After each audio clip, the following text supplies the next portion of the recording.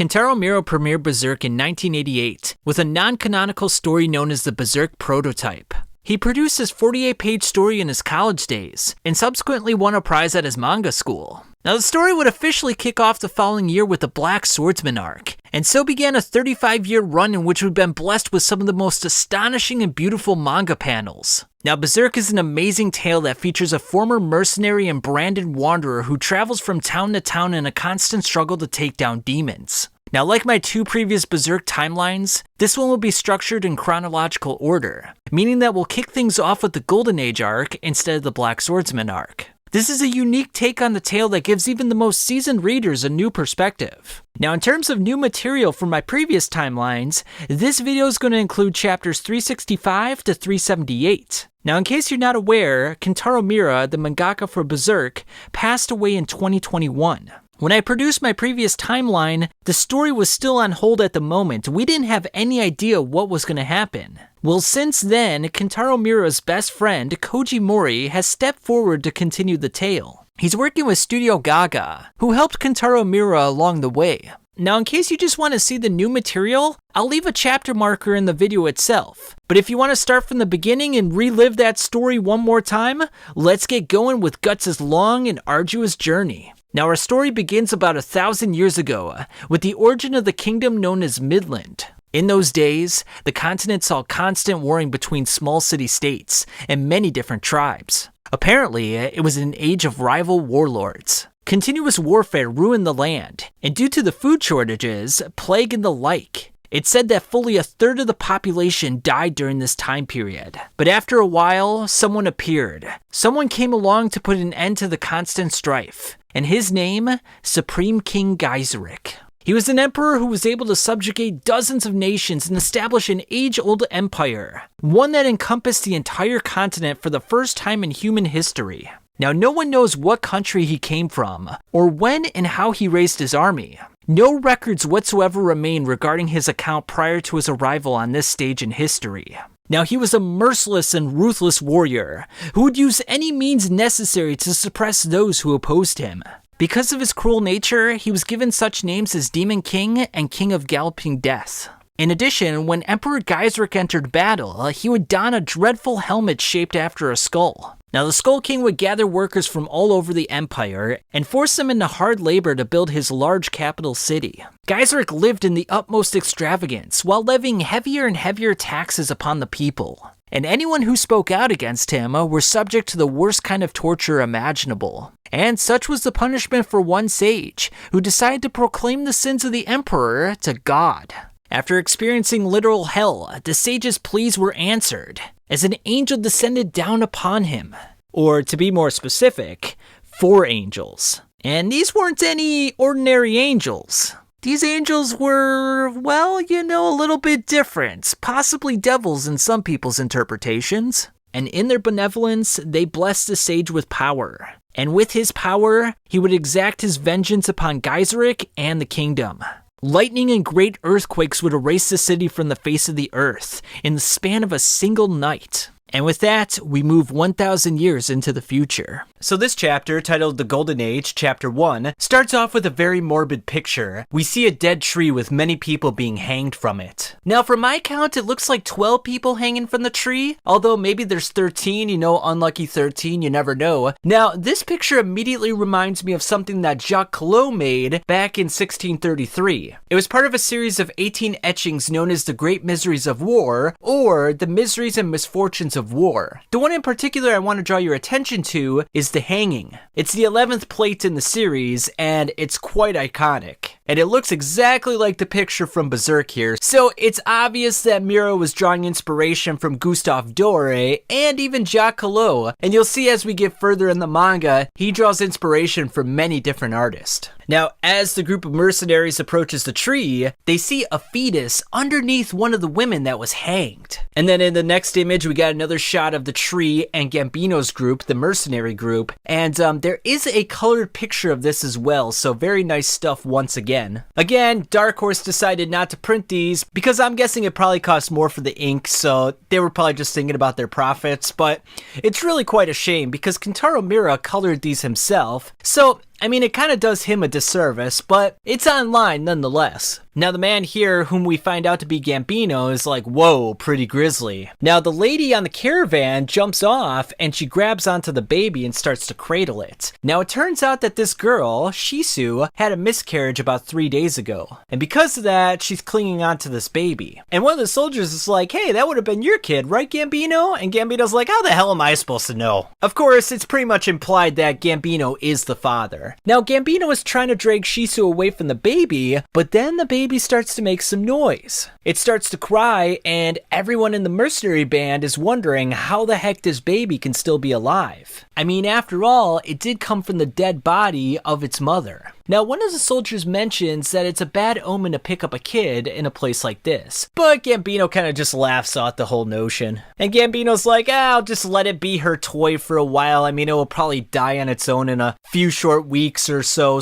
it makes no difference to me. He then takes a look back at the tree, thinking about the bad omen as the caravan rides away. It is now 3 years later, and we see that Shisu is in immense pain. And it turns out that she's infected with the plague, and they're telling the boy to get away from her. However, Shisu wants to see her adopted son. She wants to see Guts. And the various women are wondering where the heck Gambino is, and it turns out he's in the middle of a siege, but it's like, hey, you know, your lover is dying right now, you should be with her at this moment. So Shisu, having no one else in this world to grab onto, is reaching out for Guts, and even though she has the plague, Guts grabs onto her hand just before she passes away. Another 3 years passes away, and we're in the midst of a battle. Now, this sort of terrain, this castle on the hill off in the distance with these men fighting, reminds me a lot of a movie I once saw with Rutger Hauer in it. It's a 1985 film called Flesh and Blood, and I guarantee you, if you watch the first 20 minutes of that film, you'll immediately think of Berserk. It's gory, it's action-packed, and it's actually got some rape in there as well. It's pretty hard to watch it sometimes. It's a movie that directly inspired Kentaro Miura, and you can see a lot of similarities between Rutger Hauer and Gambino in particular. And in fact, Kentaro Miura was a major fan of Rutger Hauer in a lot of his movies. There's even another movie I'm going to talk about in the future as well, but you know, we'll get there as we get there. Now we see that Guts is helping out Gambino. You know, he's handing him spears and whatnot, and Gambino's taking care of business. He drives it right through a soldier's abdomen. And unfortunately for Guts, that soldier falls right on him, so Guts has got a corpse right on him, and he's freaking out. I mean, he's absolutely traumatized right now. And Gambino's like, what are you doing right now? Who do you think feeds you? If you're gonna be a problem, I'm gonna throw you out right now and you can deal with the soldiers in the battlefield. So even though Guts is only a 6-year-old child, Gambino is quite harsh to him. I mean, it's amazing how he has literally no compassion whatsoever. Now, after the battle, we see Guts and Gambino sparring at camp, and you know, you would think a sparring match, Gambino's gonna take it easy on him, but that's not the case whatsoever. He knees him in the abdomen, and he even cuts him up a little bit. So Guts, realizing that, hey, you know, if Gambino's gonna go pretty much all out here, I might as well go all out as well. And he swoops in with swiftness and slashes Gambino across the chin. Now, Gambino is absolutely enraged. He's like, you runt! As he slashes him across the nose, and this was no small flesh wound. This was actually quite serious. And the other soldiers are like, hey, he's just a kid. What are you doing, Gambino? Guts looks to be passed out here, as they're like, you know, that was a little bit childish, and Gambino looks, you know, yeah, I definitely was pushing him a little too hard. I definitely made a mistake. Now we see Guts in the tent, and he's hot, and he's like, my face feels like it's on fire right now, and he's got nothing to clutch onto, and he hears the other people talking about the fact that he's a bad omen, and he's like, I'm all by myself, and I feel like crap. What am I gonna do? So he does the only thing he can do. He grabs onto his sword, which is definitely going to be cold from the steel, and he clenches onto it so he can cool down his body. We then see Guts swinging his sword, you know, just doing a little bit of practice, and Gambino, feeling bad about what happened, he decides to throw him a little shell of ointment or salve or something. And after thanking Gambino for giving him the medicine, Guts decides to apply it to his wound. It does sting a little bit, but he does notice that he is feeling a little bit better. And after 3 more years, would accept payment from the vile Donovan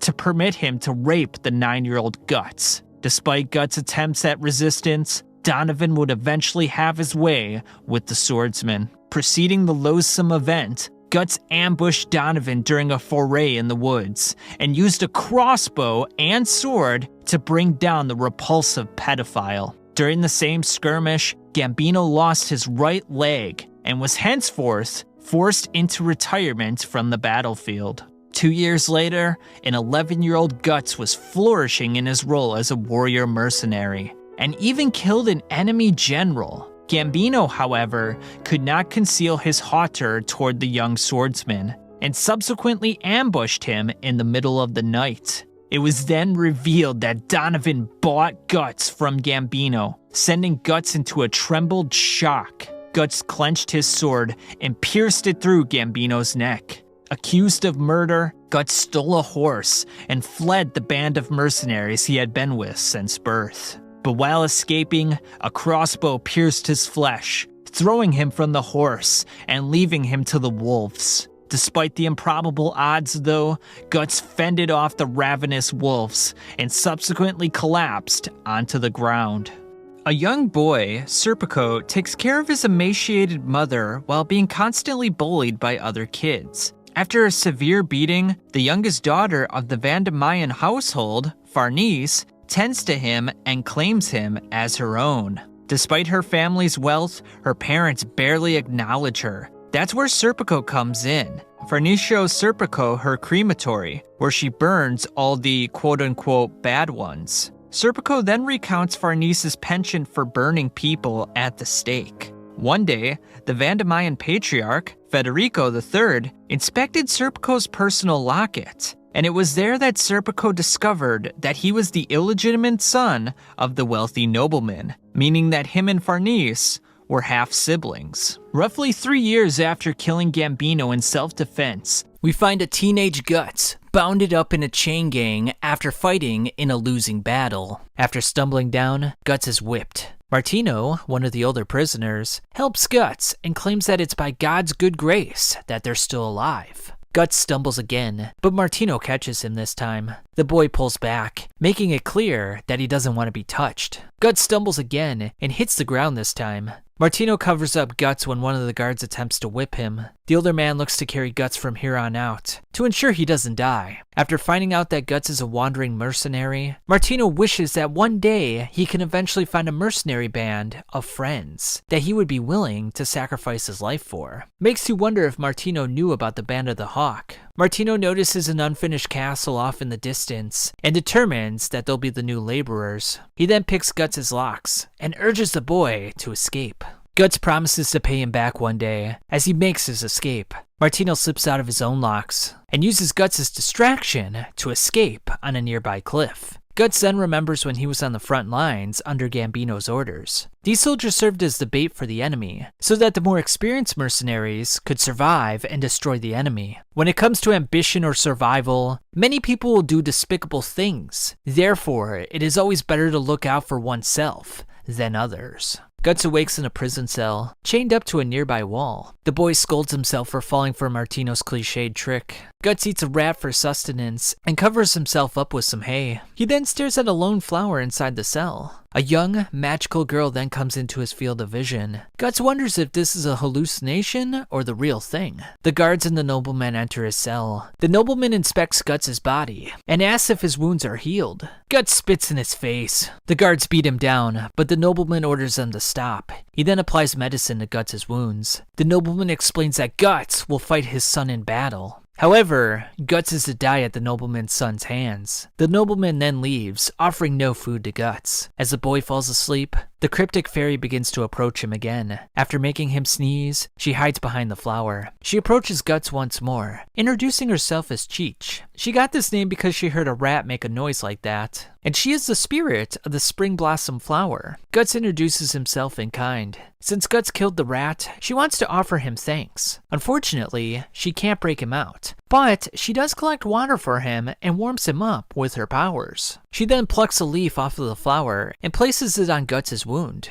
Guts asks her to heal his other wounds, and the small elf complies. Cheech explains that all the other prisoners left, and she fears that Guts will leave her too. Cheech is lonely inside the cell. Her only enjoyment comes from the sun, from which she derives her power. He plucks her off and says he saw a field of flowers just like hers off in the distance. He promises to bring her there when he escapes. Cheech happily plucks more leaves to heal Guts' wounds. After sleeping for the night, Guts realizes his fever is gone. He looks for Cheech, but notices that the flower has wilted. The cell door is then opened by the guards, so Guts grabs Cheech's flower and tucks it away as he leaves for the battle. Guts is henceforth given armor to wear for the battle. He is led to an arena where he meets the nobleman's son, who's rather large. Guts is given a dull sword as the fight commences. The nobleman's son strikes first, with Guts defending. Guts is still in a weakened state due to his hunger, and henceforth is sent flying back. He stands up and verifies that he still has Cheech's flower. Guts dodges the next attack as his opponent's mace gets stuck. Guts strikes, but his dull sword is ineffective. The nobleman's son resumes attacking as Guts struggles to deal significant damage. Guts remembers a battle tactic that he learned from Gambino in dealing with larger opponents. He utilizes the advice to dislocate the boy's arm and pierce his eye with the crossguard of his sword. Guts then takes the boy hostage. The nobleman advises his guards not to attack, but one of the guards fires his crossbow. A random gust of wind dislodges Cheech's flower, and when Guts goes to catch it, he inadvertently evades the arrow. A large force of mercenaries burst into the castle and kill the nobleman's soldiers. Martino then approaches Guts. "Oh there, boy, you're still alive. It's you. You allowed me to notify the main force of the castle's location. Thanks for that." Guts is seething with rage, due to the fact that Martino double-crossed him. Guts says that this makes them even, as he finds Cheech's flower on the ground, trampled by one of the horses. Nevertheless, Guts returns to the field as promised, to lay Cheech down to her final resting ground. It is uncertain whether it was reality or dream. That was so long ago when he was just a boy. The buried memory of an early spring day.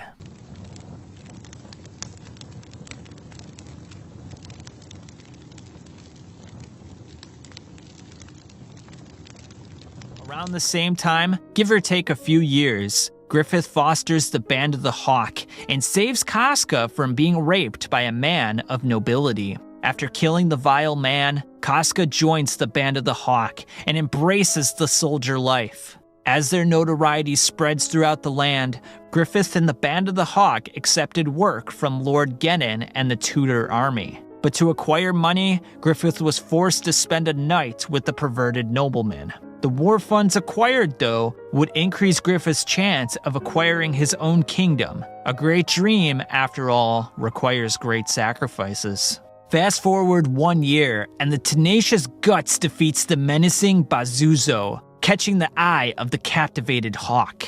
After collecting his war spoils, Guts harshly declines an official role in the army and ventures off on his own.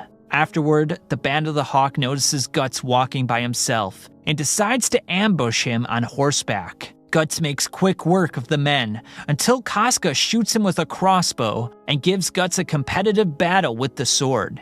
After knocking Casca down and preparing for the kill, a spear flies in to halt the swordsman from his fatal blow. Griffith proceeds to subdue Guts with relative ease and decides to take him into their camp and warm him up with Casca's body. Upon waking up and walking around a bit, Casca punches Guts in a sensitive area. Griffith then brings Guts to a hill to have a conversation about joining the Band of the Hawk. After much disagreement, the two decide to settle things with swords, and after Griffith demonstrates his clear superiority in swordplay and hand-to-hand combat, Guts reluctantly joins the Band of the Hawk. While recuperating from his wounds, a handful of the Band of the Hawk soldiers look to attack Guts in his weakened state, but Casca intervenes before anything happens. During a night mission, Griffith gives Guts the most important job, the rear guard, showing Griffith's trust in Guts' abilities. The mission proceeds smoothly until the enemy cavalry catch up to Guts, putting him in peril, especially after he falls off his horse. But Griffith comes to the rescue, allowing him to escape through the forest as they blast the enemy with cannon fire. The next morning, Guts sees Griffith taking a shower, and they begin to splash each other. In a non-homo sort of way. Guts then notices the behelit on Griffith's neck, which is called the Egg of the King, and whoever possesses the behelit will attain the world in exchange for his flesh and blood. Griffith then tells Guts, "I will get my own kingdom. You will fight for my cause, because you belong to me." In the next battle, Guts charges in by himself and earns the respect of his fellow comrades, all except for Casca, that is, who excoriates Guts for breaking rank file and endangering the entire mission. Tensions continue to boil until Griffith intervenes. Afterwards, Griffith attains the rank of knighthood, which is unheard of for a commoner. The preceding battle goes well for the most part, until they hear a rumor that Nosferatu Zod has been recruited by the enemy. As the legend goes, the savage warrior has killed for hundreds of years and is considered immortal. Guts, unfazed by the lone man who guards the castle, enters in to fight the demonic creature. Guts does well to stop Zod's sword, which hasn't been done in 50 years, but is completely outmatched by the legendary warrior. Despite this, however, Guts is thrilled by the challenge of fighting the strongest warrior he's known.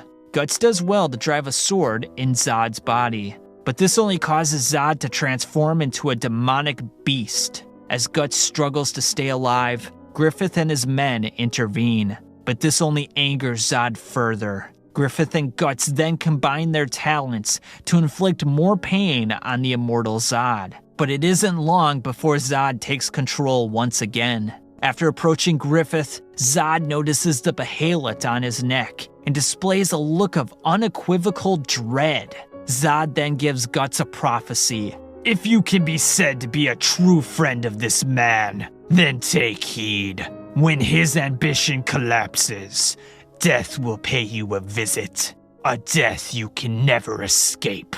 The Band of the Hawk arrive in Windham, the royal capital of Midland, to rest up.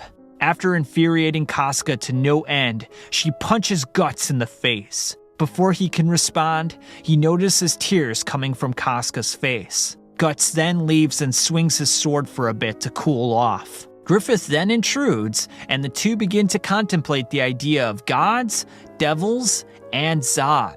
The King of Midland then interjects and offers his gratitude to Griffith for his devout service. Princess Charlotte, the king's only daughter, carelessly trips over a stone, but is caught by Griffith just before she injures herself. General Julius, the king's brother, smacks Griffith for touching the princess, to which Griffith promptly apologizes. Minister Foss then alerts Julius to the fact that the Band of the Hawk will accompany the king on his autumn hunt, angering Julius profoundly. Foss then floats an idea about a stray arrow with poison accidentally hitting Griffith during the upcoming hunt, pleasing Julius immensely. As Griffith is making small talk with Charlotte during the hunt, a wild boar scares the princess's horse, leading her to a small pond where Griffith's assassin patiently waits. After saving Charlotte, the poisonous arrow pierces Griffith's armor. Luckily, though, it hit the behelit without touching his skin.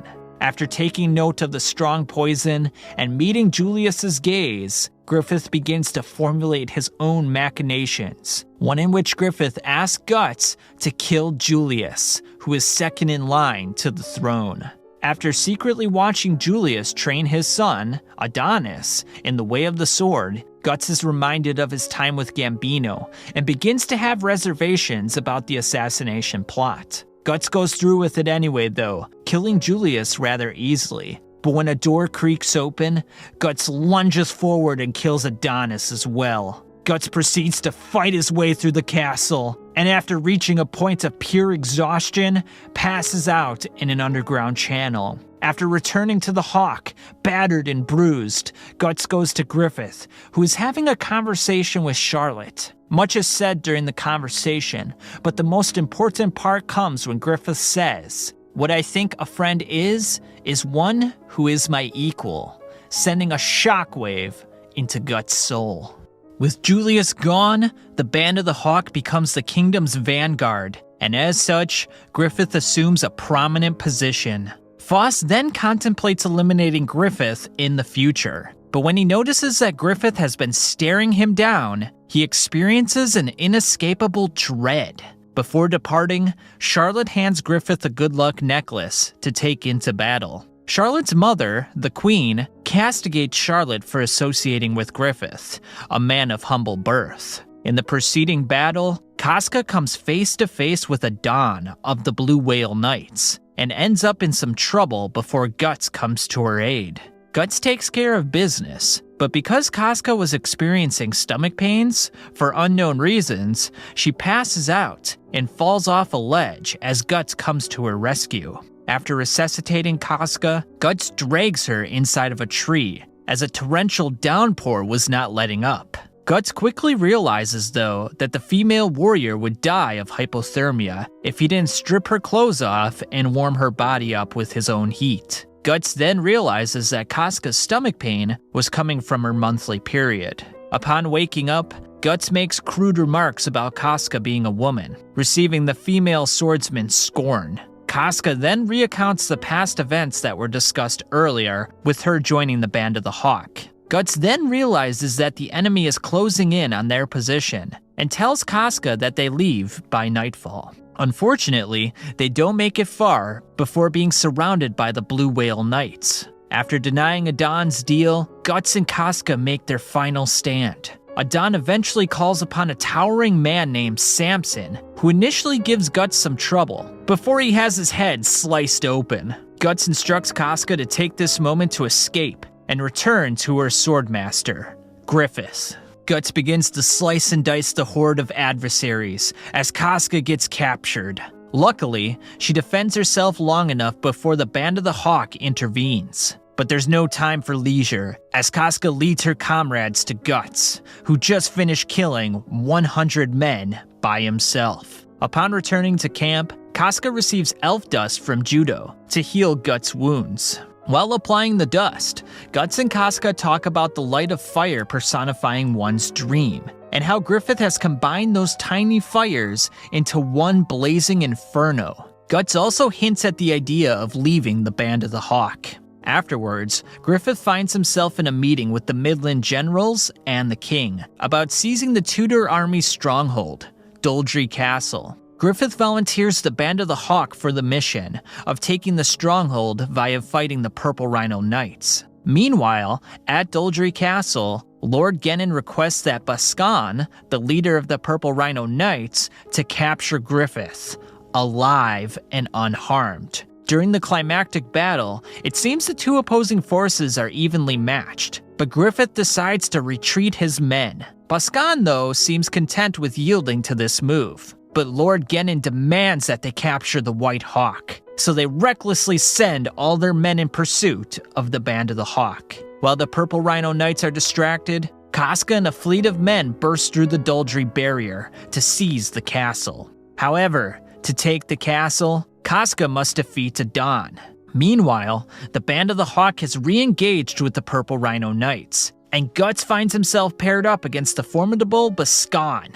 In the midst of the battle, Guts' sword breaks, and it looks like it's all over, until Nosferatu Zod chucks a sword from a nearby cliff to Guts' position. Guts grabs the sword and chops off the head of Bascan, while Casca takes down Adon. With the capture of the castle and the death of their leader, the Band of the Hawk completed their mission, and to cap things off, Griffith expelled Lord Genin from his mortal existence. However, before Zod leaves the scene, he claims, "The eclipse will soon come."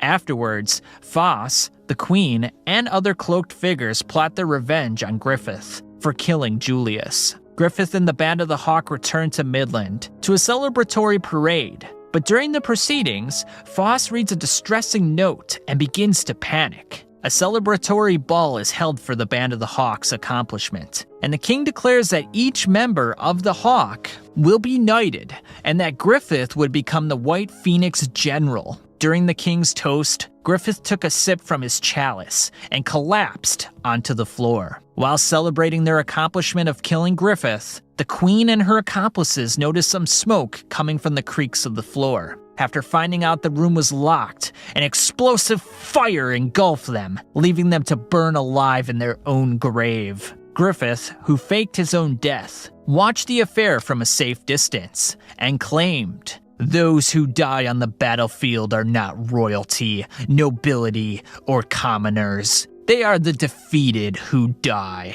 Afterwards, it is revealed that Griffith used false allegiance to the Queen to arrange the eventual betrayal. He did so by kidnapping Foss's daughter Elise, who he promptly returned after the Queen's death. To tie up loose ends, Guts killed the men who kidnapped the minister's daughter, as instructed by Griffith. Several days later, a royal funeral was held for the Queen. A month afterwards, Guts collected his belongings and prepared himself for a new adventure without the Band of the Hawk. Casca caught up to Guts and delayed him long enough for Corcus and Judo to take Guts to a bar and talk things over a bit. Although much is said, Guts' central message is that he wants to be on equal footing with Griffith via searching for his own dream and purpose in life. Upon leaving, Judo has a one-on-one talk with Guts and even floats the idea of pursuing Casca. Guts, shocked by this statement, claims that Griffith and Casca are meant to be,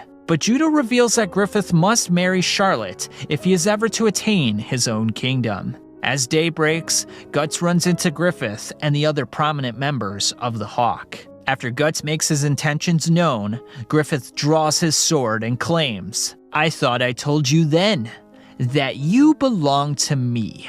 Griffith and Guts prepare for their monumental battle, each man allowing a million thoughts to race through their mind. Yet, Guts seems more placid than the normally serene Griffith. Meanwhile, Casca is torn between who she wants to win. Griffith plays out scenarios in his head of how he will defeat Guts, and determines that if he was to kill him, it's better than not having him in his service at all. With the drop of some snow, Griffith lunges towards Guts, fully intending to kill the swordsman, but it is to no avail, as Guts' powerful swing chips Griffith's sword, flinging the point of the blade in another direction. Guts, henceforth, is the winner. Casca desperately pleads with Guts to stay. Nevertheless, the swordsman is firm in his resolve, and doesn't so much as glance back at her or his other companions. Under the moonlight, Guts reminisces about his time with the Band of the Hawk. That is, until an ominous spirit, resembling Nosferatu Zod, approaches his position, and lashes his sword towards Guts. After evading the strike, the figure comes into focus. It is a man, or specter of a man, who divulges a mysterious premonition about an event that will occur in 1 year's time, the eclipse. During the same time, Griffith appears at Charlotte's window and uses the opportunity to gift her a night she would not soon forget. Unfortunately, one of Charlotte's handmaids saw the lustful behavior through a keyhole and reported the findings to the king's royal guard. Griffith, henceforth, was captured. The king wasted no time in flogging Griffith in the torture chambers. Unfazed by the physical pain, Griffith insinuates that the king wishes to have Charlotte for himself, enraging the king to no end. Yet, it turns out that Griffith's accusation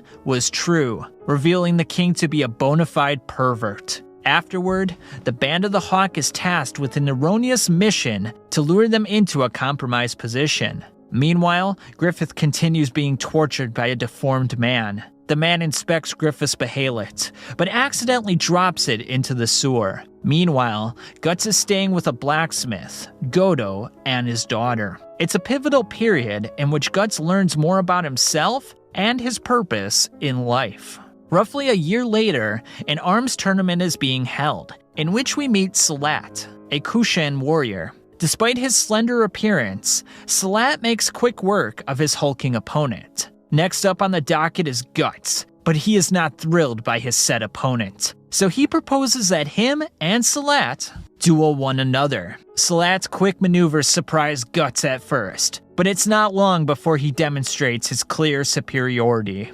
Afterwards, Guts finds out that Casca is now the leader of the Band of the Hawk, leaving him in a state of enraged confusion. We learn that Casca has been in charge of the Band of the Hawk for a year now, and is beginning to show signs of mental and physical fatigue. After getting ambushed by Salat and his men, Guts intrudes upon the proceedings, and re-engages Salat for another battle. Salat does well to prove his mettle, but Guts ultimately proves too much for the crafty warrior. After the Hawk rejoices in Guts' return, they get Guts up to speed with all the events over the past year, and inform him that their sole mission is to rescue Griffith. Casca inadvertently asks Guts to have a discussion, not with words though, but with the sword. After Casca misses several times, she yells, "Griffith's no good without you," and subsequently pierces Guts. Casca bemoans what became of the Hawk and how her dream died the day Guts left Griffith's side. She collapses near a cliff, but Guts hastily grabs her arm in the nick of time and throws her to safety. In the throes of all the emotional turmoil and vulnerability, Casca lowers her barriers and allows Guts to embrace her in a surprising display of love. Consequently, as Guts assumes a certain position, he is reminded of the night that Donovan raped him, and without thinking, he places his hands around Casca's neck. Guts then divulges his heinous past and his regrets for killing his foster father, Gambino. Casca calms the swordsman down by giving him emotional reassurance, something Guts has rarely experienced in his life. Guts lets Casca know that he will aid them in saving Griffith, but will part ways thereafter, henceforth claiming, "From now on, every battle will be my own." After a brief dispute by the fated lovers, Guts declares his intentions of being with Casca for the foreseeable future. While hallucinating in his torture chamber, Griffith begins to see 4 mysterious figures shrouded in darkness, who say, "We shall meet. We are kinsmen, O blessed king of longing." Casca leads an expedition to Windham to rescue Griffith. During the night, they enter an underground passage that leads to a mausoleum. There they meet Charlotte, who guides them through the labyrinth that is the castle. While walking, Charlotte tells Casca that Griffith was in the chamber the night he got caught by the handmaid.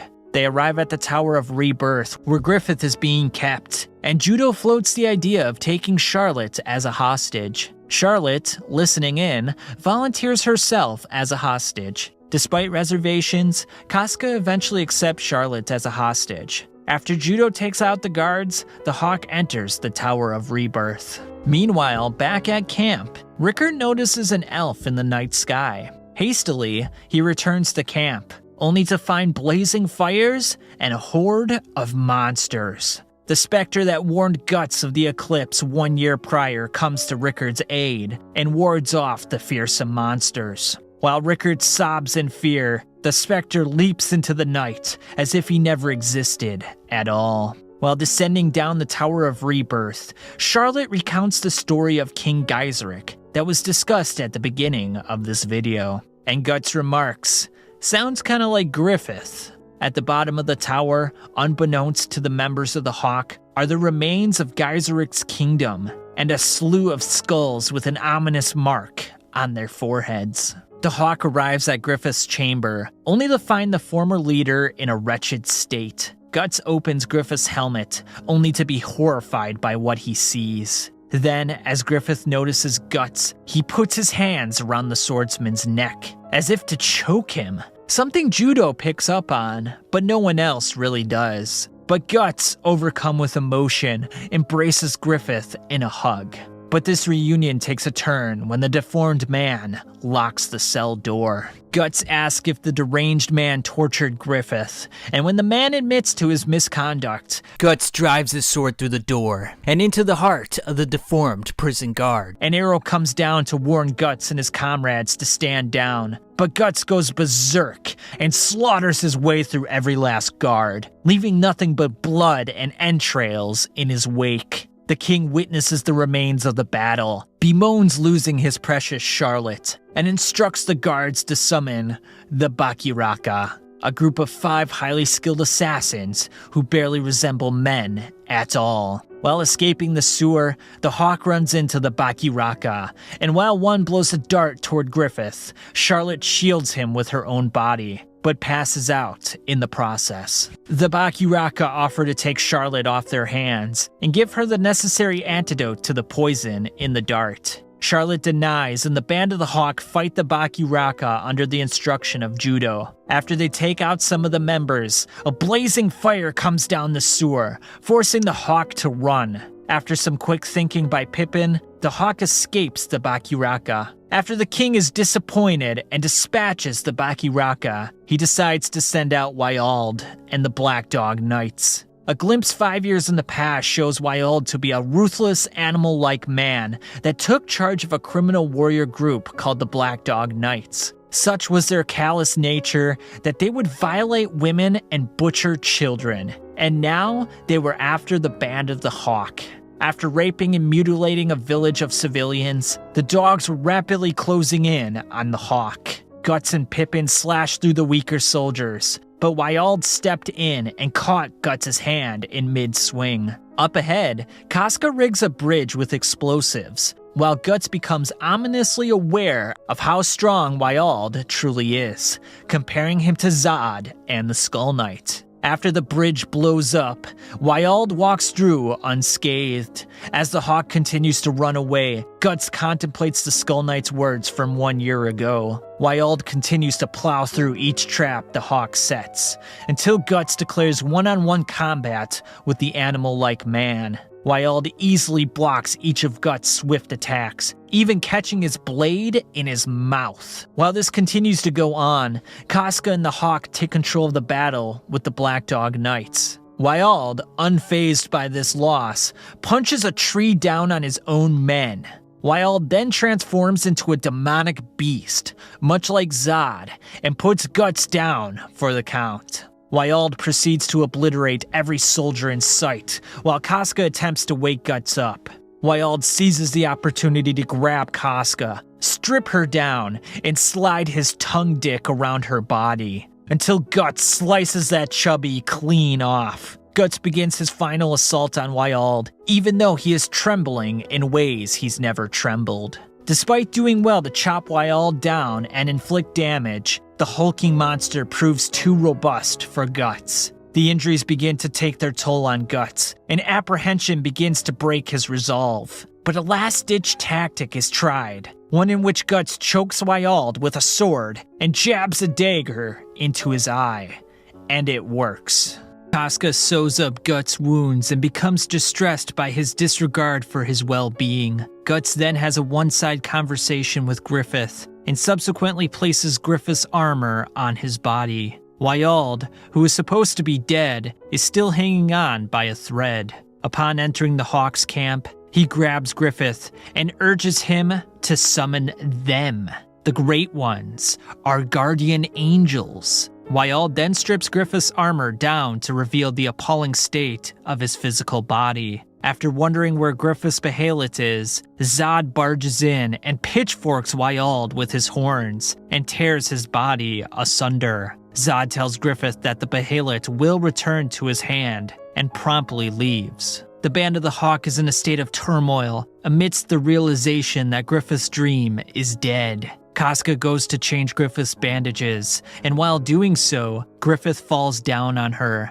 Seeing the trembled state that he is in, Casca can do nothing more than place a reassuring hand on his back. While contemplating his future, the Hawks members request that Guts lead them. Guts then talks to Casca, and she mentions how she can't leave Griffith in such a fragile state. But she urges Guts to push forward and attain his own dream. Listening in, Griffith sees a vision of the kingdom he so sorely desires. Using the last of his strength, Griffith takes the horse's reins and desperately pursues his dying dream. The carriage hits a rock, and Griffith is thrown into the air. A vision occurs where Griffith contemplates a fantasy marriage with Casca. Reality strikes back in the most cruel of fashions. To Griffith, suicide looks like a sweet blessing at this point. But he can't go through with it. It is then that Griffith finds the behelit in his hand. The Hawk catches up to Griffith and sees a sight beyond words. Despite the ominous atmosphere, Guts rushes towards Griffith, and as soon as he touches his shoulder, the festival begins. The Hawk begins to panic at the abject horror they are witnessing. The eclipse, as it were, is bringing terrible creatures to life. A gigantic naked woman with dark wings rises up. A fat-faced man with glasses smiles down at the hawk. A bald man who clenches his hands together keeps his mouth ajar in a most peculiar fashion. And a cloaked man with his entire brain exposed cast an impressive shadow over the entire proceedings. The four gods are here for the honorable child, the hawk, and the companions of the hawk are to be his sacrifice, so Griffith may become a demon. The time is now at hand for us to perform the invocation of doom. Griffith rises to the godly altar, attempting to take Guts with him. As Griffith comes face to face with the angels/demons, he takes a step back into his own past. He quickly comes to a pile of dead bodies and realizes that they all died for his cause, to build the Crimson Bridge to the desired kingdom. But many more bodies were needed to accomplish the goal. Apologize, repent, and say goodbye to the dream. Pile the corpses and chant, "I sacrifice," and the dream will continue with raven black wings. Griffith accepts the proposition and admits that Guts was the only man to ever make him forget his dream. Each member of the Hawk is branded, and the festival begins its gruesome barrage of attacks. Guts learns that those marked with the brand of sacrifice will be hunted down incessantly until their agonizing death. Outside the eclipse, Rickard comes upon a whirlwind that is raining lightning, and in the distance, he sees Skull Knight and Zod fighting each other. Amid the battle, Zod barks at Skull Knight. "You, who have been our foe for a millennium, I figured you wouldn't let this chance slip past." Zod and Skull Knight continue their battle as everything goes to hell inside the eclipse. Judo and Casca escape on a horse, but it isn't long before the monsters knock them down. Judo defends Casca with his body, while Casca makes her own attempts at fighting back. Due to severe blood loss, Judo can't impart his final message of love to Casca, and ends up tumbling in stride. The monsters close in on Casca and begin to tear her clothes off. Guts ferociously fights off the endless barrage of monsters as Griffith begins to sink into another world. God? The mysterious swirling being announces itself as the idea of evil, his essence coming into being because of the human need for reason. It weaves destiny through the lower levels of human consciousness, manipulating history for reasons that remain unknown. It concludes by stating, "Do as you will, chosen one." Griffith then asks God for wings, to which he obliges. Guts continues fighting, losing control of his sanity in the process. Friend after friend perishes in front of his eyes, as the situation looks increasingly insurmountable. Then, Guts sees Casca completely naked and in the possession of a monster, and completely goes berserk. An ominous silence pauses the bloodshed as the new member of the God Hand is officially born. The new Demon King, Femto, is born. Griffith/Femto softly glides down to Guts' position, and he proceeds to grope Casca as Guts' rage is seething. Femto then violates Casca, while Guts attempts to chop off his own arm, due to the fact that it is trapped in a monster's mouth. The scene ends with Guts completely losing it and screaming, "Griffith!" Femto continues his sordid display, while Guts is forced to watch. As things reach their climax, Skull Knight bursts through the eclipse barrier and forcefully swings his sword toward the leader of the God Hand, Void. But due to a spatial distortion manifested by Void, Skull Knight ends up hitting himself. Skull Knight rushes down the gigantic hand and grabs Guts and Casca as he escapes the hell-like event. The God Hand then remarks that it is only the beginning of the Age of Darkness. Skull Knight tosses Guts and Casca toward Rickard and tells Zod they would postpone their battle. Zod, surprised by Guts' ability to survive the calamitous event, agrees to Skull Knight's terms, as he's intrigued how Guts will survive in a world of darkness. After waking from a nightmare, Guts finds himself in a cave, being taken care of by Rickard and Erica. When Guts sees Casca, he attempts to talk to her, but she resists. much like a child would, and even bites his hand in the process. Guts runs from the cave in a panic, thinking about his memories from the past years. After collapsing from exhaustion, Guts notices demon-like spirits in the grass. Skull Knight pops in and remarks, "From now on, this is your world. The boundary between the mortal world and that of the dead, the interstice." Skull Knight hands Guts a sword, and Guts announces his declaration of war against the inhuman spirits, allowing his anger to consume him completely. After the spirits dissipate, Skull Knight warns Guts they found another light in the darkness, i.e. Casca. Guts and Skull Knight rush to Casca's position as they find her surrounded by demonic spirits. Casca clenches her abdominal region as a demonic child is expelled from her uterus. Per Skull Knight's advice, Guts clenches the demonic being with intent to kill, but Casca screams in horror. As day breaks, the child dissolves into nothingness, but Skull Knight says the child will persist and most likely return to its parents, i.e. Guts and Casca. Skull Knight then leaves Guts and wishes him the best of luck. Guts and Casca's troubles continue. Goto then fits Guts with a new prosthetic arm that has a cannon inside. Just then, a demonic beast arrives at Goto's doorstep. Guts' new sword is insufficient in cutting down the beast. But once he sees the Dragon Slayer, a massive sword that weighs hundreds of pounds, he slices the Apostle down the middle. Guts leaves Casca in the cave with Rickert as he sets off on his new adventure. Upon reaching the age of 16, Farnese's father arranges a marriage for his rebellious daughter. Farnese recommends that Serpico and her should run away together, but Serpico hesitates, leaving Farnese in a state of distress. To relieve her inner turmoil, Farnese sets the mansion ablaze and is later sent to a monastery to speak to God to temper her devilish tendencies. Farnese then assumes the role of the leader of the Holy Iron Chain Knights and takes pride in burning heretics. As it just so happens, Serpico's mother was also labeled a heretic. And because Serpico whispered mother while she was at the stake, and to avoid suspicion that he was also a heretic, Farnese took the torch, handed it in Serpico's hand, and they lit his mother ablaze together. Sometime afterward, the Holy Iron Chain Knights are going to the Red Lake, where the eclipse occurred 1 year ago. Farnese, the leader of the Iron Chain Knights, talks about the fifth angel, the Hawk of Darkness, who will usher in an age of darkness.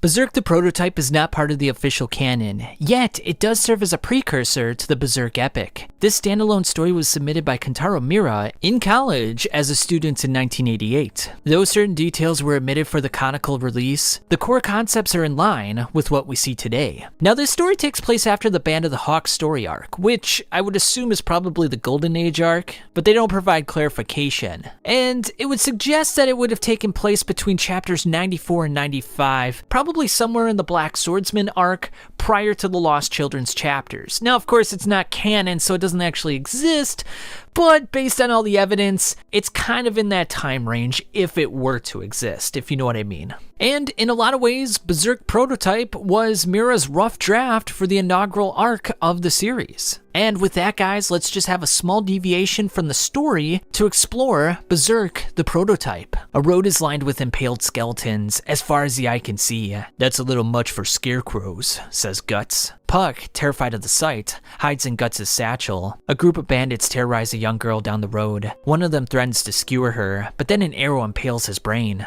Arrows impale the other two. As it turns out, it was Guts who killed them. The Black Swordsman looks to raid the carriage for food, but he then slices a fourth thug straight through the torso. The girl then promises food to the Black Swordsman if he gives her a ride. Puck exits a satchel, charming the girl with his cute appearance. Due to his hunger pangs, Guts threatens to boil and eat the elf if he doesn't stop messing around. Frika, the girl, finds her uncle, as her parents and the other villagers celebrate her safe return. Frika's parents feed Guts, whilst telling him about the Fife Lord, Vlad Tepes. Over 10 years ago, Vlad Tepes took 500 enemy soldiers and impaled every last one of them, including women, children, and priests. Once wartime ceased, the Lord turned his malice towards his own people. Rumors have spread of him butchering young women. 4 women have been chosen to be his maidservants, but none of them have returned. Guts seems unconcerned, asking the mother for another drink. Other villagers enter the house, requesting Guts to kill the Lord for them. Guts laughs this off, calling the idea ludicrous. An old woman begs for him to avenge her granddaughter, but he quips with, "I've got nothing to do with just and generous chivalry.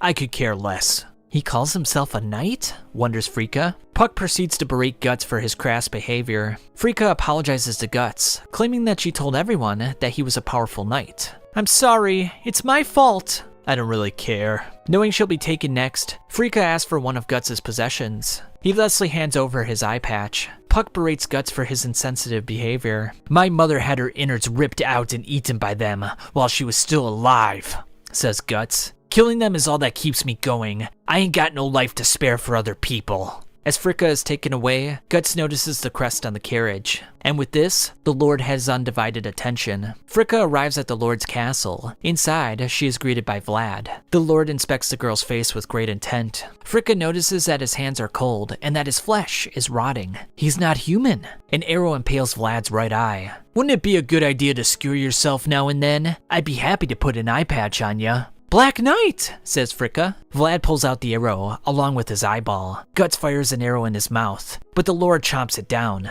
Guts accidentally springs a trapdoor, as various spears fly towards him. Though Guts has been impaled multiple times, he seems unconcerned. He pulls out the spear, whips out his sword and says, "I'm gonna mince you up, dog of Vuana." "How do you know that name?" "The Lord of we who are not human, the most powerful god of the world, the name of the most ancient god of darkness, Vuana." Vlad then transforms into a hog bull apostle. Guts shows no fear, rushing in with a head of steam to confront the monster head on. Vlad catches Guts in midair, congratulating the Black Knight for making it this far. Guts merely smiles. "Didn't I say I was gonna mince you up?" Guts yanks on a string with his mouth, revealing a cannon within his mechanical arm. He blasts the apostle head on, and this finishes it! Though his guts and entrails lie scattered on the floor, Vlad manages to express his disbelief in what just transpired. "Who else but a human would hate you bastards this much?" Vlad notices the brand of sacrifice on Guts' chest, just before a boulder crushes his head and ends him permanently. Frika is overcome with fear when she stares at the Black Knight. Guts returns to Frika, stating he killed the apostle for his own reasons, and not to save her. Puck then thinks about how sinister Guts looked when he fought Vlad. "I'll give them as much flesh and blood as they want. While I'm at it, I'll jam some steel in their heads." And with that ends the Berserk prototype, and now we're back to the main story. Guts arrives in a tavern and bloodies up some coca thugs. He tells one of the men to tell his boss, i.e. the Snake Baron, the Black Swordsman has come. Puck, an elf who was abused by the thugs, becomes an ally to the brooding swordsman. After being tortured and imprisoned by the mayor of Coca, who plans to hand Guts over to the Snake Baron, Guts gets healed by Puck and subsequently escapes his prison. Guts uses his prosthetic arm, which also serves as a revolving crossbow, to take down the Snake Baron's men. After Guts struggles a bit with the Snake Baron, he eventually takes control of the situation. He then asks the Snake Baron the whereabouts of the God Hand, and when he utters that he has no idea where the God Hand resides, Guts proceeds to abuse the snake-like apostle for his own amusement. After some disparaging words to Puck, Guts catches a ride with an old man and a young girl. Guts falls asleep and dreams of a labyrinth in which he's chased by Casca's deformed demon child. Guts shows them his brand of sacrifice mark on his neck and explains the evil spirits feed off of fear. The carriage stops and the girl gets out, only to be pierced by a sharp weapon. Guts then fights off a slew of possessed corpses. He then notices the girl's been possessed and kills the old man in the carriage. After taking care of business and surviving the night, Puck laments the death of the girl and the old man, while Guts laughs in a crazed manner. Guts arrives in a new land where heretics are getting their heads chopped off. After making his presence known to the Count, Guts is surrounded by ironclad warriors. However, they stand no chance against Guts' massive chunk of iron, otherwise known as the Dragon Slayer. Guts makes quick work of the towering man that is wielding a warhammer. It should be noted that Puck is meandering around Guts at this point as well. After escaping a smoke grenade, Guts ends up in the house of a mutilated man, Vargas, who claims the Count has cut off his body parts and ate them. Vargas then shows Guts a behelit that he stole from the Count.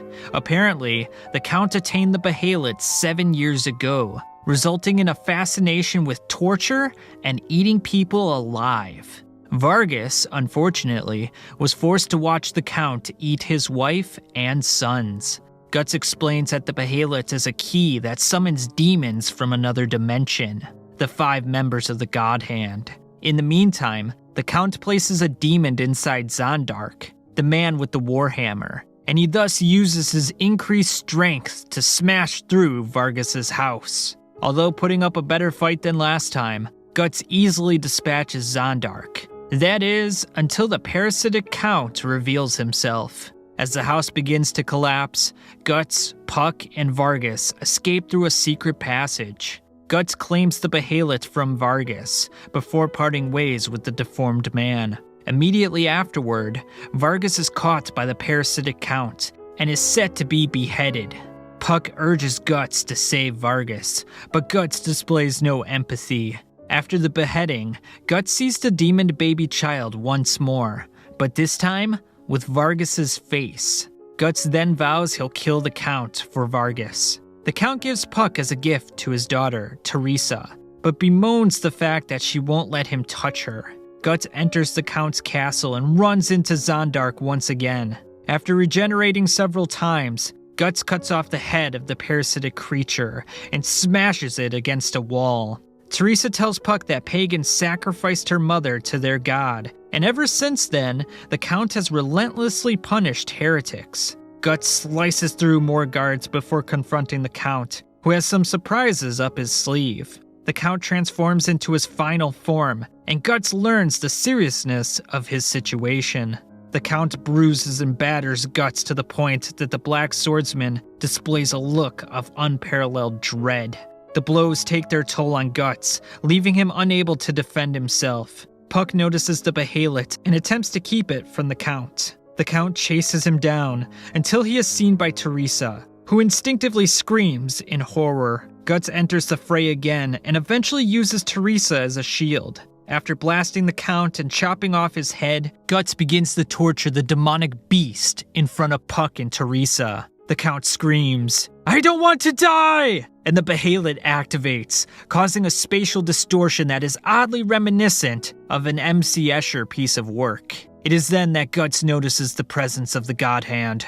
"Griffith!" The Count pleads with Void, whom he calls Archangel, to kill the Black Swordsman, but they refuse, stating, "His petty existence is beneath our notice." Guts attempts to attack his nemesis, Griffith, but the demon's mere presence causes him pain, as he is repelled backward. The God Hand then recount the events that led to the Count becoming an apostle. It turns out the Count's wife venerated the pagan god through sexual practices, and when he saw this, he sacrificed his wife to the God Hand to become an apostle. Now, to achieve his burning desire, killing the Black Swordsman, he would have to sacrifice his daughter, Teresa. The God Hand show the Count what hell looks like, and tell him he has 2 paths: to be reborn as a demon, or be absorbed by demon kind. The Count is tormented by the decision, but is unable to respond. The dead soul of Vargas, as well as others, drag the Count to hell. The spirits go for Guts next, as he shoots his cannon toward Griffith. After the departure of the God Hand, Teresa sobs for a bit, but eventually blames Guts for her misfortunes, provoking her to yell,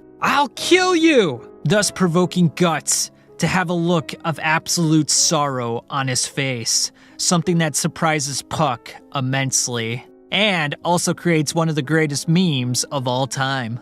"'Cause you had a bad day, you're taking one down, you sing a sad." Sometime after Guts saw the God Hand at the Count's castle, he saves a girl named Jill from being mutilated by some bandits. After a tree spirit scares the bandits, Guts has his turn, and despite some difficulties, he eventually takes down the evil spirits. Afterward, Jill sees Puck and begins to tremble, thinking he's an elf from the Misty Valley. Jill leads Guts and Puck to her village, where she gets abused by her drunkard father. The village folk see Puck and grab their weapons with killer's intent. After Guts destroys a cart, the village folk back down, and Jill directs Guts to an abandoned windmill, where he will stay for the night.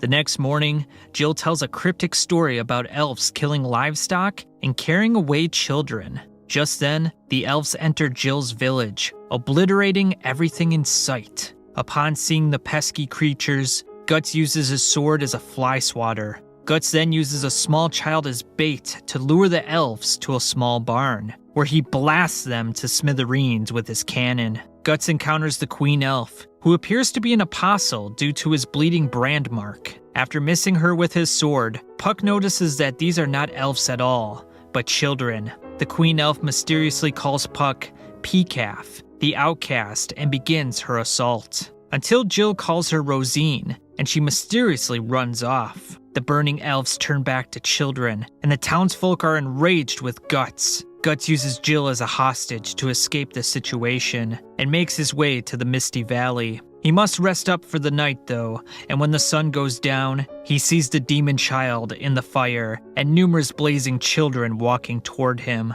Guts retches at the thought of killing children, and goes insane in the process of butchering them. After getting hurt and escaping with Jill, he inquires more info about Peacalf. Turns out Peacalf was a boy with pointy ears and a red nose, who was an outcast in his village. Apparently, he was healed by elves as a baby, and was permanently imprinted with their distinct physical characteristics. Jill remarks that Rosine once said, "I am just like the boy from the story, Peacalf." Jill recounts her history with Rosine, noting the red-colored stone, i.e. Bahalit, she carried around with her. One night, she said goodbye to Jill and disappeared into the Misty Valley, apparently sacrificing her parents to become an apostle. Rosine then comes to Jill and invites her to the Misty Valley. Guts lunges in with his sword and injures Rosine, causing her to become enraged. Rosine then flies away with Jill and entices her to become an elf. Guts enters the Misty Valley, only to find the bandits that harass Jill, but this time they have transformed into demonic creatures. Guts staves off the insect-like apostles, but quickly realizes there are numerous more. Yet, despite the improbable odds, Guts gets a crazed look in his eye and begins slaughtering every last one of them. As Guts continues fighting against a praying mantis and a stag beetle, the Holy Iron Chain Knights arrive in the village and find out that the Black Swordsman killed the children and has been the instigator of numerous grisly incidents. Guts' battle with the mantis and the beetle is not going well, as he's sustaining severe damage. In a last-ditch effort, however, he blasts the two with his cannon and strikes them down with his massive sword. Despite this victory, Guts' blood loss is reaching a critical level. Back to Rosine and Jill, they finally reach the Misty Valley, and it looks like a virtual paradise. Rosine asks Jill to stay and become an elf, but Jill is unsure. As she contemplates the idea, Puck attempts to persuade her otherwise. Suddenly, the elves begin killing each other in a joyful manner. Horrified by the sight of dead elves turning back into dead children, Jill and Puck run away to an area with giant cocoons. Rosine enters in and explains that the cocoons are used to transform children into elves. After some disagreement between the two, Rosine sedates Jill and tells her not to worry, for she'll be an elf soon enough. Jill sees the mangled bodies and snaps out of it. Guts sets the cocoons ablaze as he smashes more elves with his sword. Jill looks at Guts and begins to tremble, feeling as though he is a terrifying monster. Meanwhile, the Holy Iron Chain Knights see the massacre the Black Swordsman left behind from earlier, and Farnese claims, "Black Swordsman, no, Hawk of Darkness, I swear, I will catch you personally. I swear it's on my faith." The elves attack Guts all at once, but the Black Swordsman sets everything ablaze, including himself, and uses the goo from inside the cocoons to douse himself. Guts attempts to strike Rosine, but she is too quick for his sword. Rosine then transforms into a bug-like demon, with an antenna resembling a spear, and fully charges towards Guts. Although she misses, Rosine flies by Guts at supersonic speeds, causing Guts to feel intense pain, especially in his eardrums. Guts blocks his head with his arms, and when Rosine pierces him, she takes him up to the sky. Guts feigns that he's passed out, and when Rosine lets her guard down, he blasts her with his cannon. Guts falls from the sky and crashes on the hard ground. Although causing significant damage to Rosine, Guts laments how he failed to kill her up until this point. Looking at Jill, Guts gets an idea. A savage idea. Rosine rushes to Jill and says the two can run away together. However, with the Apostle distracted, Guts gashes Rosine with his sword. And as a result, blood and a dead corpse fall onto Jill, causing her to laugh maniacally. Guts holds on to Rosine as she flies into the air. In the climactic battle, Rosine is absolutely losing it, laughing in a crazed manner, and Guts is going just as insane, with vengeance. Guts eventually slices Rosine open like a watermelon as he falls back to the ground, and Rosine does the same. We then take a brief glimpse into the past. When Rosine first went to the Misty Valley, she was looking for elves but couldn't find any, and her father and mother found her. But unfortunately, her father began to slap her and call her an idiot for believing in such things. At the peak of emotional turmoil, Rosine began to cry, and the Behelit activated.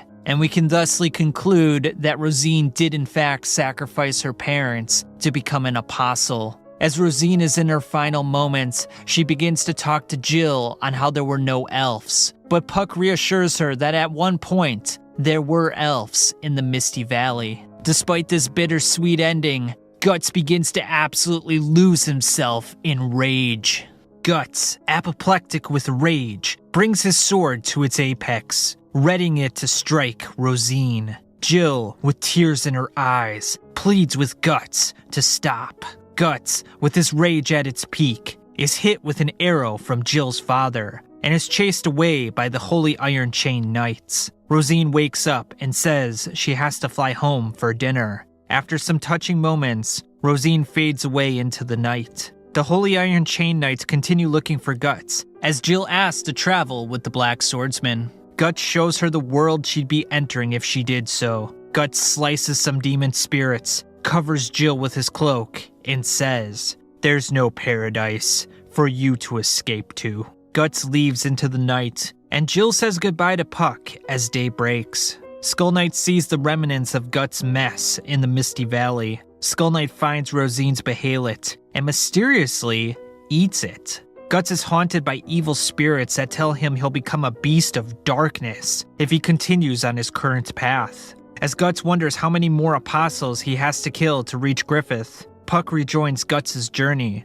but it looks like the Holy Iron Chain Knights have found their target. Farnese tells her men to seize the Black Swordsman. In his exhausted state, Guts can't swing his sword, so he gets a little bit creative with dodging the soldiers. But when he's cornered, he musters all the strength he can and cuts through 5 men at once. Vice Commander Azan intervenes with his iron club and throws a barrage of swift yet precise attacks Guts' way. Despite his debilitated state, Guts dodges well enough, but as he starts to lose feeling in his limbs, Guts jumps on Azan's club and goes for Farnese. As Farnese trembles in fear, she feebly attacks Guts, while Serpico tosses a dart in Guts' thigh. Overcome with damage and exhaustion, Guts faceplants, and the Holy Iron Chain Knights cheer Farnese's valor. Guts is placed in a medieval restraint as he's taken to the Holy Iron Chain Knights encampment. Farnese begins to question Guts' motives,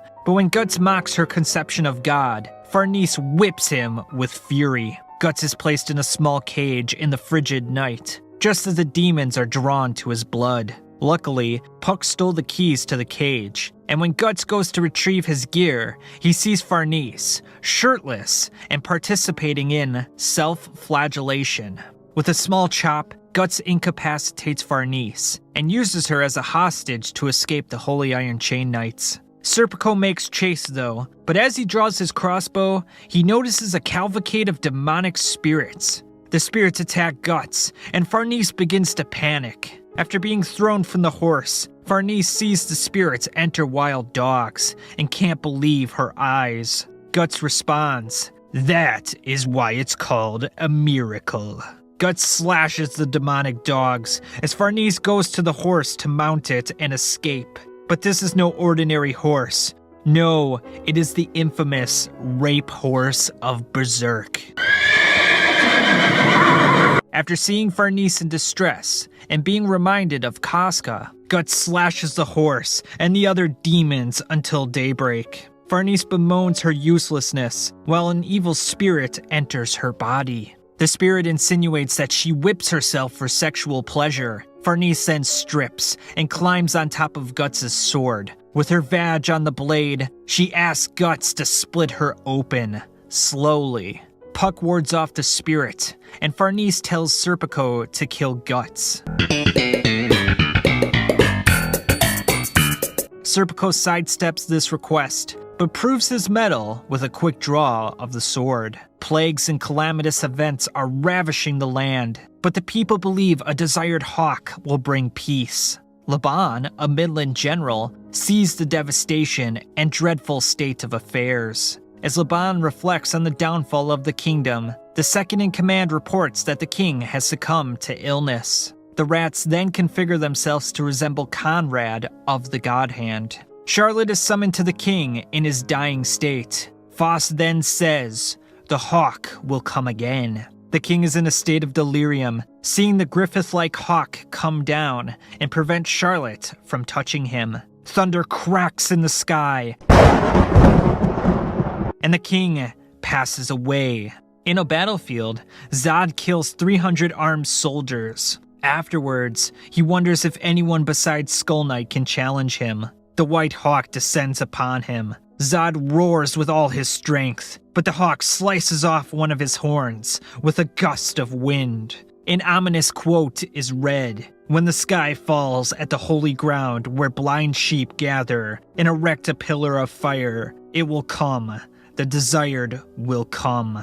Guts takes a nap and dreams of Casca getting burned at the stake. Upon waking up, Guts sees the demon child once more, but this time with Casca's face, and she repeats the same prophecy that Zod just heard. Worried about Casca, Guts returns to Godo's house.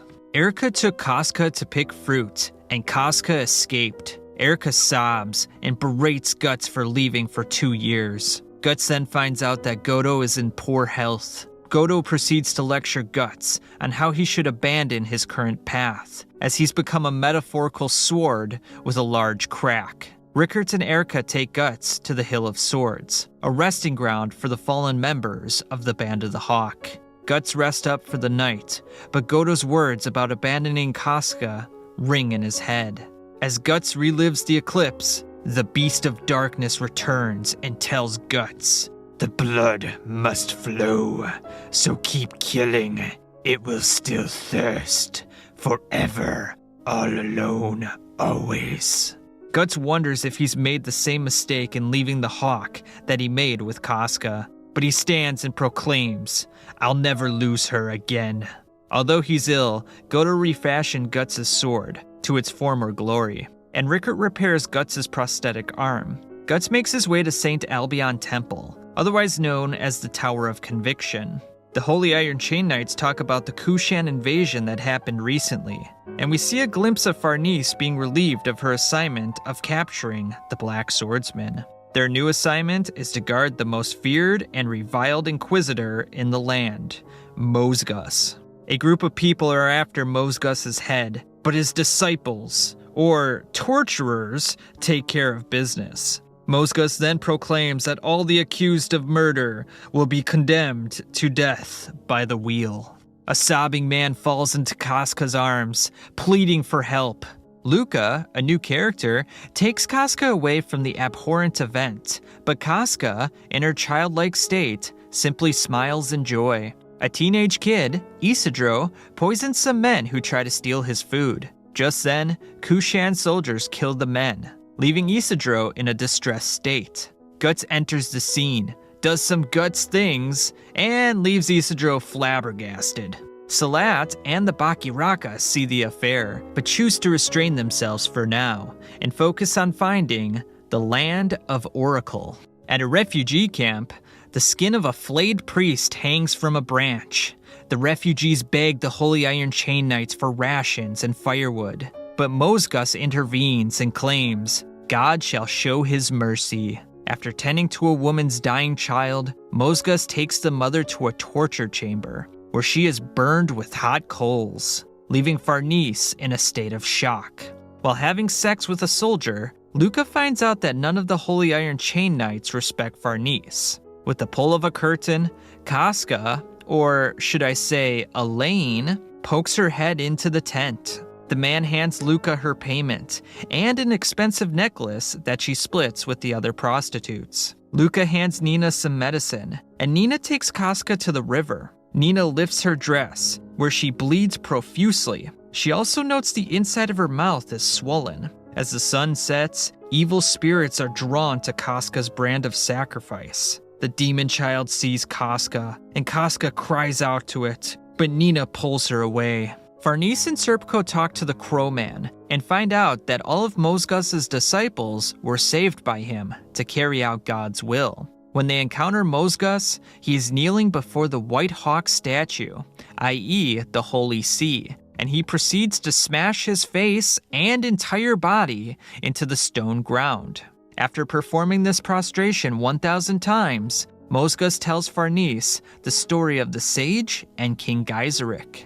Farnese raises questions about spreading fear and impoverishing people's spirits, but Mosgus reiterates that thou shalt not question God's will. A boy named Joachim comes to Nina, and after getting upset with him, she tells him to come to the riverside by midnight. Nina gets Joachim to admit his love, so she grabs his hand and urges him to see the edge of the world with her. Nina takes Joachim to a pagan sex orgy, where fornication is as ubiquitous as the air you breathe.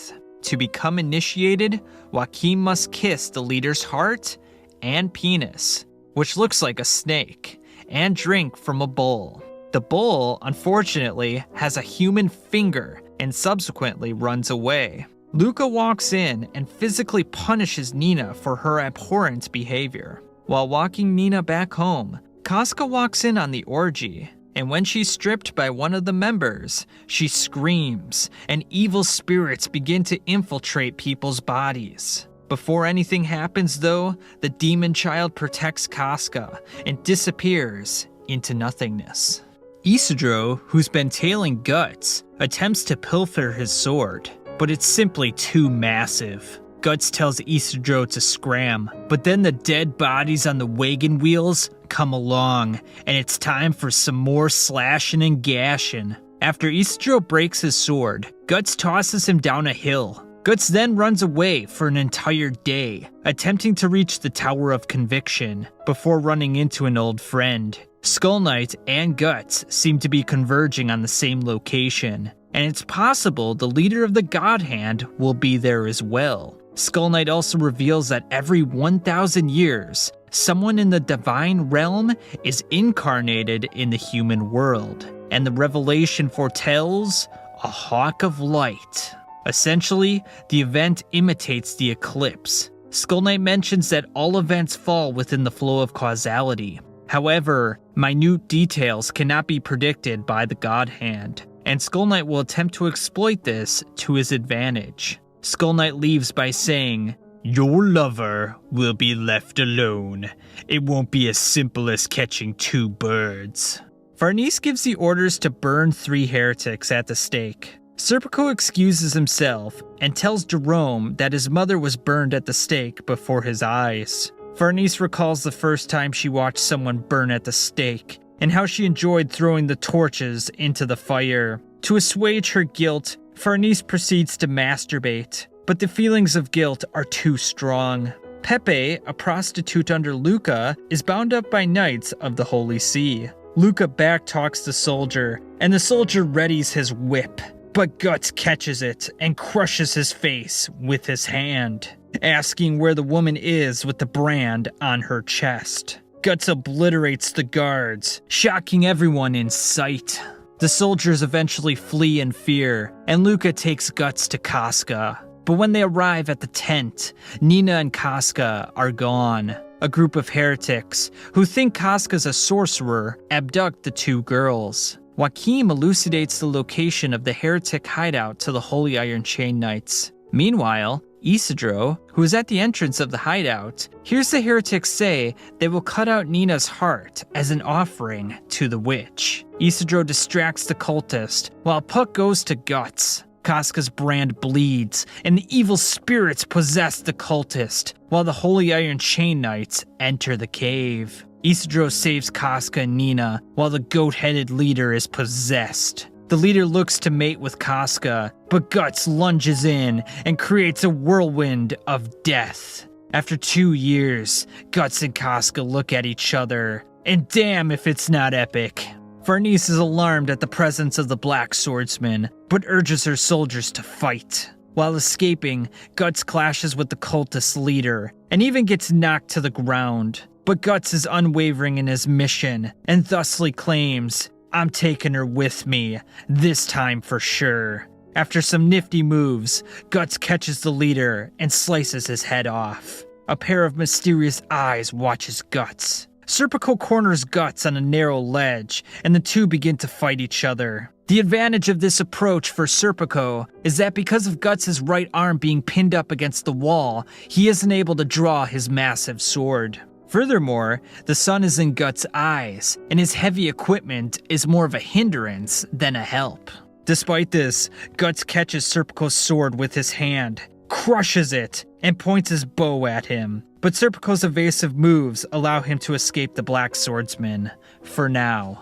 Afterwards, Guts sees Casca being taken away by the Holy Iron Chain Knights. Guts heads to the Tower of Conviction as the mysterious eyes watch from the Holy See statue. While in the jail cell, the torturers take Nina through the torture chambers as she urinates in fear. Farnese is ordered to leave Albion by her father. Farnese then excoriates Serpico and blames him for snitching on her to the Vandamayan family, i.e. Farnese's family. In the torture chamber, Mosgus finds out that the witch, Casca, was venerated by the cultist, and when he sees the brand mark, he has her placed in an Iron Maiden. The blood on the spikes reacts to the brand, causing Casca to escape a gruesome death. Guts enters the Tower of Conviction, while the spirits in the torture chamber engulf the whole area. Guts asks Farnese where Casca is, and she reveals she's in the lower torture chamber. Luca, with the help of Jerome, saves Nina from her cell, but they quickly run into the evil spirits from the torture chamber. While Guts continues to search for Casca, the evil spirits enter Mosgus's prayer room, while the mysterious creature with eyes looks on in. The demon child protects Casca from the evil spirits as the mysterious being with eyes pokes Mosgus. "I have witnessed a miracle!" Holding Casca in his arms in front of Luca and friends, Mosgus claims he must burn the witch. The torturers attack while Luca and friends look to escape. Nina can't support Luca's weight and eventually drops her. But before hitting the ground, Skull Knight catches the girl and brings her to safety. Then he stares at the mysterious creature with eyes and tells him to show himself. Mosgus grows wings and tells Guts he will pay for his sins. Guts fights Mosgus' disciples, who all grow wings as well, and seems to have success, but they are stronger than first thought. Skull Knight initiates his battle with the mysterious being. It is then that Lucas sees a sight beyond words. The being recounts his life story by stating he was ostracized by society and was driven underground where corpses were tossed. Eventually, he met with the 5 angels, and he was transformed into the egg that will hatch the quote-unquote perfect world. He then divulges that he has been nudging critical events along to a desired time that is guided by a greater will,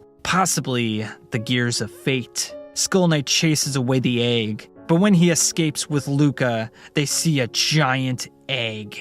Guts struggles with Mosgus's disciples, but eventually blasts and cuts his way through. However, he does sustain critical damage in the process. Skull Knight notes the time is ripe for it to take form. The monsters destroy the base of the tower as everything begins to collapse. Amidst all the wreckage, the tower resembles the God Hand from the eclipse. Fires engulf the refugee camp to create the brand of sacrifice. Mosgus urges the people to erect a pillar of which they will use to burn the witch. The 4 members of the God Hand, save for Griffith, manifest via evil spirits in a semi-corporeal form. Casca is placed at the stake while Guts desperately fights his way through the monsters. After releasing Luca, Skull Knight comes face to face with the immortal Zod.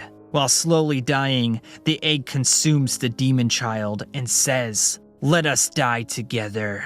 The crowd screams for Casca's demise, but just as fire singes her clothes, Isidro pulls Casca to safety. "Thou shalt not!" screams Mosgus, as Guts pierces through the wall of monsters and lunges into Mosgus. The demon, that is the Black Swordsman, defeats the angel. Guts wonders why the demon child was in the egg and begins to reach for Casca, but then, swift is heaven's vengeance. Mosgus breathes a hell-like fire on Guts, but the Black Swordsman pushes his way through and jabs his sword in the Inquisitor's mouth. Nina, plagued with stress, falls off the tower into a merchant's shop.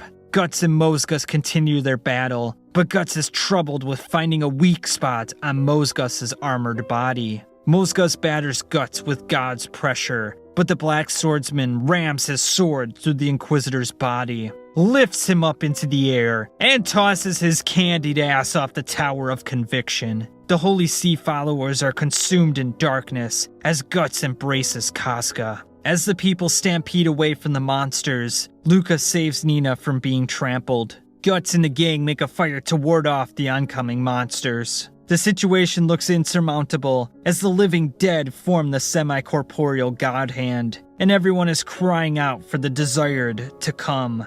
The demon child begins to transform into the Hawk of Light, the exalted phoenix who will bring peace upon the world.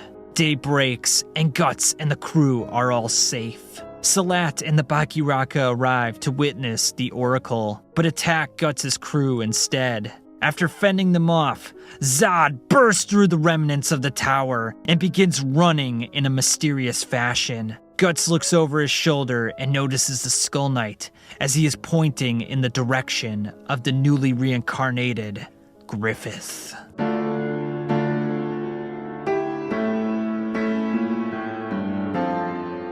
Everyone instinctively knows the desired has come. Zod bows down to his new master, while Guts begins to lose himself in rage. That is, until he remembers his vow to protect Casca. Salat orders the Bakiraka warrior clan to seize Griffith, but Zod tears them to shreds. Casca, drawn to the demon child body that Griffith inhabits, reaches out for the White Hawk.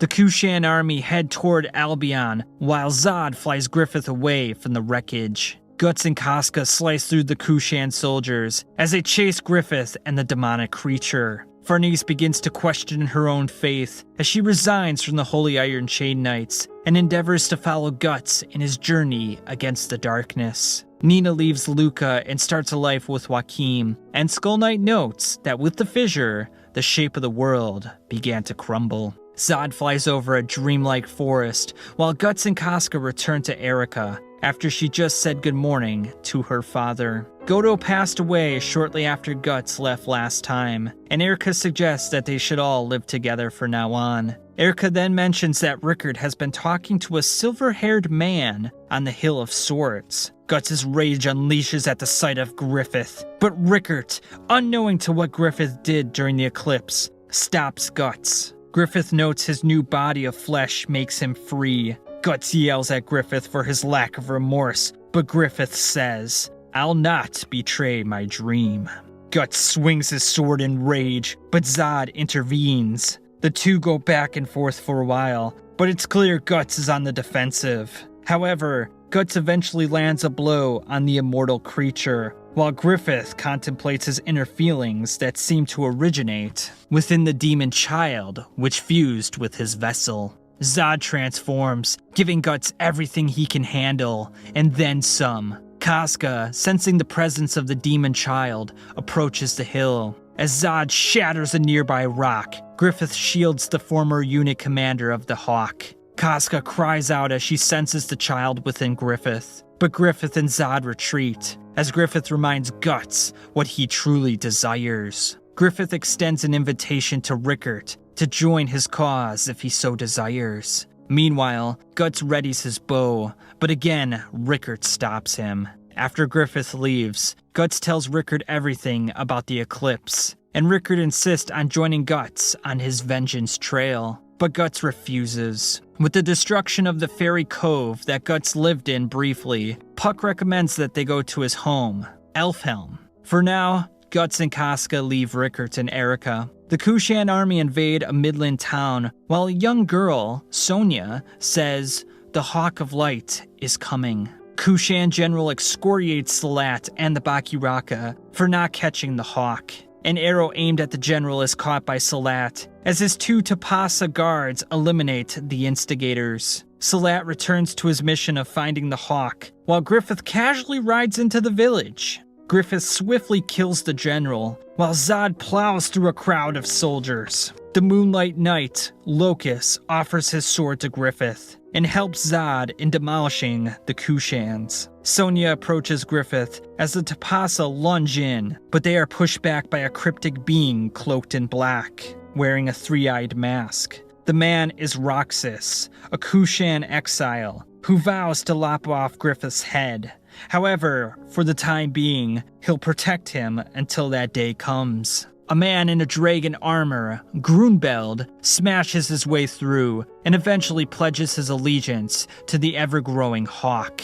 Meanwhile, a witch, who transfers her spirit to a bird, watches the affair and mentions how the Hawk of Darkness will usher in a new age of darkness.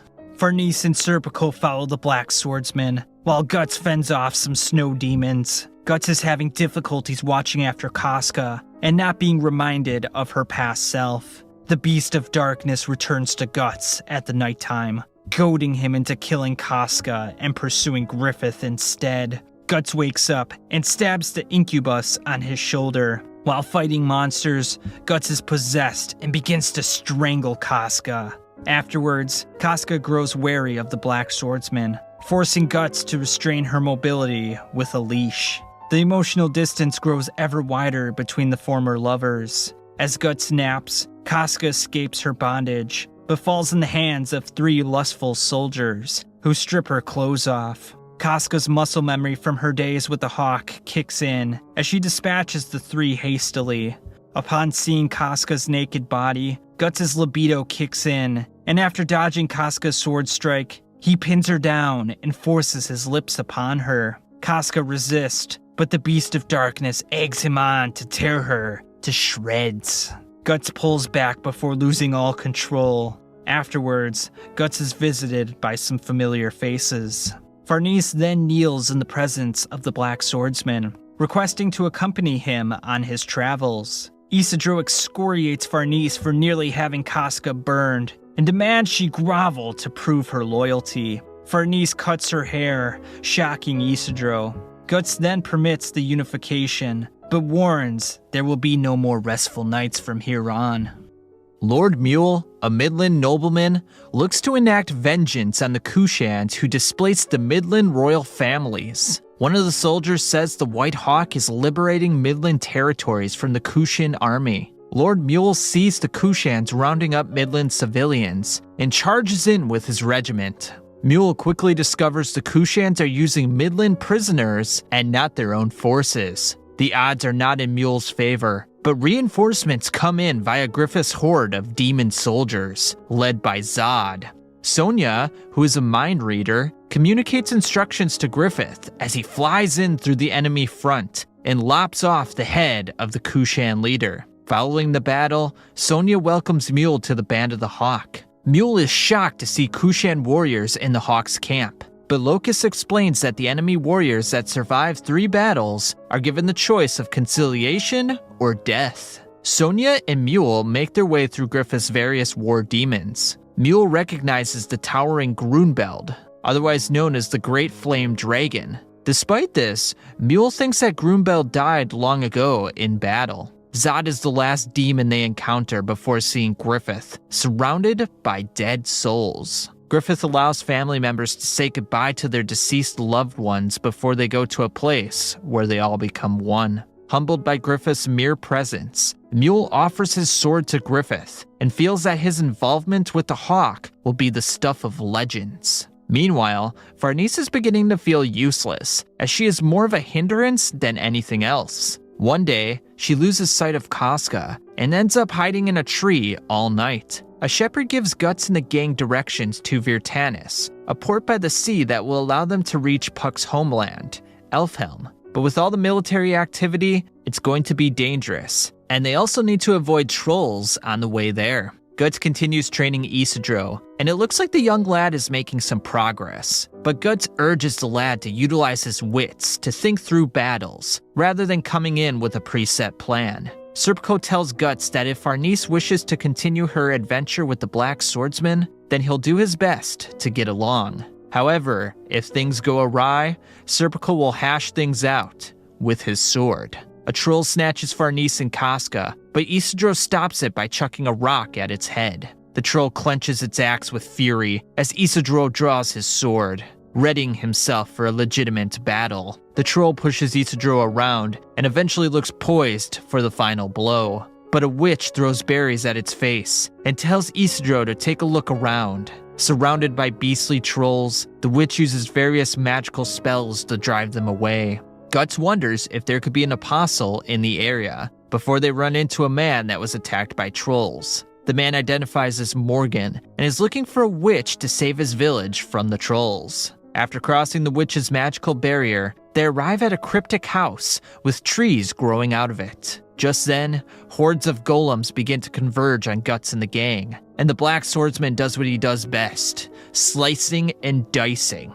The golems continue coming, until Serpico finds out that a miniature version of the golem must be destroyed to prevent it from regenerating. Shirka, the small witch, is told by her mistress to invite the new visitors into the house. The mistress, Flora, welcomes them into the mansion of the spirit tree, and acknowledges that Guts and Casca are both branded, and she's been waiting for their arrival. Flora and Guts strike a verbal deal that if Guts helps Shirka in protecting Morgan's village, she'll produce a talisman that will weaken the effects of the brand of sacrifice. During dinner, Flora elaborates on the astral world being like the afterlife. Shirka expands on this by saying that the astral world is the world of spirits, and that the other is the origin of all existence, the world of idea. And as one descends deeper in the astral world, there may even exist a place of heaven and hell. Guts shows Flora a behelit, and the witch claims that it links the lower levels of the astral world to the physical. She then says Guts' malice, which has kept him alive to this point, is also a shackle that threatens those closest to him. Flora then says that the members of the God Hand were once human, and now execute the will of something lurking in the abyss of the astral realm. Shirka tells Flora that Guts is foolish for opposing the transcendental entities, especially if that being is the Hawk, the Absolute. Flora advises Shirka to be more open-minded about fate, for it may be her destiny to aid the struggler on his journey. Shirka draws the talisman on Guts' brand and gives everyone a magical fetish to fend off the ethereal beings, like the trolls. Serpico receives a wind cloak and sword. Isidro receives a salamander dagger, which has fire elementals, and Casca and Farnese receive silver chain shirts, while Farnese also gets a silver knife. Flora sees them off.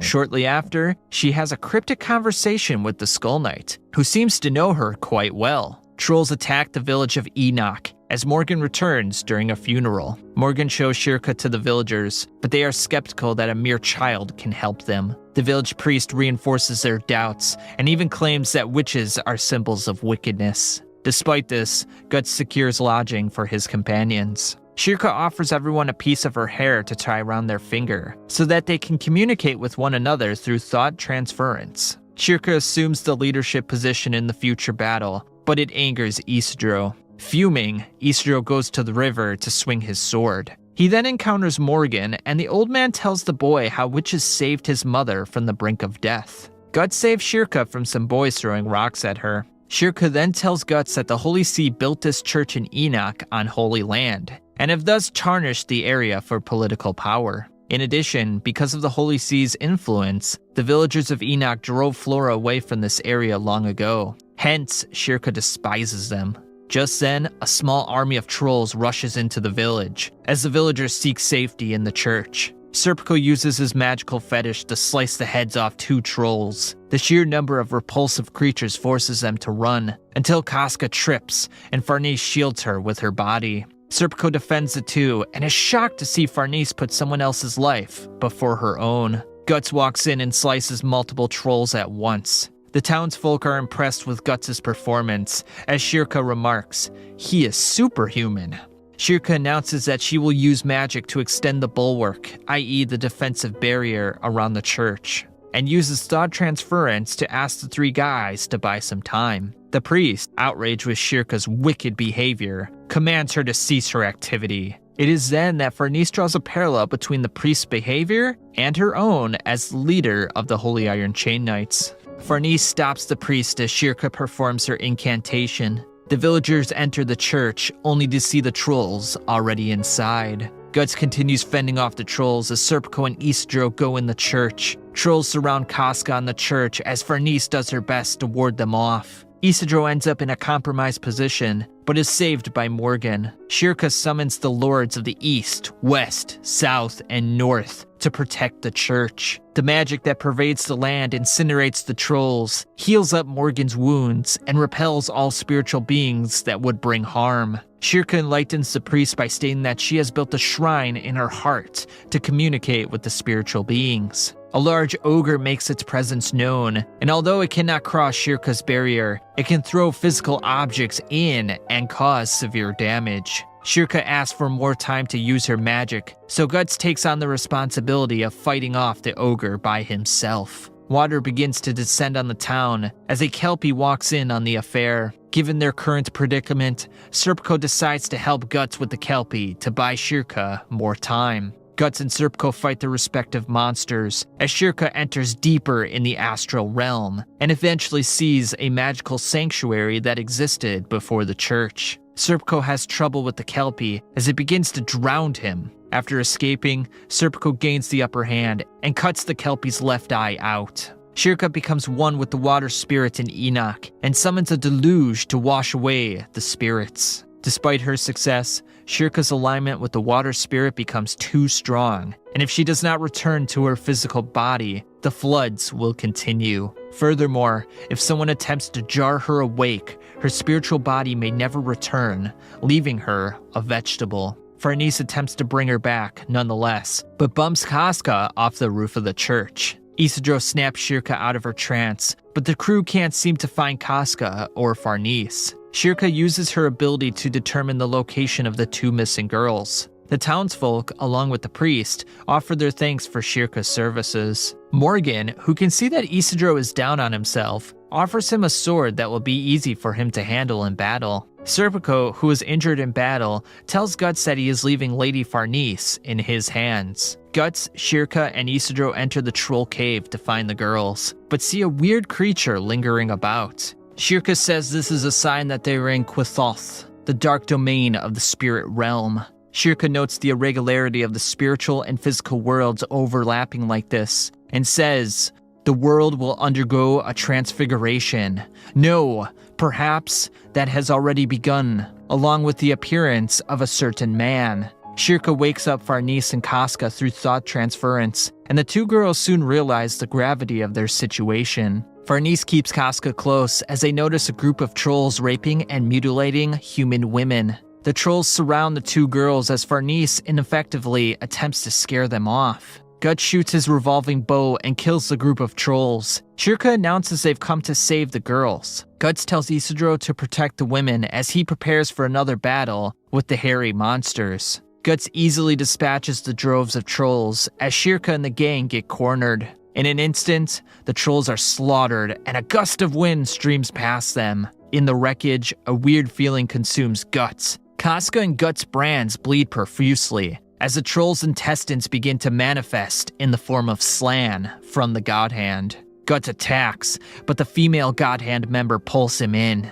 Due to the ominous energy flow, Shirka decides to set up a magical barrier outside the cave to prevent the trolls and other evil entities from escaping. Due to Slan's mere presence, Guts' brand is eliciting immense pain. Things are dire until Skull Knight steps in and prepares for his grisly battle. Shirka's ethereal body enters the darkness as Skull Knight slashes his way to Guts, but Guts blows a hole into Slan that she seems to enjoy very much. Skull Knight urges Guts to impale her, but when he does, she becomes lustful and even kisses the Black Swordsman. Slan's troll-intestine body disintegrates as Shirka possesses a god of the rotting roots that transforms the trolls into food for maggots. The crumbling cave blocks Guts' escape. That's when the Skull Knight pulls a sword from inside his body that was forged via eating behemoths. He names the weapon the Sword of Actuation. Skull Knight cleaves through space to escape the demonic realm. Before leaving though, Shirka recognizes the knight. After their triumphant return to Enoch, Guts looks back at the gang, thinking to himself that he's found a new group of companions. Back at the mansion of the Spirit Tree, Flora places a talisman on a magical suit of armor. Skull Knight warns Flora about the dangers of the armor, while monsters break through the magical barrier. After Guts passes out from battle exhaustion, Shirka mentions how the wounds to his ethereal body have not healed. Shirka senses the forest barrier vanishing as Guts' brand begins to bleed. They reach the mansion, and the house has become a blazing inferno. Guts clashes with the monsters. Skull Knight makes his presence known and tells Guts he has a close tie to the owner of the mansion. Zod walks in on the affair and confirms his master to be the fifth angel. Grunbeld, a giant man, challenges the Black Swordsman to singles combat. Shirka weeps for her missing master, but Flora uses her thought transference to communicate her final message, to get the black magical armor to Guts. Grunbeld pounds and clobbers Guts, breaking ribs in the process. Zod transforms and confronts a Skull Knight for another battle. After defeating some apostles, Shirka leads the crew to the basement where the dangerous black suit of armor resides. Grunbeld crushes Guts with his massive foot. This lacks. After Guts insults the monster, Grunbeld pulls out his cannon and fires away. Shirka uses the golems to create a protective barrier around Guts. Through mind transference, Guts sees the black armor and runs into the mansion. The wounds take their toll on Guts as he collapses onto the ground. The crew helps Guts put on the magical armor, giving the Black Swordsman a boost of energy he's never quite experienced. Zod stares in awe and speaks in an ominous tone. So, you would have him follow you down the same path into hell. Guts begins to acknowledge the monstrous spirit that is seething within him. Guts' speed, power, and reflexes are on a whole nother level. Guts destroys Grunbeld's shield, making the Dragon Warrior wonder if this is the same man from earlier. Shirka mentions that the black Berserker armor allows Guts to fight without pain, thereby permitting him to exceed the limits of the human body. Grunbeld swings down at the Black Swordsman, but Guts slices the Warhammer and gashes into his shoulder. Grunbeld's had enough and transforms into his apostle form. Because of the Berserker armor, Guts' limbs are contorted and recontorted through the armor's magical effects. Shirka mentions that the previous owner was devoured by its steel teeth. Unsure what to do, Flora advises Shirka to guide Guts through the turbulence of power to prevent him from being consumed by it. Isidro notes that Guts' fighting style is more animalistic than human. Shirka then enters the ethereal realm and navigates her way through the firestorm that is Guts' anger. As she descends deeper into Guts' psyche, various memories float by until she reaches an abyss of terrifying darkness. Shirka eventually encounters her mistress's talisman and a brief light mirroring Guts' physical form, i.e. Guts' ego. Shirka uses her magic to show Guts Casca. Just then, Guts' ethereal body takes a familiar form, and his physical body snaps out of the trance. Guts lunges through a slew of monsters to come to Casca and Farnese's aid, but the fellow branded one is still apprehensive. Flora's ethereal body takes on a heavenly glow as she instructs her most precious protege, Shirka, to leave the nest and follow her own path. Guts grabs Shirka and begins to run as the broken-hearted student says goodbye to her caring master. Laban and the Arklow Knights arrive in Windham, a city reduced to a dreadful demon city, overflowing with corpses. Women are being marched into the castle to be used for an unknown Kushan ritual. Despite this, Princess Charlotte, who's in the highest level of the Tower of Rebirth, is still alive. The hooded man telling Laban all of this reveals himself to be Foss, and he asks, "Where is the hawk?" Just then, Kushan-controlled monsters attack the Arklow Knights. The former Midland higher-ups get trapped by monsters, but a man with a bow, Irvine, takes them down. Locus approaches and tells the men that the hawk will return to alleviate the ills of the city via a tempest. Ganishka, the Kushan emperor, castigates Salat for failing to capture the Hawk of Oracle and curtails his assignment to reconnaissance. Angered by his reduced role, Salat tells the Tapasa that Ganishka is a dread emperor. Ganishka visits Charlotte and asks if she's prepared to bear a child. Ganishka peeks through Charlotte's bed curtains, and the young princess has a traumatic flashback of when her father tried to grope her. Ganishka notices the hawk embroidery around the room and starts to contemplate evil thoughts. Ganishka then claims, "I'll reign over this unclean world as a demon king and rebel against God." Roxas easily sneaks up on Salat and the Bakiraka as the Band of the Hawk blitzes into Windham. Locus and Irvine annihilate the Kushan human soldiers, forcing Ganishka to call upon the Daka, demon-like soldiers, to defend the castle. Locus queries the Demon King, "Why do you oppose the master?" Enraged by their insolence, Ganishka proclaims, "No! With my own demon-drenched hands, I will take and desecrate God."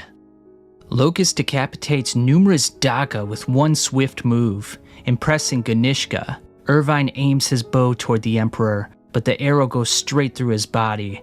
Impertinence. In his apostle form, Ganishka displays his shocking power to the Band of the Hawk and commands them to surrender to his will. A gust of wind pervades Charlotte's room as Griffith appears before the surprised princess. Griffith kisses Charlotte's bleeding fingers as the princess falls into the hawk's warm embrace. Charlotte tells Anna, her servant, to hang on to her bed as the ceiling begins to crumble. Locus instructs his forces to withdraw as Ganishka wonders why they are retreating all of the sudden. Ganishka inspects the Tower of Rebirth and notices that the princess is missing as she flies away into the night with Griffith and Zod's assistance. Guts and the gang reach the sea. Shirka recalls their last battle and remarks, "No matter how robust Guts is, if a mere human is to exchange blows with those monsters, for that, he must, as a human, become a monster." As they rest up for the night and eat their dinner, Farnese requests that Shirka teach her how to use magic. Shirka warns the eager girl that she may be past the age of learning such things, but agrees to teach her nonetheless. Shirka and Guts walk along the beachfront, discussing their new journey and how the young witch is still mourning the loss of her master. Skull Knight walks in and warns Guts about the dangers of the Berserker armor, but Shirka proclaims that she won't allow that to happen. Shirka then deduces that the Skull Knight once wore the Berserker armor himself, which Skull Knight confirms. Skull Knight foretells future battles with the Hawk's apostles, and claims that at the Land of Elves, Elfhelm, King Hanafubuki may be able to recover Casca's mind. Guts is pleased with this news, but Skull Knight warns Guts, "There's no guarantee your wish will be her wish." Casca finds a mysterious dark-haired boy in the moonlight, and her maternal instincts kick in. As they decide to head in, a cryptic shadow lurks in the darkness. The Moonlight Child plays with Guts' armor and begins to fall towards sharp knives. Guts and Casca catch the child, looking like a family in the process. As the gang goes to sleep, an unwelcome visitor opens the door. Guts takes down the fearsome creature, but a whole swarm bears down on them. Serpico and Isidro get in on the action, while Guts slices multiple monsters at once. Shirka produces a magical field to protect the cabin. She then instructs the crew to find the spellcaster, who is manipulating the monsters. Serpico destroys the Kushans controlling the monsters, but they were also being controlled. Afterward, the monster manipulator takes hold of a massive demonic beast. Serpico jumps in, but is forced back quite easily by a stream of water. Shirka determines the spellcaster controlling this beast is at sea. After the monster battles Guts, the Berserker armor envelops his body, leading him to gash the monster. Guts continues cutting the monster to pieces as the armor consumes his flesh and blood. Guts falls deeper into the darkness, losing himself and becoming more beast than man. Losing sight of all rationality, just like Skull Knight said, Guts lunges towards his friends as a luminous spirit blocks his path. The spirit touches Guts, allowing him to see Shirka's ethereal body and reach out for it.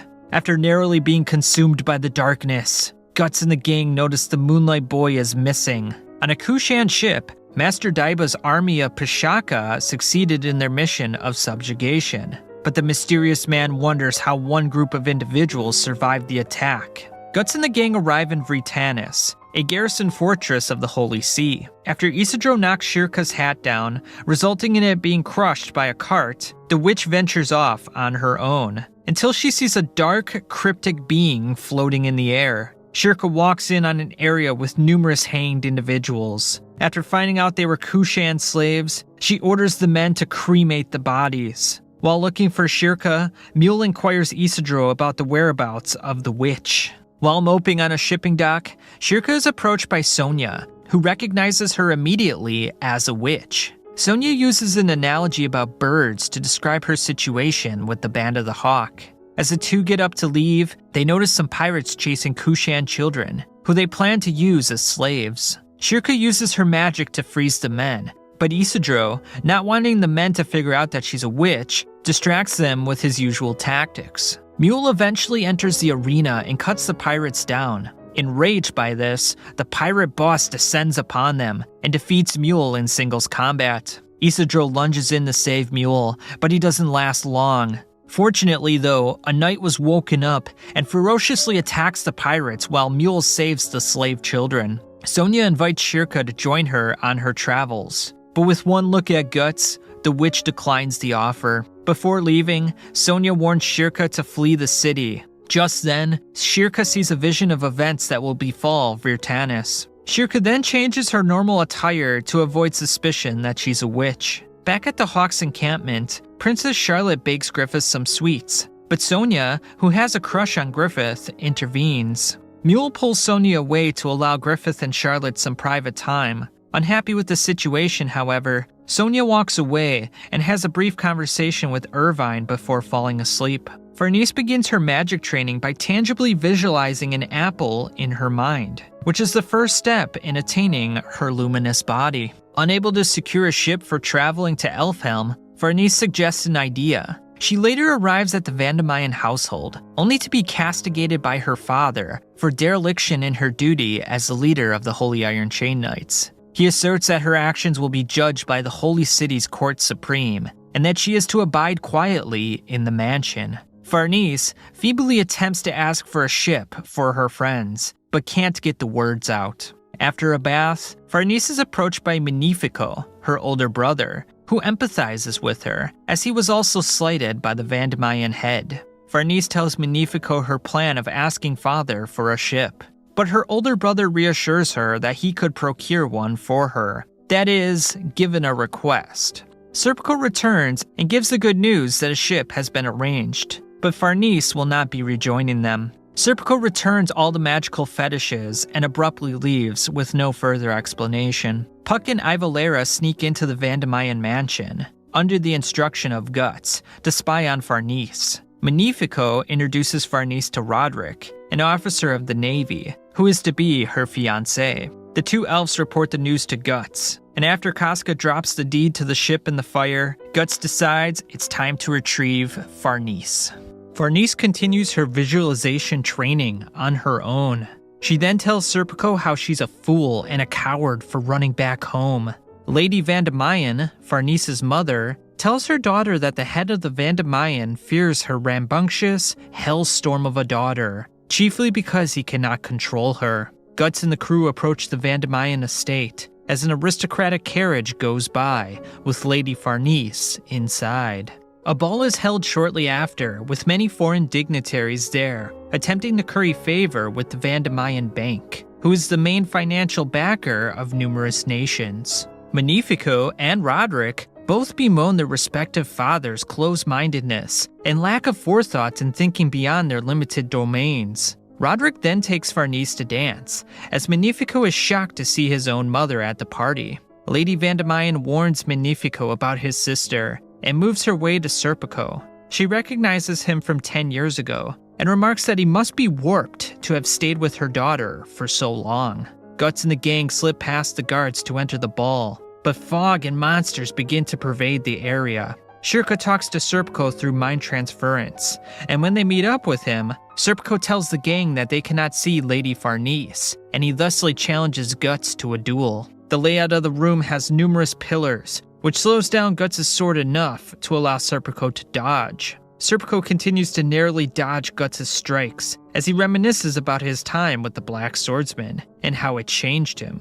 Serpico reaches the last pillar, and Guts smashes it, but the stones begin to descend upon the Black Swordsman's head. This is Serpico's chance, but the Black Swordsman blocks the stones with his sword and clubs Serpico over the head. After the duel, Shirka announces that the monsters at the ball are similar to the familiars on the beach. The crew prepares for battle as Shirka returns Serpico's magical fetishes. Lord Vandamayan proposes a toast to the various dignitaries, who will soon engage in a holy war. Magnifico interjects, announcing the marriage of Roderick and Farnese. There's just one problem. Farnese is missing. A window is smashed open, and a massive tiger monster slashes some noblemen. The party guests run in fear, but the exits are all blocked. Farnese uses fire to ward off the beast. Looks like the party's in full swing.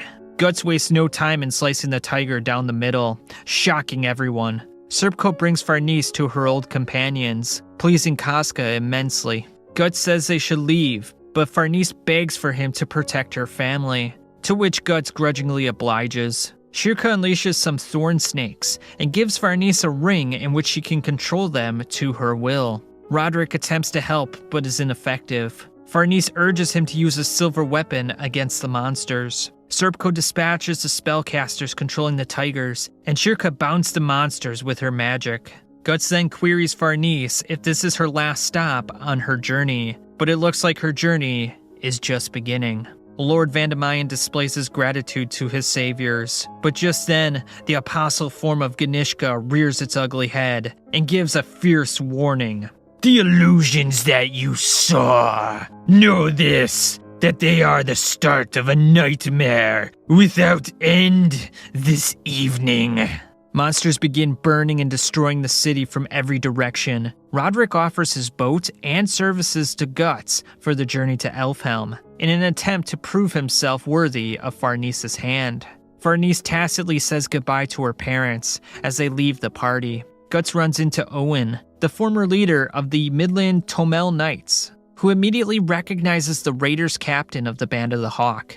Owen inquires about Griffith, but Guts walks away, acting as if he knows nothing. We then move over to the current pontiff, who is in a dreadful physical and psychological state, merely waiting for death to come. A divine dream with a hawk enraptures the pontiff. Upon waking, Sonia and Mule greet his holiness and request he comes to meet their lord. The pontiff agrees without hesitation. Upon hearing the dreadful news from Virtanis, the pontiff feels that this is a sign of a revelation. Guts and the gang do their best to defend Virtanis from the monsters. Fires rage through the city as Guts and the crew are surrounded by horrible creatures. Serpico and Isidro take care of the smaller monsters, while Guts fights with the behemoth. After taking care of business, Guts urges his companions to leave at once. Shirka senses a slew of monsters infesting the harbor. Guts prepares to use his berserker armor and tap into the Beast of Darkness energy, disturbing Shirka greatly. Although she's having difficulty sensing ethereal beings, Shirka picks up on a lead in the flames engulfing the city. In the ethereal realm, Shirka navigates through a hellfire that is similar to purgatory. Guts slices through the horde of Daka as the Beast of Darkness ascends ever higher. Just then, Shirka embodies the Wheel of Flame spirit and thusly incinerates the Daka to mere embers. Exhausted from her magical spell, Shirka is carried by Guts as they look for a boat to escape on. Just then, multiple Makara emerge from the water to block their path. With no other options, Guts allows the Beast of Darkness to take over as Shirka mistakenly hangs on with her ethereal body. Guts slaughters the Makara as Shirka stares on from the inside of Guts' armor with awe. The battle takes a massive toll on Guts' body, especially when the Makara pierces his armor. However, he defeats them nonetheless. As Guts recovers, a colossal galleass comes forth. Daiba floats above the deck as he inspects the swordsman who killed his Makara. Shirka notices that Daiba can utilize magic, as Daiba makes the same assessment about his new foes. Daiba implores Guts to come at him. Guts blitzes in, but Daiba creates a water spout that ensnares the Black Swordsman. Shirka aids Guts in seeing past the Beast of Darkness field of vision, which allows him to regain his composure and control his landing. Guts dodges the numerous water spouts and deflects another one that was heading towards his companions. To the surprise of his friends, it would seem Guts has tempered the Beast of Darkness within, thanks to Shirka's help. Guts asks for Serpico's assistance as the Black Swordsman cuts Daiba's water spout. Daiba powers up, but Isidro throws an explosive at his side.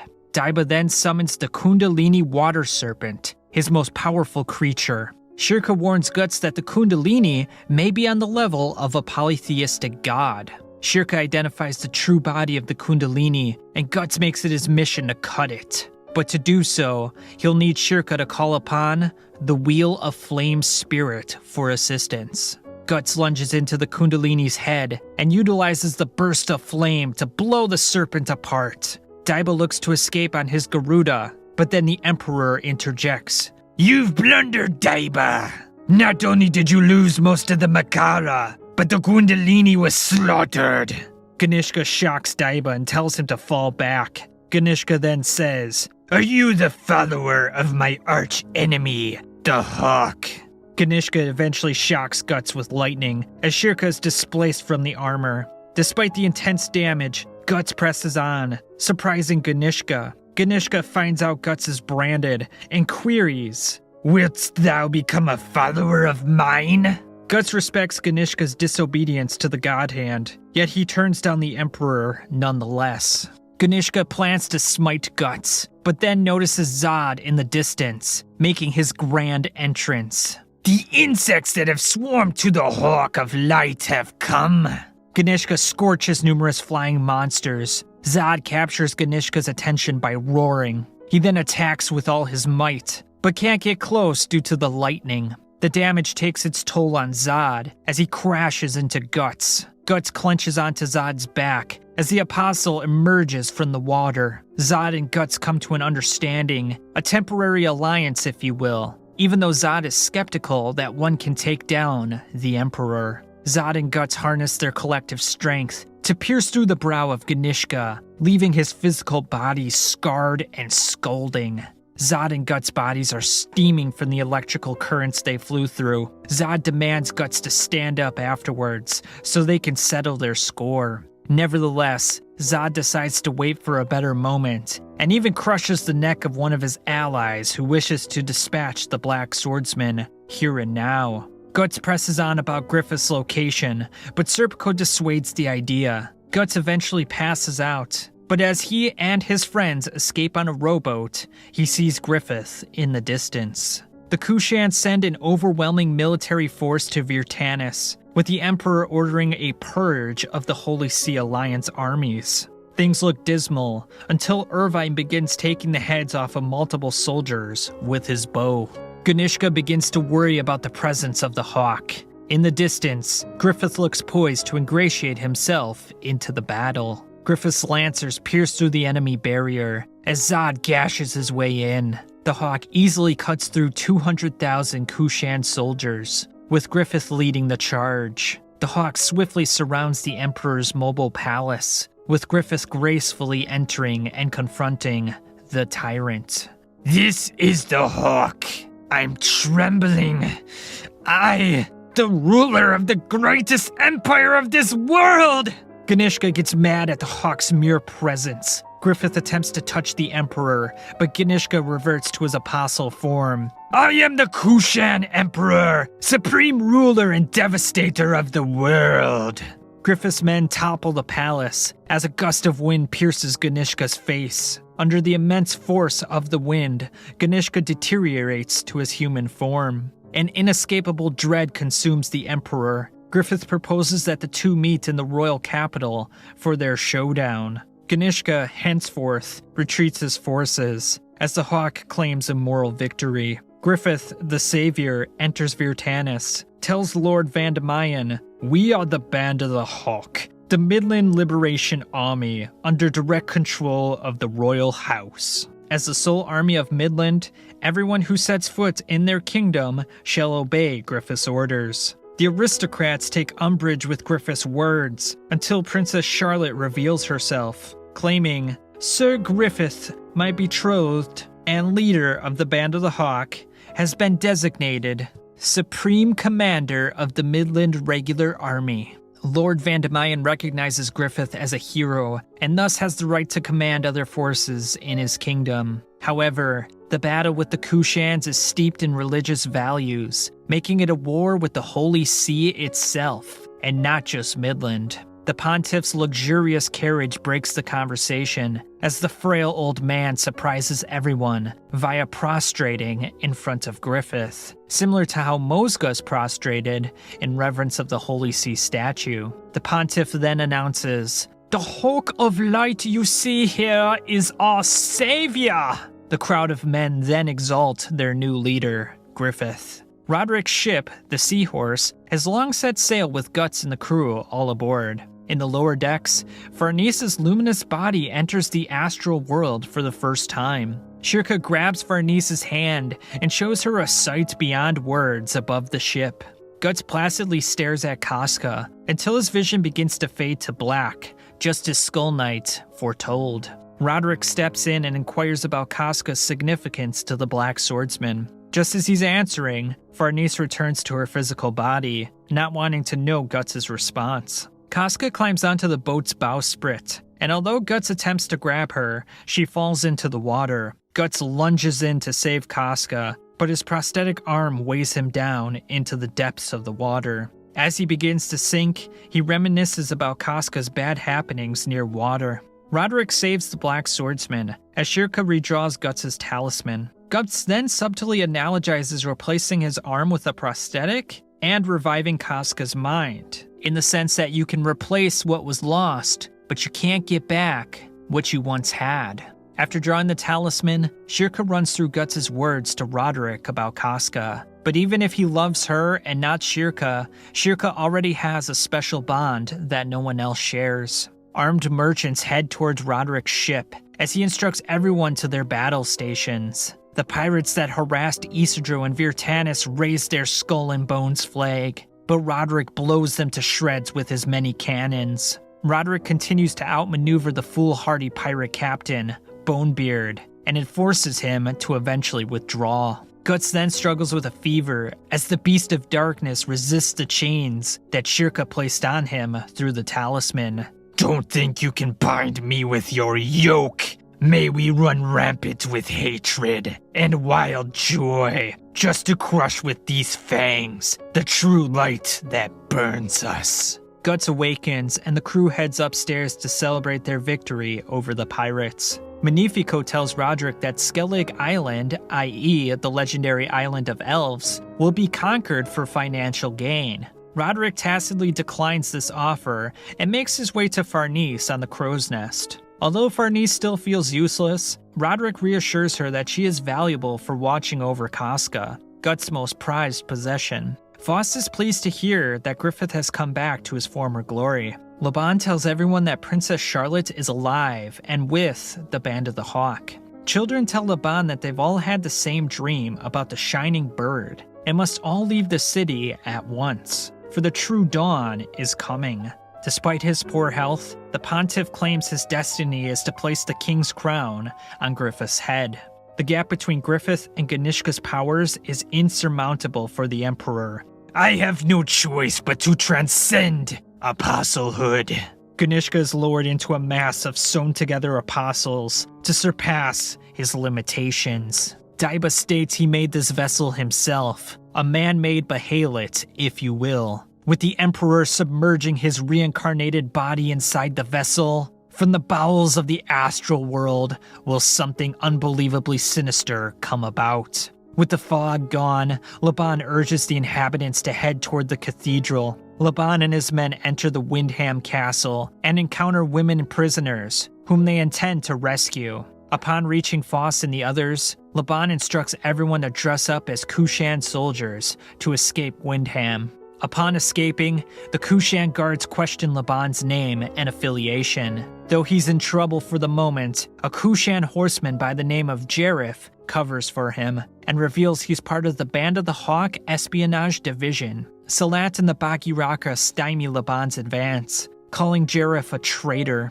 Jarif, unfazed, reveals Salat's intentions to return to the land of his birth and establish a foothold in the Imperial Army. Henceforth, Jarif offers Salat a position in the Band of the Hawk. Salat is skeptical, but Jarif claims the Hawk will bring about a new world, one no one has ever seen. Salat has no reasonable refutation, but queries, is it right to yield oneself to something inscrutable? Salat vows to watch from the sidelines for now. Afterwards, Laban meets up with Owen after safely traversing the Kushan encampment and sees his new leader in the distance. Daiba runs in terror from the transformed Emperor. In the infernal abyss, I obtained it. Power. The demon Emperor obliterates Windham in the blink of an eye. Daiba claims, it's overflowing. Hell is overflowing. Ganishka draws the attention of everyone in the surrounding area as he transforms into an obelisk-like monster with large tentacles. The reason of the world ends now. Farnese and Shirka continue their training until the witch senses the ominous presence. Gut sees the behelit reconfigure its face and wonders what's happening. Shirka then remarks, it's just like the world is tearing apart. Ganishka's body is a sight beyond words. He begins walking forward, crushing everything beneath his massive feet. The Pontiff claims Ganishka, the embodiment of darkness, will be driven away by the Hawk of Light. The dark energy swirling around the Demon Emperor is a hellstorm. Daiba attempts to reason with Ganishka, but the Emperor can think of nothing else but killing others. Emperor Ganishka of the Kushan Empire was an apostle. His desire was to extend the territory under his control to every corner of the world, then surpass and transcend the God Hand, beings who stand above the apostles. To this end, he joined the bodies of captured apostles to build an artificial reincarnation vessel, produced a force of demon beast, and grouped them together with humans from lands he ruled to populate a large army. He then challenged Griffith, who was far beyond his level. Realizing that he could currently do nothing against Griffith, Ganishka lowered himself into the reincarnation vessel in an attempt at a second reincarnation. Thus he was reborn as a towering demonic beast that stood practically as tall as the sky. However, his ego imploded, and he began to attack any enemy or ally in his path. What will Griffith and his new Band of the Hawk do in the face of this giant beast?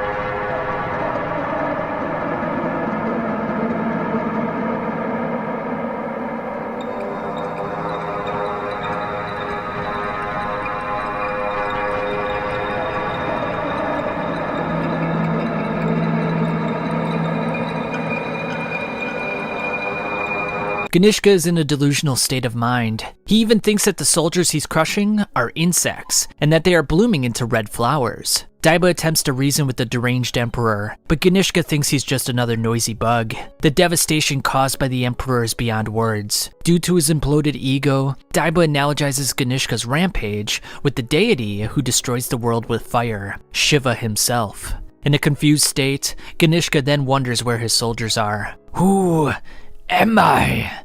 Isn't anyone there? Somebody be there. The surrounding humans witnessing the event feel as though this is the end of the world. Off in the distance, Ganishka sees a bird-like light heading his way. He's then reminded of why he's doing what he's doing. The soldiers crushed by Ganishka spawn into grotesque, monstrous beings. The swarm of monsters make their way toward the Band of the Hawk. Griffith instructs his army to assume the echelon formation. Griffith asks the Lords of Midland and the Volunteers to protect the Pontiff, Princess Charlotte, and the other people of Windham. Griffith orders Sonia and Mule to stay with His Holiness. Although, Sonia wants to be by Griffith's side. The Ganishka spawn creatures bear down on the soldiers.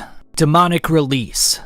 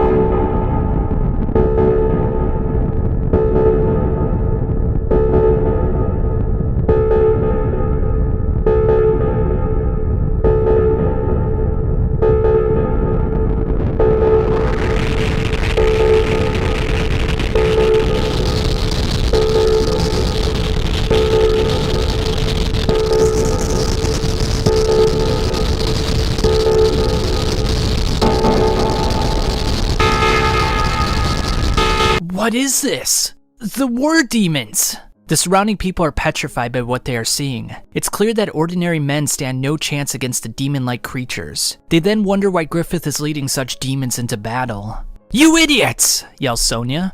Mule falls off his horse in surprise as Sonia glares at the others with a stern face. Lightning storms and a massive hurricane of death surround Ganishka's towering body. Sonia makes an appeal to the people of Midland, pointing out that both demons and humans are fighting besides Griffith the Hawk, making them all members of the Band of the Hawk. She charges forward into one of the Ganishka monsters. Irvine then intervenes by gashing into it with his lance multiple times. Sonia then falls off her horse into Irvine's arms. You go to such extremes. Irvine points out that Sonia sounded like a child when she gave that speech. Nonetheless, it seems she has inspired confidence in the human soldiers. All forces heed my word. The war demons are mighty, but even they can't check all the enemies. Griffith instructs them to lure in the monsters that get past the war demons, so they can fire a volley of cannons and arrows at them. The human soldiers of the Band of the Hawk begin taking down the hideous creatures with their combined attacks. Irvine and Sonia watch the humans take down the Ganishka monsters. Due to the dangerous nature of the situation,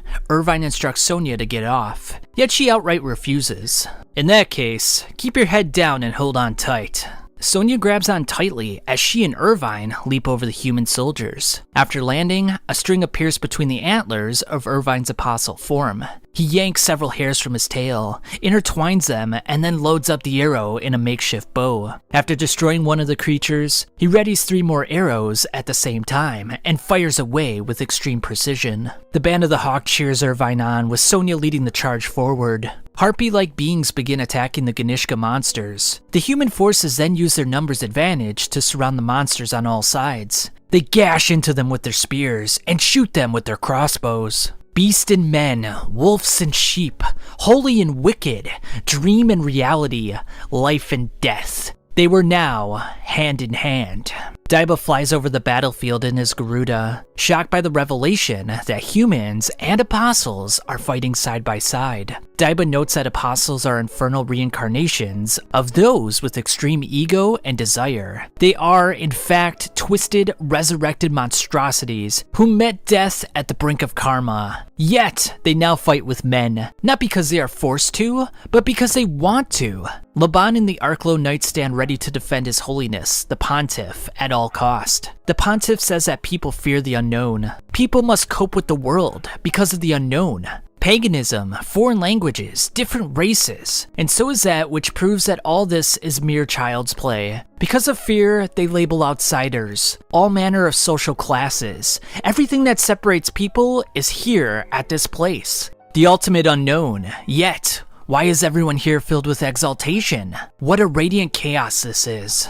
Griffith's horse stands tall as the leader of the Band of the Hawk points his troops forward. Griffith leads the charge in a full-on assault of the enemy. But to everyone's surprise, Emperor Ganishka has made his grand arrival on the battlefield.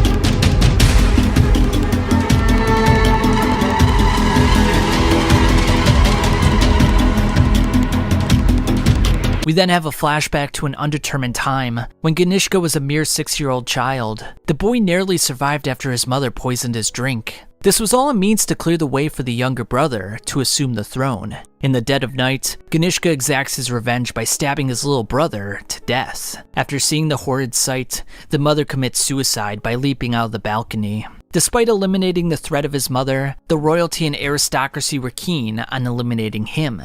He managed to survive that den of vipers. Ganishka's father, the king, was filled with unrelenting fear and suspicion. One day, on a royal visit, the king's elephant is hit by a poisonous dart, causing it to go berserk. In its rampage, the elephant throws the king to death. It turns out that Ganishka was working with the man who fired the dart, and to tie up loose ends, he slits his throat. Despite his ascension to the throne, however, he knew no peace. Ganishka, henceforth, devoted his mind and body to war. I had to inspire fear. Fear far greater than my own. Ganishka then took in a wife from the royalty of a neighboring kingdom, and he even had a son. But with his mind solely preoccupied with war, he never had the chance to look at his family. No, I feared it. The idea of mother and child. Ganishka fought in a battlefield for many months and years. At some point, the ambition to reign supreme over the world possessed me. It was as if no amount of blood could ever paint over my irreconcilable fear. Upon returning to the palace for a banquet, Ganishka is poisoned once again, this time by his own son. Ganishka notes that his son's eyes reflected what his looked like back then, when he murdered his own father. Ganishka attempts to escape from the guards, but they gash into him multiple times with their spears. Ganishka reaches for an oddly shaped item, which turns out to be a bailet, causing it to activate and bestow him with a new apostle form. Life, the world, it's all darkness. In the all-engulfing darkness, you fear, you instill fear, you writhe and creep. Listlessness, that is life. Ganishka opens up his eyes to a blinding light. It's warm, but I can't touch it. I'll be burned. You can see, because he who bears light exists in the deepest shadow.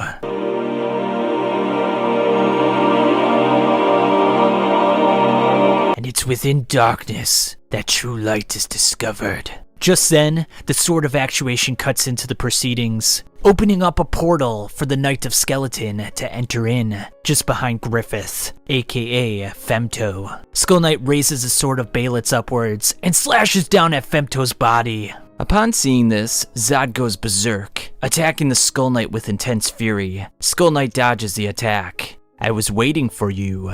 The one who targets the God Hand at temporal juncture points. The Knight of Skeleton. Femto distorted space, curving the sword so it missed him and sliced into the deeper layers of the spirit world. A metaphorical door has now opened up, where Ganishka's face used to exist.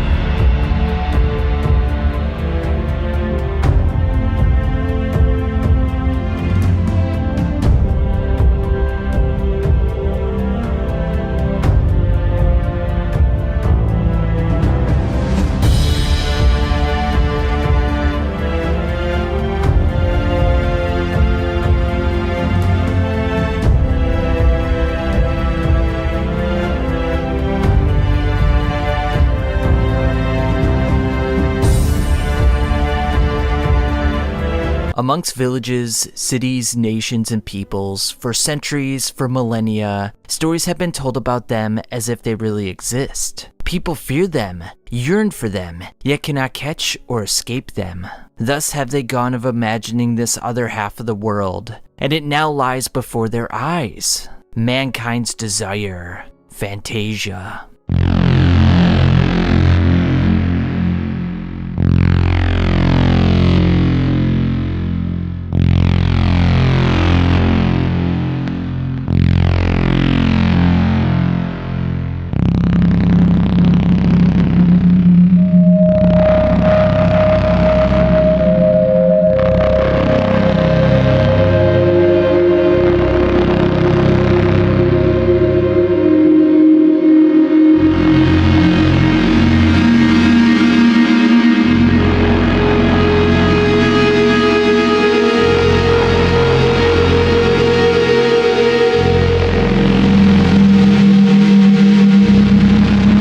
like the northern tree of myth, piercing the heavens and reaching to the ends of the earth, like the eastern tree of sutra, where the sage meets with enlightenment, like the western tree of ritual, signifying the reason of all creation, as if it were the origin rooted deep within all of mankind. It was like the very essence of tree itself.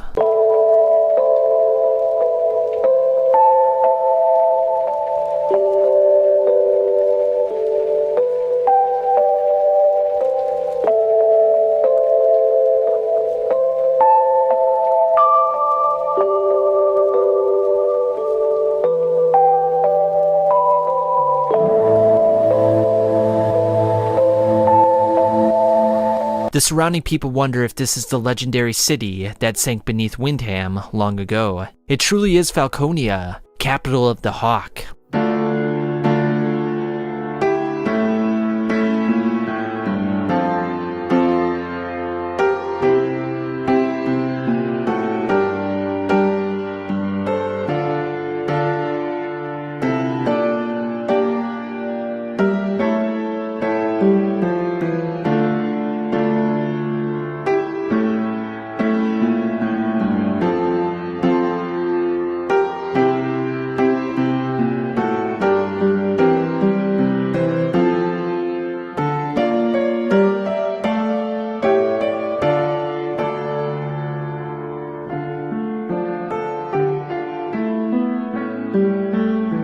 Elsewhere, Bonebeard's crew searches for Roderick's seahorse. One of the men advises Bonebeard to give up on the chase due to limited supplies and a possible mutiny. The captain, however, is hell-bent on continuing the chase, reminding his men that rage will fill their bellies. They then wonder about the strange wind that seemed to have blown through their bodies. Rumors are spreading about gigantic shadows crossing beneath the surfaces, possibly ghosts or even monsters. Bonebeard scoffs at this notion. If those things really do exist, wouldn't I have been haunted to death ages ago? The next morning, a bird controlled by Shirka flies above the water's surface. A serpent-like creature rises up and snaps at the bird, yet it's caught by an even larger serpent-like beast. The bird lands on the windowsill, only to see Puck and Isidro drawing all over Shirka's unconscious body. Shirka transfers her consciousness from the bird back to her own body again. "Explain yourselves!" yells Shirka as she whacks Isidro on the head with her staff. Farnese walks in, wondering if this is a new ritual for one of her spells. On the ship's deck, Roderick notices Bonebeard's boat in the distance, though he wonders why he's gaining on him with the damage they experienced in the last battle. Roderick urges everyone to return to the ship's hold. Casca's brand begins to bleed, as Shirka mentions that those who are chasing them are something other than human. Roderick worries that these monsters are going to be similar to the ones in Virtanis. Roderick brings the ship to port and readies the cannons for a continuous volley against the enemy. Cannonballs are fired against the enemy, but Bonebeard's boat submerges below the water's surface to avoid them. Roderick comes to the conclusion that this is no ordinary ship, but something from legend, a ghost ship. In the ship's cabin, Guts' brand begins to bleed, prompting him to reattach his arm cannon and prepare for battle. Bonebeard attempts to capsize Roderick's boat from below the surface, but thanks to some quick maneuvering on Roderick's part, the plan fails. Roderick urges everyone to prepare for hand-to-hand combat. Swords are passed out. Shirka senses that the ship itself is some kind of dark creature. Bonebeard then reintroduces himself, though his physical appearance seems to have taken a different form. Once he realizes who he's fighting though, he quickly gnaws on the wood of his boat in fear. After regaining his composure, he states, "We retired from the being human business." A horde of tentacle-like monsters, devils of the deep as it were, emerge from the watery depths to greet Roderick's crew. It turns out that these are Bonebeard's brethren, and they're searching for new prey. One of the monsters snags onto Roderick's men and swallows him whole. "Eat up, me hearties!" The monsters attack with the crew members losing their composure. The monsters invade all parts of the ship, terrifying everyone in sight. In an instant, numerous monsters are sliced to pieces, shocking Bonebeard. "You know what? I'm starving. Tell me, are these things edible?" The gang is excited to see Guts in action as he cleaves his way through the monsters as if they were butter. Bonebeard is in utter disbelief from this show of strength and brutality. Turns out, Guts is only half awake, worrying that he might destroy the ship or kill someone by accident. "Whoever doesn't want to die better hit the deck." Guts rampages through the monsters with relative ease. Bonebeard wonders how the tables could have turned so easily. However, he then summons the main dish, as it were. This behemoth is the main monster itself, meaning the tentacles Guts destroyed up until now were only its whiskers. Unfazed, Guts uses his cannon to propel himself with the recoil, to slice across the monster's core with his Dragon Slayer. The others are stunned by what they saw, with Isidro dubbing the attack, Cannon Spin Slash. Guts is pleased that his sword hasn't gotten rusty from the sea breeze. Bonebeard looks to have another trick up his sleeve, yet Roderick commands his men to fire the cannons before this comes to fruition. Bonebeard continues to threaten them, with sweat beading down his face. One of the crew members then mentions that the sun is rising, forcing them to submerge below the surface once more. Roderick's crew praises Guts for his proficiency with the sword. Roderick mentions that he's in Guts' debt, but the Black Swordsman tells him to consider this compensation for the boat ride. The navigator reports that the hull has sprung several leaks from the last battle, necessitating them to stop at a nearby island for inspection and repairs. Amongst the jagged rocks of the island stands a small girl with a fishing net and a spear. Upon landing, Shirka senses that something is off about the island. Guts notes that his brand of sacrifice has been acting weird lately, ever since that wind passed through them. It's like a wound that won't close, like it's gotten too sensitive, so now it just feels numb instead. Shirka senses an ominous OD on the island. Roderick then announces that they'll depart tomorrow morning after the ship's repairs are done. Isidro takes the opportunity to explore the island with glee. Him and Puck then approach a mysterious cave. "That cave's bad news. You shouldn't go near it," says the unknown girl. Surprisingly, the girl notices Puck on top of Isidro's head. She mentions that the cave is taboo, since the sea god lives in there. The main cohort then enters the town, but the inhabitants shut the doors and windows without a single utterance. Shirka senses a vague OD covering the entire village, but has no idea what this means. Casca pulls away from Farnese to stare at a small, cryptic statue inside a shrine. Isidro becomes nervous thinking about a possible sea god. The girl claims it's a sinister, dreadful god that sinks ships and eats people. Isidro then gains a new level of confidence to explore inside, but he quickly gets scared and drops his dagger. The girl decides to invite Isidro to her house. In the village, Shirka alleges that this is a statue of an ancient god. When the doctrine of religion spread throughout the world, the ancient gods were forgotten and cast away to the astral realm. Shirka decides to walk around the island for a bit to gather more information. Roderick offers an officer for protection, but the witch is fine on her own. Isidro warms up by the fire as she's shocked to see the girl without any clothing on. She applies a salve to Isidro's wound, yet she gives him a nosebleed in the process. You know, a nosebleed. "I'm Isma, nice to meet you." The girl invites Isidro to dinner and encourages him to recount her with his travels. Meanwhile, the main crew sits down for a bite to eat. Guts notices that the people look a bit odd. The worker then asks them to serve themselves as he gets something from the back room. Shirka enters the mysterious cave where Isidro once was. This is the purported cave where the sea god lives. She finds Isidro's salamander dagger on the ground. The tentacle-like monsters from the ghost ship then emerge. Shirka uses her thought transference to see through Isidro's eyes. Unfortunately, she sees Isma's breast. The monsters initiate their attack. Meanwhile, Isma inquires about Isidro's travels. Isidro embellishes a bit about his accomplishments, and Isma believes every word of his. Shirka barges in all wet and covered with seaweed. "This is a rare item.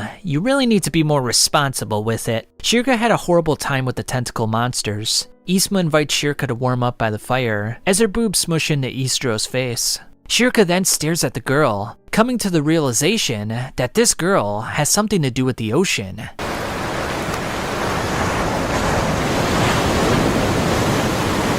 Shirka and Ivalera introduce themselves to Isma. Shirka inquires about information regarding the island. Isma says she's a fisherman, and this island is isolated from sea routes and any other land. The only people who stop here are broken ships. The villagers don't like strangers, and Isma can't stand the villagers. Isma is the village outcast, because the other villagers are scared of her. "You see, I'm a Marrow." The girl plays this off as a joke. Turns out her dad was with a Marrow, but she's been gone ever since Isma can remember. After her dad's boat was capsized, he said her mom would return to her one day. The various decorations around the house are Marrow charms, but Isma's not sure if she believes in any of that. Shirka mentions that Marrow are good omens, so she wonders why the people detest them. Isma says a really long time ago, a terrible sea god rampaged throughout the sea.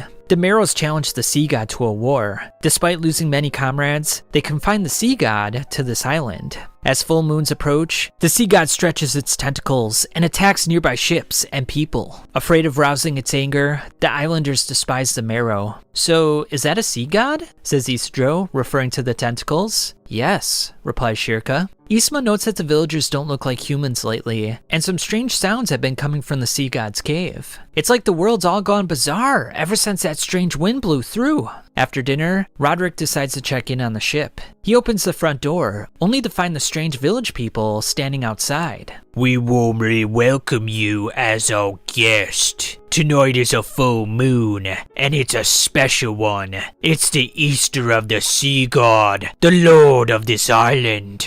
Guts tosses a dagger into the monster's eye. A tentacle-like monster then emerges. Guts slices it vertically with his Dragon Slayer. Great, this welcome's a bit too warm.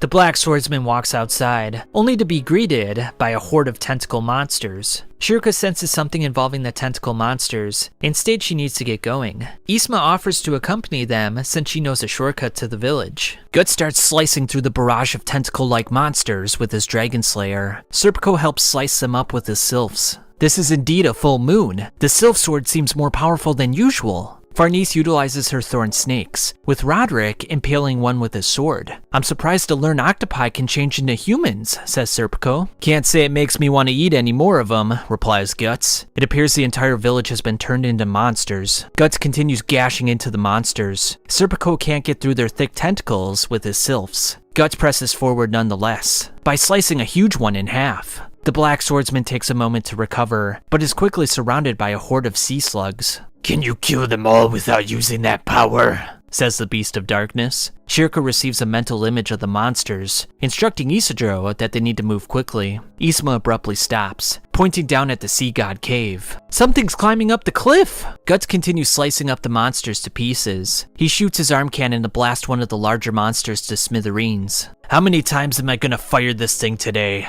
I'm gonna have to charge you for the powder and shots, Captain." "You can have a whole keg's worth," replies Roderick. The sheer number of monsters has blocked all their exits, and Guts is showing signs of fatigue. Magnifico recommends that Guts use his Berserker armor, but Farnese vehemently declines, saying that the risk is far too high. The ghost ship climbing the rocks earlier makes landfall in front of Guts' party, and it is none other than Bonebeard and his crew. "Impossible! A ship on land? That is just too absurd!" "Yo ho ho ho ho!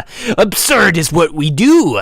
Once Bonebeard locks his eyes on a target, he never gives up. Guts shows admiration for the pirate's ingenuity and his dedication. Humans who get eaten turn into tentacles, literal hands and feet for the sea god. "This ship will devour you, and you'll be brethren of the sea, just like us." Bonebeard explains that they ran out of time in their last battle, since the monsters return to their den when the sun comes out. But because tonight is a full moon, it'll bring out the full power of the sea god. Once they're swallowed up and digested, they'll be turned into brethren, and that's when the fun begins. Guts enters a state of rage as his internal beast of darkness begins to stir. "No! Wait! At least wait until I'm there!" Guts looks over at Casca as the hood of the Berserker armor envelops his head. Farnese urges him to stop, but it's already too late.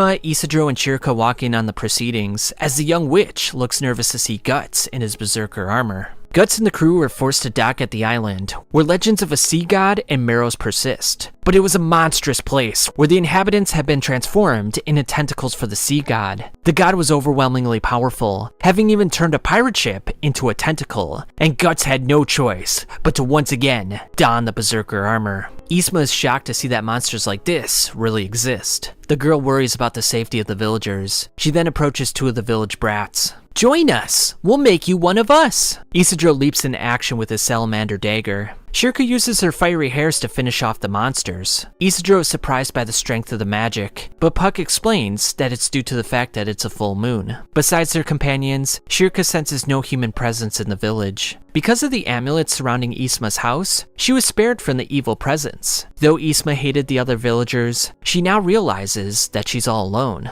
Isma wants to help the two out, but Isidro advises against it, since she'll be watching the people she knew getting all hacked up. "You should think twice. At this point, you'd only get in the way down there," says Shirka, talking to Isidro. "I was being nihilistic, and you ruined it," replies Isidro. The witch notes that Guts maintained a state of mind in Virtanis because she modulated his rage, so she'll need to possess him again with her luminous body to prevent him from completely losing it here and now. She closes her eyes and sends out her luminous body. Unfortunately, the armor's OD is too powerful, repelling her back and into her physical body. Meanwhile, Guts' consciousness fades into the darkness as he becomes indistinguishable from a wild beast. Bonebeard frets over the developments, wondering what they should do next. While Guts slices his way through the sea monsters, Casca runs off from the group. Farnese chases after her as Guts catches a glimpse of their shadowy forms. Farnese uses her silver dagger to take out one of the tentacles. Casca then shields a small child as the sea monster bears down on them.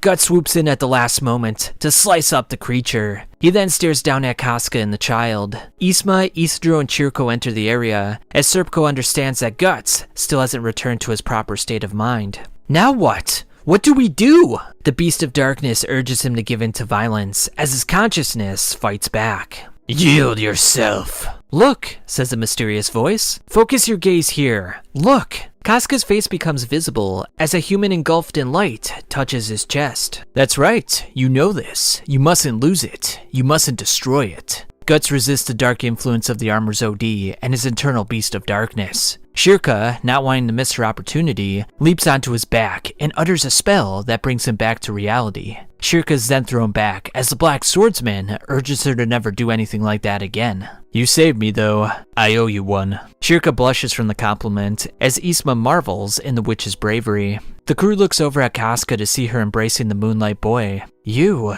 says a perplexed Guts. Shirka notes that he showed up the last time there was a full moon, and that nights like this with full moons have deep magical significance and are full of magical power. Guts then wonders if the boy is the magical entity that stopped him from attacking Casca. Isma hands the Moonlight Boy a blanket as she introduces herself to the others. She starts crying when she realizes that she is the last person on the island. Roderick allows Isma to travel with them as the girl is excited to be on a big boat. Roderick makes preparations to leave the island, but Guts claims there's still something they need to do. "We'll settle things here on the island." Isma states that the place of origin of all the tentacles is inside the sea god's cave. Shirka recommends that they head back to the seahorse to make preparations for their battle. Guts then stares at the cryptic child, just for a moment though. Back at the seahorse, Shirka has Farnese sit down on the deck. "I will cast the formation of the four?" says a perplexed Farnese. "How can the Vandamayan be some kind of a witch?" replies Magnifico. Because Shirka must travel with Guts in her luminous form, it falls upon Farnese to provide the key defense to the ship. Though the formation of the four is powerful, it's a rather basic spell, ideal for a first-timer like Farnese. Farnese then looks up at Guts for reassurance. The two mages synchronize their rhythms.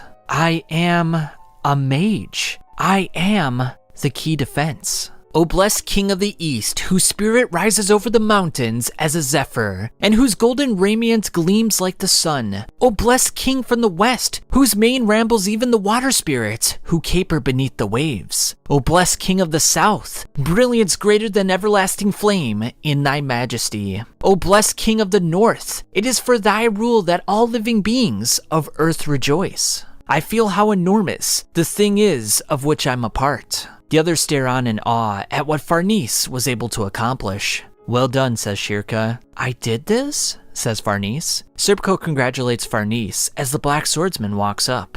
It's your watch. You're our shield.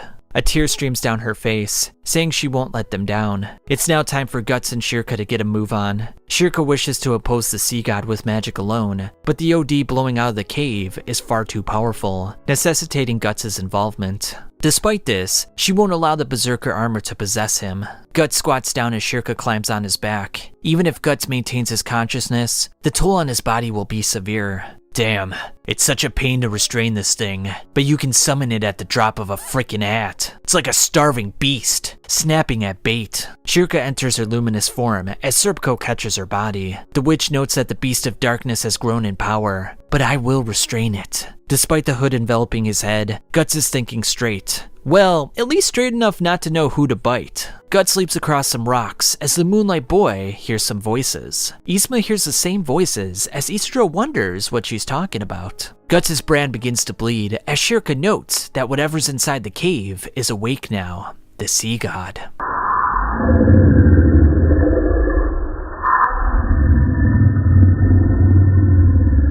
Guts' night vision is improved with the Berserker armor on, as he's reminded of the feeling that he had at Quithoth. Shirka can't borrow the power of the spirits from here, since the sea god's powerful spiritual pressure blocks it. Yeah, it does look like we're descending into the depths of hell. The two come upon a stone statue from an ancient culture. They enter the sea god shrine as the sea slugs emerge from every direction. Come into my house! Ye be most welcome here in me abode. Though Guts' fighting style is inhuman, Bonebeard claims they'll never run out of new soldiers. Strain those eyes! Follow the faint light emitted from me, brethren, and peer into the depths of the darkness. Then know that what you gaze upon be pure despair. The massive sea god comes into their field of vision. The spiritual pressure emitted by the sea god is immense, making Shirka wonder how they'll battle such a gigantic foe. Now chow down, brethren!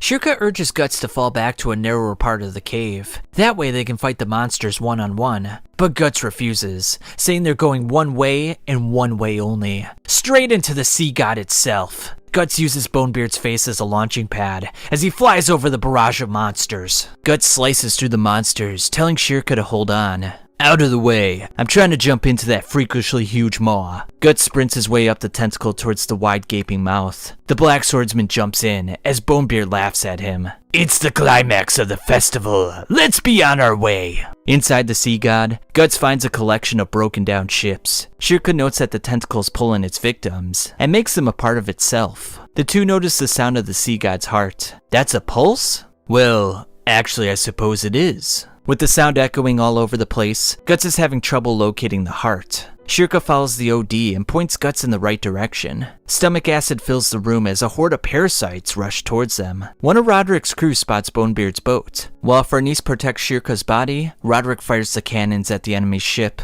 Pay it no mind. Full speed ahead, me hearties. With Farnese's barrier holding strong, Roderick takes full advantage, blasting them to bits. Bonebeard rolls right over the monsters, calling out their incompetence. Because the pirates are physical substances of this world, the barrier is only half as effective. The pirate ship henceforth rams into them. Now we can finally get down to some swashbuckling. Isidro belittles Bonebeard's crew as he takes command of the men on Roderick's boat. What do you dogs know about a tentacle's feelings? Can it, you slimy creep? The two opposing sides engage in battle as Guts fends off the endless barrage of parasites. The two run out of the room with Guts leaping off the mast of the ship to gash into the stomach's lining of the sea god. That should do it. The pressurized gas comes gushing out like a burp. When the two enter the new area, they come across more parasites, these ones resembling long-legged spiders. Meanwhile, Bonebeard urges his men to overwhelm Roderick's crew. Serpico utilizes his sylphs, with Azan proving his mettle. I'm the black mustachioed knight. Remember that. Farnese deploys her thorn snakes, as Casca watches over Shirka and the Moonlight Boy. Bonebeard berates his men, but then Isidro lunges in, forcing the captain to defend. Boy! Time to knock you into the sea again. Bonebeard quickly becomes nervous, noting Isidro's sharpened skills. The boy grabs a wicker basket and slams it over Bonebeard's head. He then aims for the pirate with his sword, but Bonebeard manages to block it. And pressed by his underhanded tactics, Bonebeard offers the boy a job as a pirate. Isidro declines. The pirate then aims a crossbow straight at him. Isma tosses a divider into the forehead of the pirate, causing Bonebeard to miss Isidro. Time to go for broke. Show him what tentacles are made of. Isidro sees Isma throwing provisions at the pirates, so he gets a bright idea. He lights the materials up with fire and tosses them into the mouth of the tentacles. As Bonebeard threatens them, the makeshift explosives burst inside the sea monsters. Scared of dying again, the pirates tuck their tails between their legs and run away. Roderick's crew then celebrate their victory. Farnese, the seahorse's guardian angel! Now, the rest depends on Guts and Shirka. After eliminating the many parasites, Guts walks ever closer to the heart. My gut. No, my whole damn body feels numb. You can bet if I stayed here too long, the pulse alone would kill me with madness. Guts' breathing is labored due to the heavy, stagnant air. The pulse grows more intense, eliciting physical pain in the Black Swordsman. The Moonlight Boy begins acting strange. Isma feels a terrible chill as the Moonlight Boy points towards the cliffside. Despite the pain, Guts finally reaches the heart. Outside, the sea god explodes through the side of the cliff. Guts and Shirka's path is impeded by a horde of serpent-like monsters. It's a sea god, alright. This feels just like the ocean floor. Bonebeard's crew loses all sense of humanity as they're transformed into tentacles. The sea god hoists up the pirate ship as the tentacles pervade the entire area. Isma is in disbelief that her home is sinking. Roderick instructs everyone to cling on to something as a gigantic wave comes crashing in. If this god thing's on the move, we don't have any time to waste.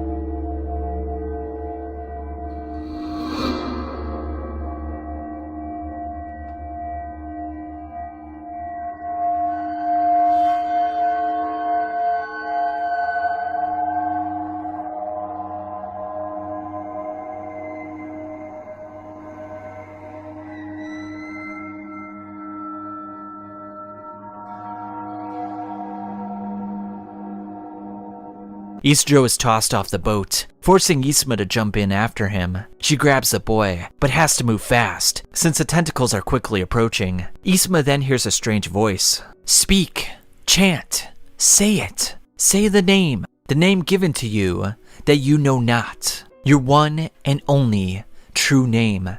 Name, my true name.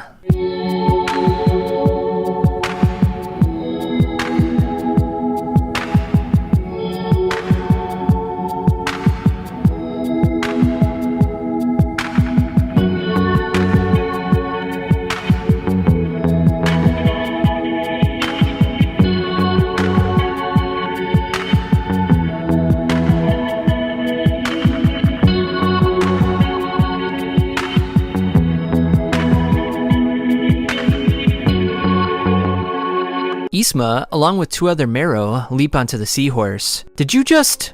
Whoa! Fish! Isma is thrilled to have a fishtail. That stuff my pa told me. It was true! The crew is shocked to see a real-life Mero, as Roderick instructs them to load the cannons once again. Isma says by saying her true name, she turned into a Mero. Ivalera warns her not to repeat it in front of other people. Otherwise, if she does, other people will have control over her. Isma, however, seems unconcerned about this, as a pervy Magnifico listens in. Seriously, what's this guy doing? She's like 14. A school of Mero swim beneath the ship, shocking everyone aboard. Guts continues hacking his way through the eel-like monsters. Are you alright? Yeah, your mistress heirloom is really something. They won't bite through it like some crab or lobster shell. The bloodbath persists on, but then the heart beats once more, causing blood to spill out of his eyes, ears, and mouth. Roderick's crew see the Mero heading straight to the sea god. It was all true! The legend, and what Pa told me! I'm going too! This is my island, and Mero fight against the sea god! Despite being fearful of the monstrous sea god, Roderick commands his crew to get within firing range. The Mero in the area spread out, beginning their attack on the tentacles. Target that huge leviathan, says Roderick. The clouds and water swirl around the sea god as lightning storms ensue. It almost seems to be mimicking the eclipse itself. Water sprays onto the ship as Istra worries about Isma. Awesome! I can breathe underwater! Isma wonders how the Marrow will defeat all these creatures as she finds herself in a precarious position. Another Marrow grabs her hand and pulls her to safety. I sang. Marrows fight using song. Welcome home, Isma. The girl is stunned to finally meet her own mother. Shirka hears the cannon fire outside, meaning the others are still safe. Guts can't see or hear at this point, asking Shirka to point him in the right direction. He's finished off all the fish monsters, so all he needs to do is walk up to the heart and slash. Shirka guides him to the heart, but the booming pulse puts him on his back. You can't take any more, yells Shirka. We're the ones who have it cornered. Yet, Guts is thrown on his back once more. None of his senses are working, as his whole body feels numb. Is that singing? The Marrow starts singing in unison, eliciting pain in the sea god. Roderick's crew watches on as the sea god begins to flounder. I hear singing coming from the sea, says Isidro.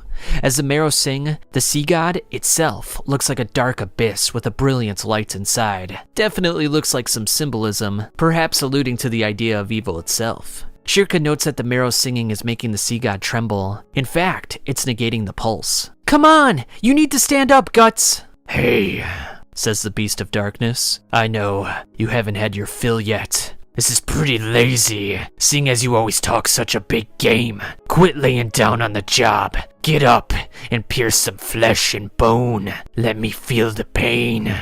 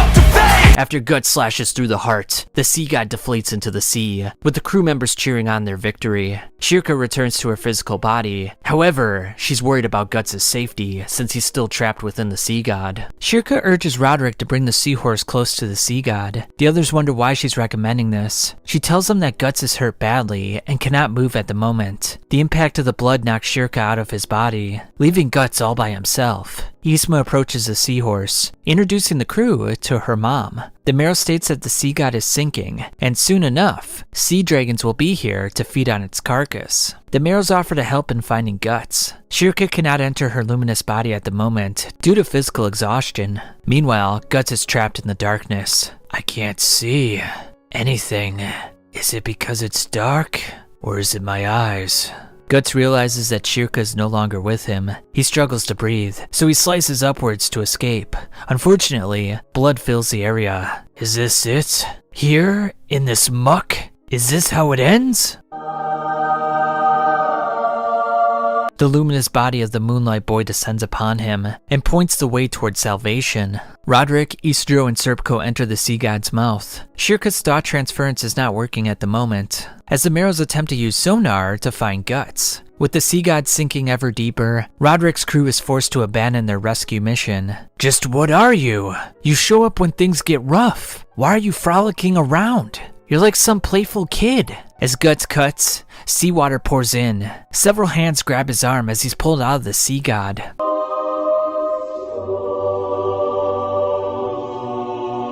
The Marrow then flag down Roderick's crew as the Moonlight Boy stares on.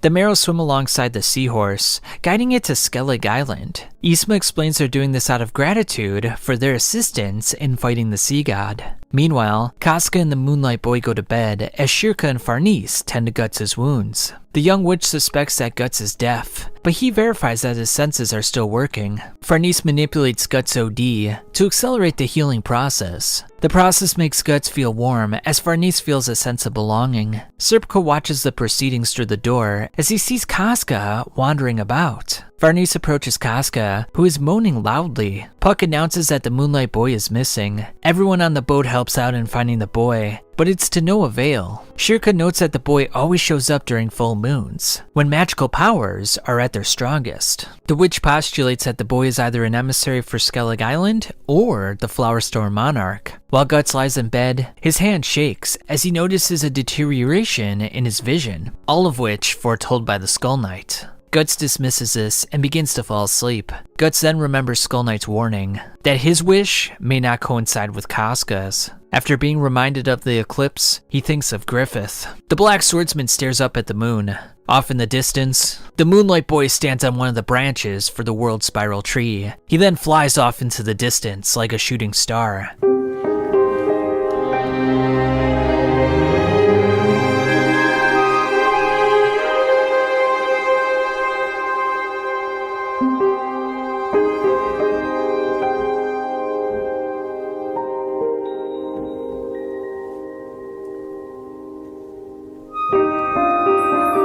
A group of caravans race through the forest. Faster! They're catching up! A horde of trolls chase them down. Rickard unveils a repeating crossbow, similar to Guts, that he shoots to take down the trolls. Erica loads in more arrows, but there's too many at the moment. The crossbow string snaps, so Erica tosses a box of tacks at the trolls. A rotted tree blocks their path. Just before the trolls reach them, however, Irvine fires several arrows at the monstrous creatures. The Band of the Hawk, led by Laban, come in and finish off the trolls. Rickard is shocked to see the Band of the Hawk insignia.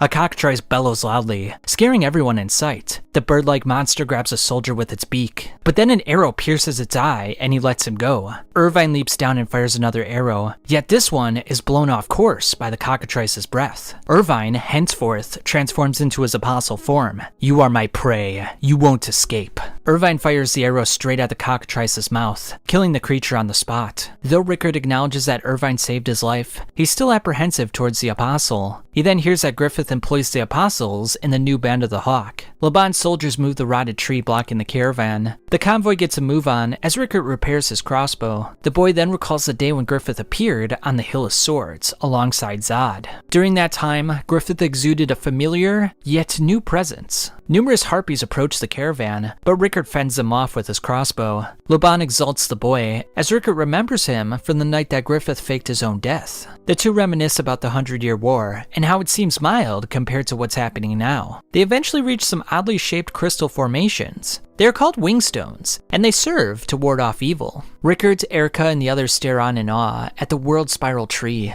Laban explains that the trees, grains, and flowers are always able to be harvested, truly a blessing from God. As they approach Falconia, Laban explains that it's a place where people can live their lives as people. The city itself is magnificent.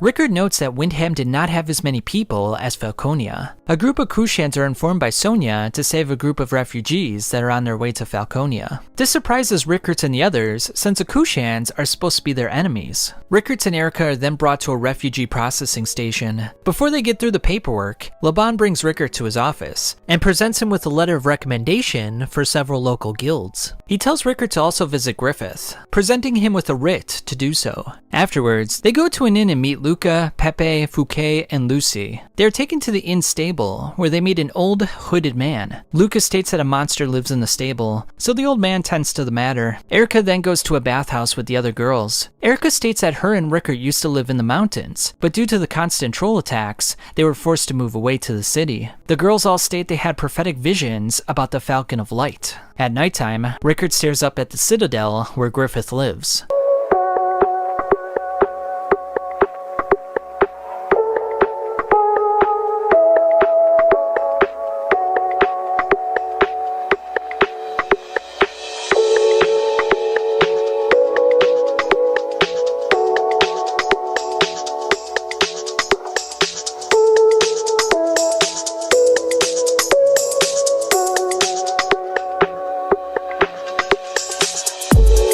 The next day, Rickert hands over his writ given to him by Laban, which grants him entry. He runs into Owen, captain of the Citadel Guards, who greets Rickert personally. At the moment, Griffith is attending mass. Owen leads Rickert to a large room, with people mourning their dearly departed. The pontiff stands at the dais, along with Sonia, Charlotte, and Griffith.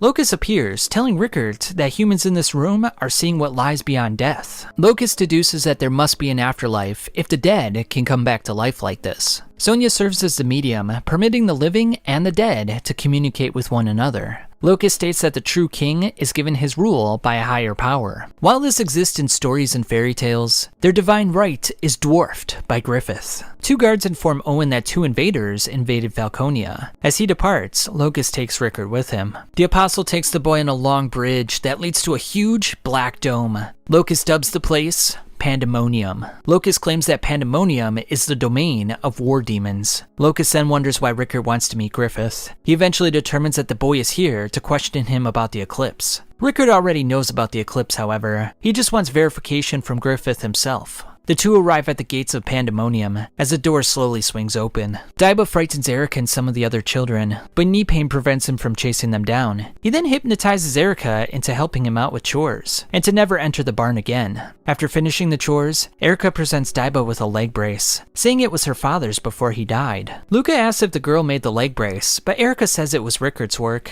He also created small bombs and a repeating crossbow. Erica says that her father forged an enormous sword, but Daiba claims that no person could wield such a weapon. Erica attempts to convince him otherwise, as Daiba and Luca reflect upon their encounters with the Black Swordsman. Inside Pandemonium, gigantic apostles fight each other, while other apostles watch on with glee. Locus tells the horrified Rickert that the apostles were previously human, and were given new bodies through the will of causality. Griffith has given them a place to live, and they act as the fighting force to defend humankind. Thanks to Griffith, humans no longer need to fight each other or fear death. In a gazebo, Griffith, Charlotte, the Pontiff, Sonia, and Mule drink tea and eat cake. The Pontiff must oversee Griffith's consternation before he dies. The conversation shifts to Charlotte and Griffith's upcoming wedding. Frustrated, Sonia demands more cake that she can feed to Mule. Locus and Rickert then arrive in the courtyard. Griffith then walks over to the small bridge where Rickert stands. Rickert contemplates what he should say to Griffith. Although he's created a utopian society, he's also killed all of his friends.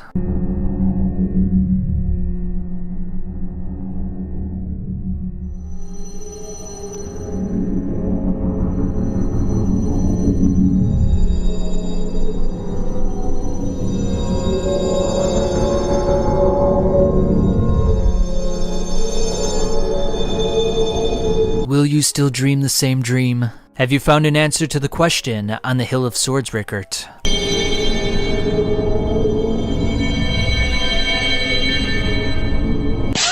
Oh! Rickert slaps the leader of Falconia, Griffith, the leader of the Band of the Hawks, and the future king.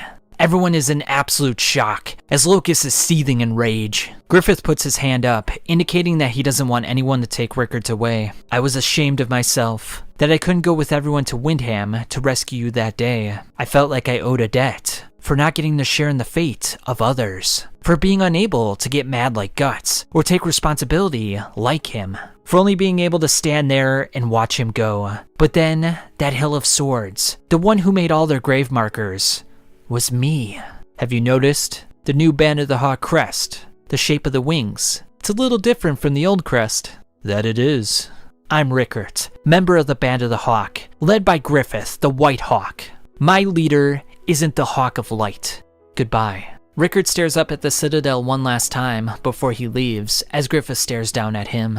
It would seem I've been rejected. Salat and Locust watch Griffith from the sidelines, with the latter crushing stone with his bare hands, enraged by the disrespect that was shown to his king. Later on, Rickard demonstrates the use of a water pump to a man from Falconia's youth association. He suggests that the pump could be used against fires in the city. Rickard then marvels at the technological advancements of Falconia. Luca makes it a point to acknowledge Rickard's mechanical skills, and how it could be a valuable asset in the city. However, this is not in the cards anymore, since Rickard slapped Griffith in the face. Everyone is absolutely shocked by this. Luca accepts his decision nonetheless, but she worries about Erica's safety. Because Erica considers Rickard family, she cannot leave his side. Luca still urges Rickard to reconsider his decision. Rickard once again marvels at Falconia's industrious nature. In her courtyard, Rickard thinks about Luca's request, eliciting memories of the Band of the Hawk in his mind. Roxas then makes his presence known. Roxas slithers his way down the statue and appears behind Rickard. Even if you're gone, your family can live on in this city, in all comfort, under the Hawk's protection. Die now, free of concern. Abruptly, two Chakram head towards Roxas, forcing him to dodge and release Rickard. A column segment comes flying in as Roxas dodges once more. The objects were thrown by Salat and his Tapasa. Despite Roxas's reasons for wanting the boy dead, Salat needs him alive, since he holds valuable information about Griffith. Salat attempts a dialogue with Rickard, but abandons this notion when the Apostle moves beneath the throne pillar. Salat tosses two Chakram at Roxas, yet the Apostle catches them with his spike. Your skills have improved, young master. He then sends him towards Rickard. The Tapasa intervene by catching the Chakram. They attack Roxas as a tandem, but he traps their legs in his cloak and tosses them with his tendril-like appendages. Despite this, they restrain his arms, leaving him open for a frontal strike, which Salat takes full advantage of by splitting Roxas's mask in half. That's not necessarily where my head is. I like this one too. Sad. Mood's ruined. I'm leaving. I'll go put on a new mask, so bear with me. Tonight, once the moon's risen, I'll come again. Salat threatens to torture Rickard for info if he doesn't reveal what he knows about Griffith. However, Rickard strikes a deal with him that works to his advantage. Rickard returns to Luca with Salat and the Tapasa as Daiba notices them. Later on, Rickard explains what happened earlier and how he needs to leave Falconia tonight. Rickard determines that this is the type of covert activity that is in line with Griffith's personality. Although Griffith is viewed as a benevolent ruler, Rickard knows that he is capable of heinous acts. Luca wonders where Rickard will go. Salat then says, long before the Kushans invaded this religious sphere, we Bakiraka built a hidden village in an impregnable land, and we've survived for several centuries working as assassins. All who live in the village are warriors, who constantly practice their killing arts. Not even the likes of spirit creatures would find it easy to approach. Salat did ponder the idea of working for Griffith, but ultimately decided that if he had to work for another inhuman creature again, it wouldn't be worth it.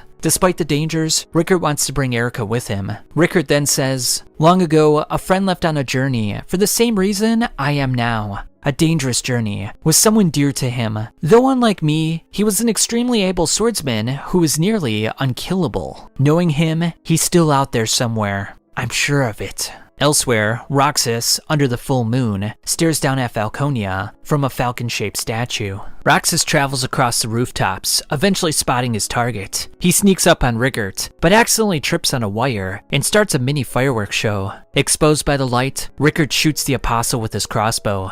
I got him! I told you, that's not necessarily where my head is. replies Roxas. The apostle feels sadness from another mask being destroyed. He then tosses an arrow into Rickard's shoulder. Rickard was once followed by an apostle for hundreds of leagues, and it's because all apostles have their fixations, and this is especially true for the Hawk. That's why someday I want to kill him. Salat utilizes his Yurumi to attack Roxas. In the exchange, Salat slices the apostle with a small dagger concealed between his toes. Those blades are done cutting. Roxas is impressed by Salat's improved skills. Salat was humbled by Guts, which forced him to train every day in improving his skills. The fireworks go out, but the Tapasa come in with Rickard's water cannon, except it's been rigged to shoot fire. The flames head straight towards Roxas and envelop his entire body. Roxas enters his apostle form, shocking Rickard and his crew. Roxas snatches up a horse, raises him above his head, and splits him open, utilizing the blood to douse out the fire. Erica runs towards Rickard, so Roxas grabs the girl and raises her into the air. Erica! Screams Rickard. Fire, not out yet. It burns. Extinguish. Snakes start crawling over Roxas's body. He releases the girl, and she falls into Daiba's arms. A person in midair? Says Rickard. Now I've paid you back, boy. Daiba wants to travel with Salat and the Bakiraka back to their homeland. Salat asks Rickard, their leader, what he thinks about the proposition. The boy has no qualms about this, but right now, they still have an adversary they have to beat. Daiba summons snakes and rats to attack Roxas. Erica jumps into Rickard's arms as Daiba prepares their ride. 3 Garuda emerge from the barn, ready to take flight. The escapees board the Garuda as Daiba tosses Luca a bag of diamonds for all her kindness. Roxas gives chase in his apostle form. I'll be damned, that old rag can fly! Rickard loads up a small cannon, blasting it directly into Roxas and causing him to fall down to the ground. Take care, everyone, says Luca. Griffith stares up at Rickard as the boy briefly glances back at him. On the seahorse, Istro points out Skellig Island. Guts and the others are thrilled to have finally made it there. The Black Swordsman proceeds to thank Shirka and the others for all their help. Istro inquires Puck as to why he left his homeland. Long ago, Puck fought Jonah, the seagull boss. But when hunger and boredom set in, he hopped on the seagull's back and went back home. Unfortunately, he pissed on the bird's back, and he was thusly tossed off. And from there, he embarked on a journey called life. And that was the prologue of Berserk.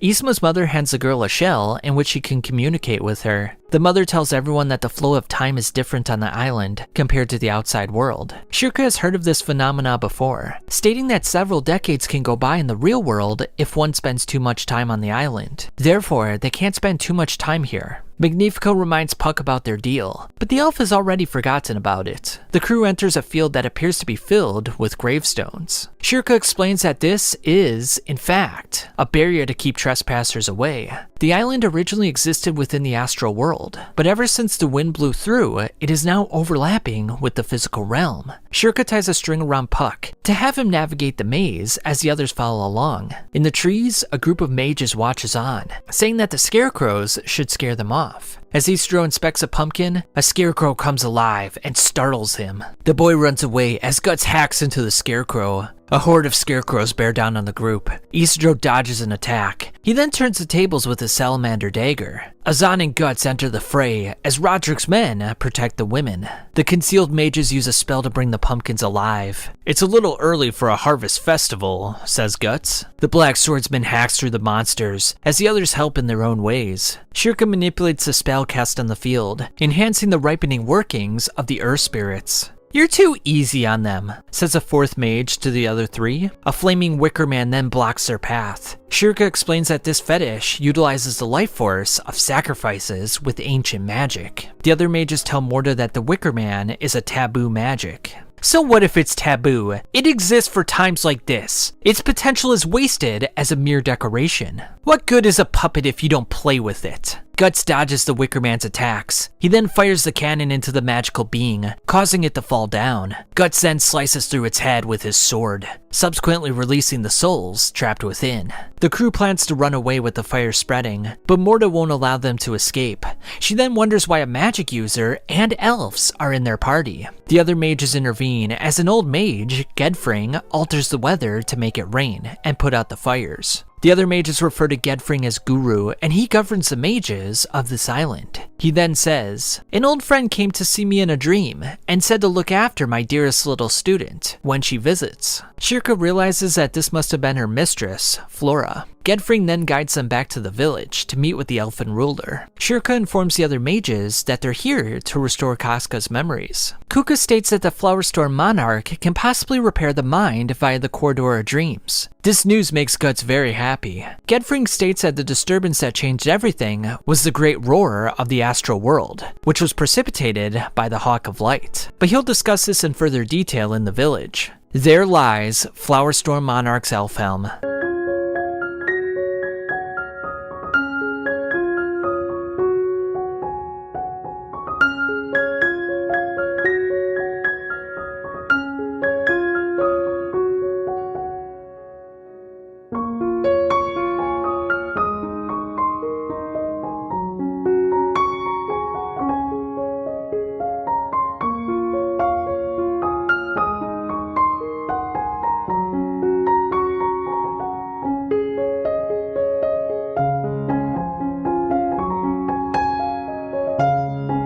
The crew is flabbergasted by what they are seeing. The houses resemble the one that Flora lived in with Shirka. The mages here hone their magical skills on a daily basis. Morta claims it's all boring though, and she wants to leave the island and explore the real world. She then inquires about the outside world from Shirka. Istro aims to prank the mages, but they end up pummeling him instead. "Now then, first, stop by my hall," says Gedfring. The crew enters the massive tree. They encounter a group of older mages playing a game of chess. Danin the domestic introduces the three mages. They are all great gurus who govern the mages of the village. Danin aims to make tea, but Guts wishes to meet with the Flower Storm Monarch as soon as possible. Gedfring urges Guts to exercise patience, whilst the others help themselves to Danin's sweet treats. Serpico says that things are a bit disorienting now, given the calamity of events that they went through to get here today. The group sits around a circular table as Danin serves them soup. While the other mages are terrified of the outside world, Morta thinks it sounds thrilling.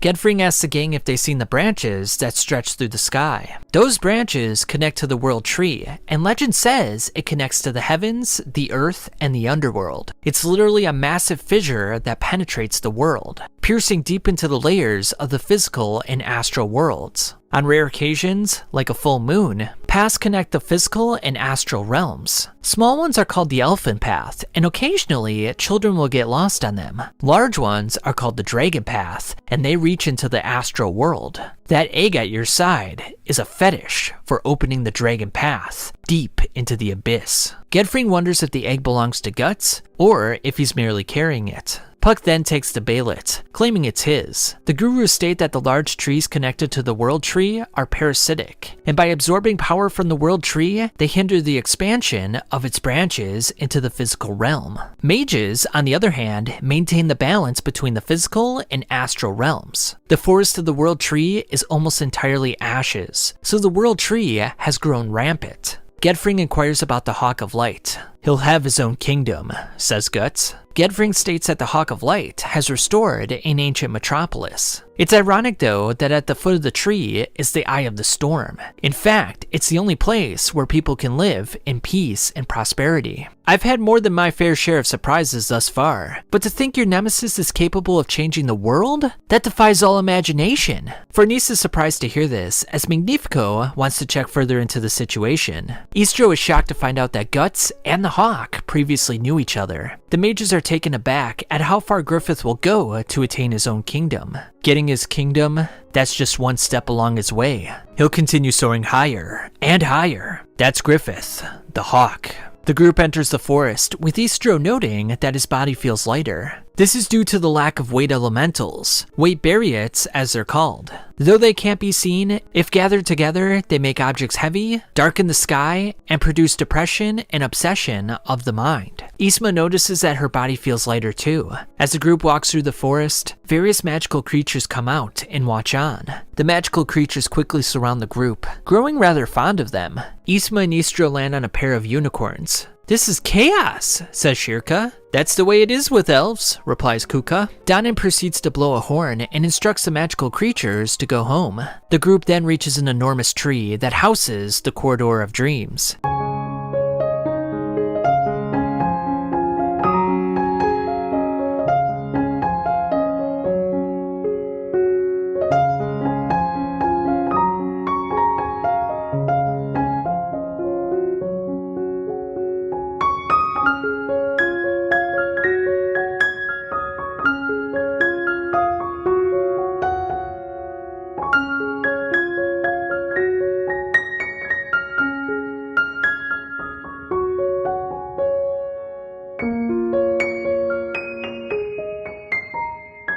They enter through a hollow, discovering that the inside looks like a maze. Magnifico reminds Puck about their deal. The group reaches a large chamber with an opening to the outside. The magical creatures play various instruments to mark the arrival of their leader. So what kind of leader does Puck have anyway? Says Ishijo.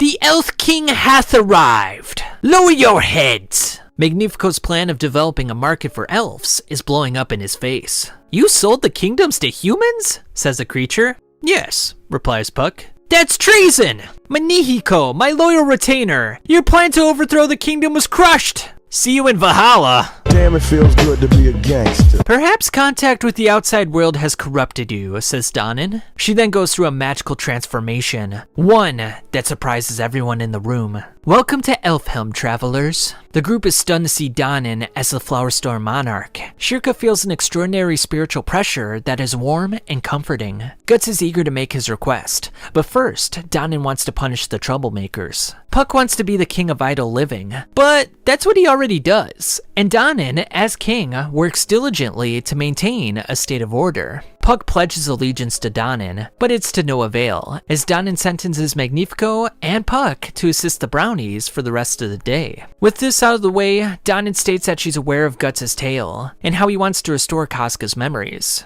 You can do that? If we use the Corridor of Dreams, most likely. Everyone is happy for Guts. Danin decides to skip the welcome banquet and invites Farnese and Shirka to accompany Casca to the Corridor of Dreams. Guts wants to come too, but Danin declines, sensing a strong sense of fear from Casca that would hinder the ritual. Though Guts is disappointed, he places his trust in the two mages to take care of Casca for him. Guts and the crew leave the area as Danin escorts the two to the Corridor of Dreams. Danin explains they'll enter into Casca's dreams and decipher the clues and formulate a solution. Do bear one thing in mind though. You could say dreams are part of the astral world, but the rules therein stem from the mind of the dreamer. The first thing you must do is uncover the rules. The three step on the magic mushroom beds and are instructed to relax and breathe slowly. Danin tells them to go on their way as they all doze in asleep. We then see Shirka eating some honey as she's caught by Isidro. The witch summons a golem and the wheel of flame,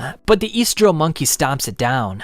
Wait! This is my dream! Shirka then exits through a small opening. Meanwhile, Farnese does the laundry with the Mosca's washing stone. That just leaves you, Guts. I'm in your hands. As she hangs the laundry, Shirka grabs her hand and says they need to get going to Casca's dream. The two enter Casca's dream. This is Casca's? This is me? Says Farnese. This is a typical dream of hers, within her shallow consciousness, says Shirka. We'll have to dive deeper. Danin's petals guide him to a deeper level of Casca's psyche.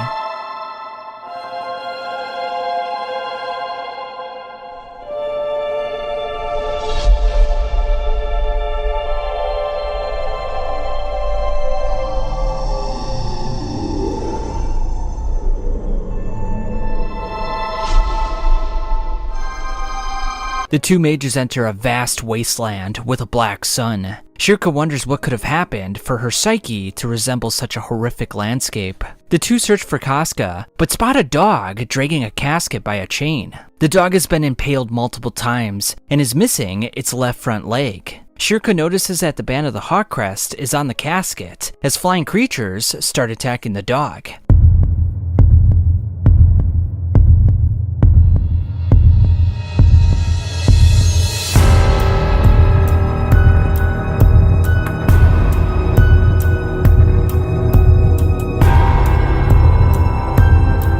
The two mages drive the creatures off. Shirka then removes the stick-like objects from the dog. Look! This is Guts, as he exists in this world. The two then open the casket, only to find a shattered doll inside.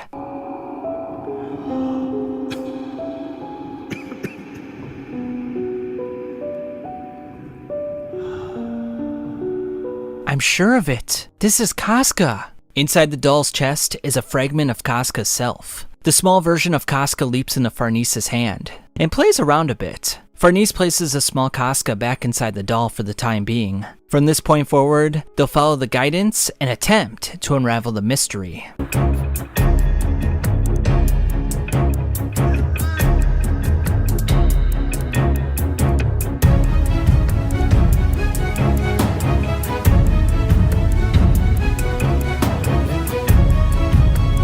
Outside, the elves and humans engage in a celebration. Istro and Isma seem to be drunk, cause yeah, it's a party! As Magnifico and Puck are put to work. Roderick and Serpco bring Guts some refreshments. This journey has changed Guts for the better, teaching him to accept help from others. I'd like to thank you. Serpco speaks of his experiences with Lady Farnese, and how Guts changed everything for her with a destructive spark. You breathe life into Lady Farnese. Serpco wanted to murder Guts at first, and several times, but seeing Farnese stand on her own 2 feet was comforting for him, and protecting Casca has given her strength to rise to the task. Guts is reminded of Skull Knight's words once more as we transition back to the 2 mages. After following the petals for some time, they come upon a campfire. This is a scrap of Casca's memories, says Shirka. Campfire of dreams, huh? You smooth talker. You sound like some princess. The 2 experience a bittersweet feeling, generated from Casca's past experiences. A piece of the doll repairs itself, meaning if they find the rest of Casca's scattered memories, they'll bring back the old Casca. Shadowy monsters impede their path, so Shirka summons the golem and the flame wheel to fend him off. The 2 come across a sword and a helmet. They see Guts engaged in a battle with Casca, making them wonder if they were enemies. Another fragment is added to the doll as they move forward. The memory of when the Band of the Hawk took Doldry Castle is played. Casca's first encounter with Griffith is shown. It feels like a blow to the head. It's similar to how I felt about Guts. Spider-like monsters approach them, but Shirka deploys multiple golems to subdue them. They come upon a chandelier, eliciting the memory from when the Band of the Hawk was celebrated for their victory against the Tudor army. They then encounter a cave, frustration aimed at Guts, and jealousy. The 2 find a broken sword, showing the second battle between Guts and Griffith, helplessly unable to come between them. Sorrow, enough to rend her heart in 2, and this feeling welling up as she stares at his back. I knew it. Shirka summons Lady of the Depths to fight off the numerous hairballs. A waterfall from the sky shows Guts and Casca fighting each other.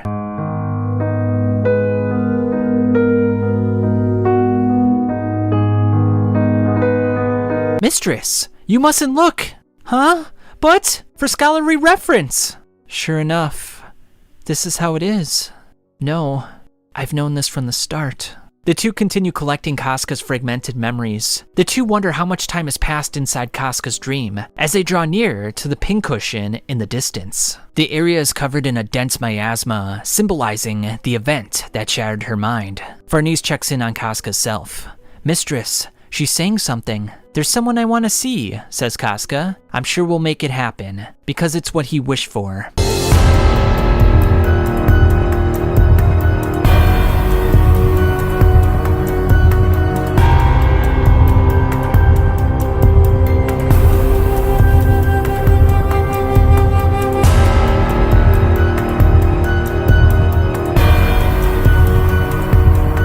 The 2 walk through a forest of corpses and thorned cedars. The petals are leading them to the mountain as they proceed forward. The Guts dog begins barking as a group of enormous insects emerge from the forest. Upon closer inspection, their mouths seem to resemble Conrad's from the God Hand. Shirka summons Lady of the Depths and the golems to fend him off once more. The creatures, nonetheless, surround them. Shirka finds a tree root and thusly calls upon the Rotting Root Lord. Now, Wheel of Flame, clear a path! Phallic-shaped monsters block their way. The golems manhandle them, but the 2 mages are exhausted from the repeated battles.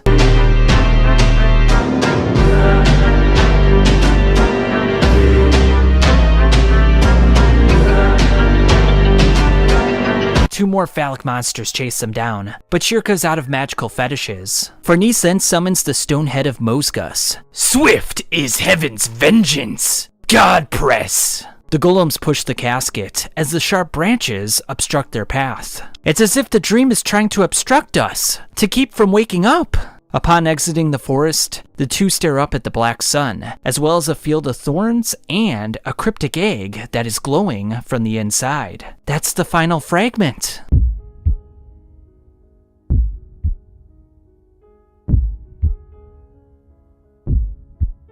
As they peer at the final fragment, a large, calignous bird comes swooping in. It's the guardian of the final fragment, the mightiest, the king of monsters in this dream. The Guts dog goes berserk at the sight of this bird. Shirka summons a golem fetish, but the bird tears through it with its talons. The miasma it spread is assuming some kind of a shape.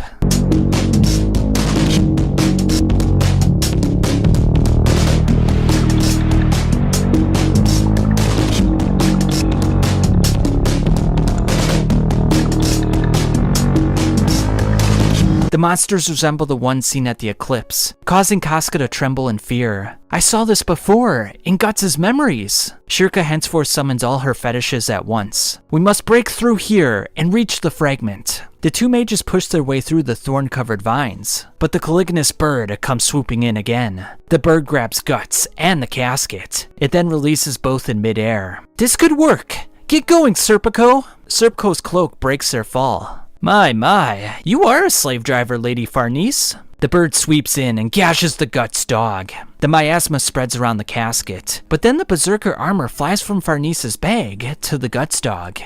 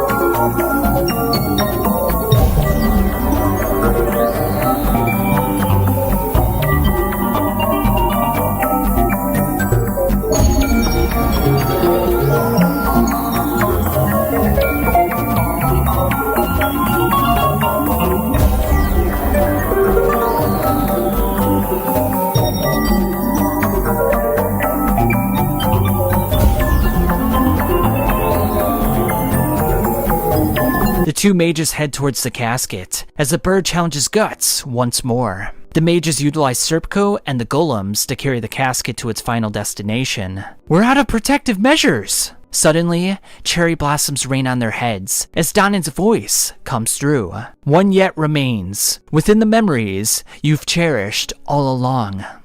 Mistress!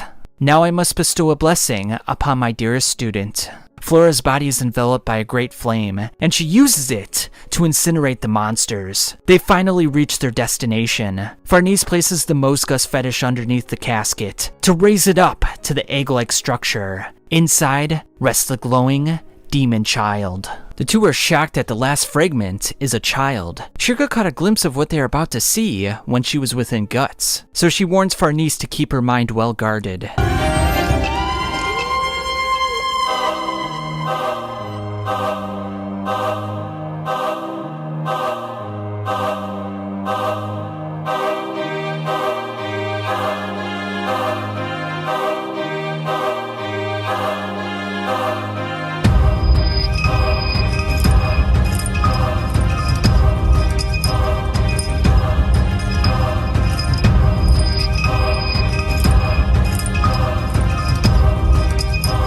The final fragment is a heart. However, the heart carries an anathema, a curse, if you will, to protect herself from the painful past. Shirka recalls Skull Knight's words on the beach. This is what he meant. The caligulous bird peers in. It begins to attack, but Guts lunges in and bites on him. The two ferociously go back and forth, giving the mages a small window to put the heart back into the doll. Farnese empathizes with Casca's self. There are times when you cower, unable to move. That's why, like he did for me, this time, for your own reasons, I'm going to drive away your darkness. The bird bears down on them once more, so Shirka instructs Farnese to hurry up. Farnese returns the heart to the proper location, making the bird disappear in front of their eyes. Casca's self opens up a small door. I'm sure you'll get to see him. The Guts dog begins to howl as a bright light shines down on them with a myriad of cherry blossoms.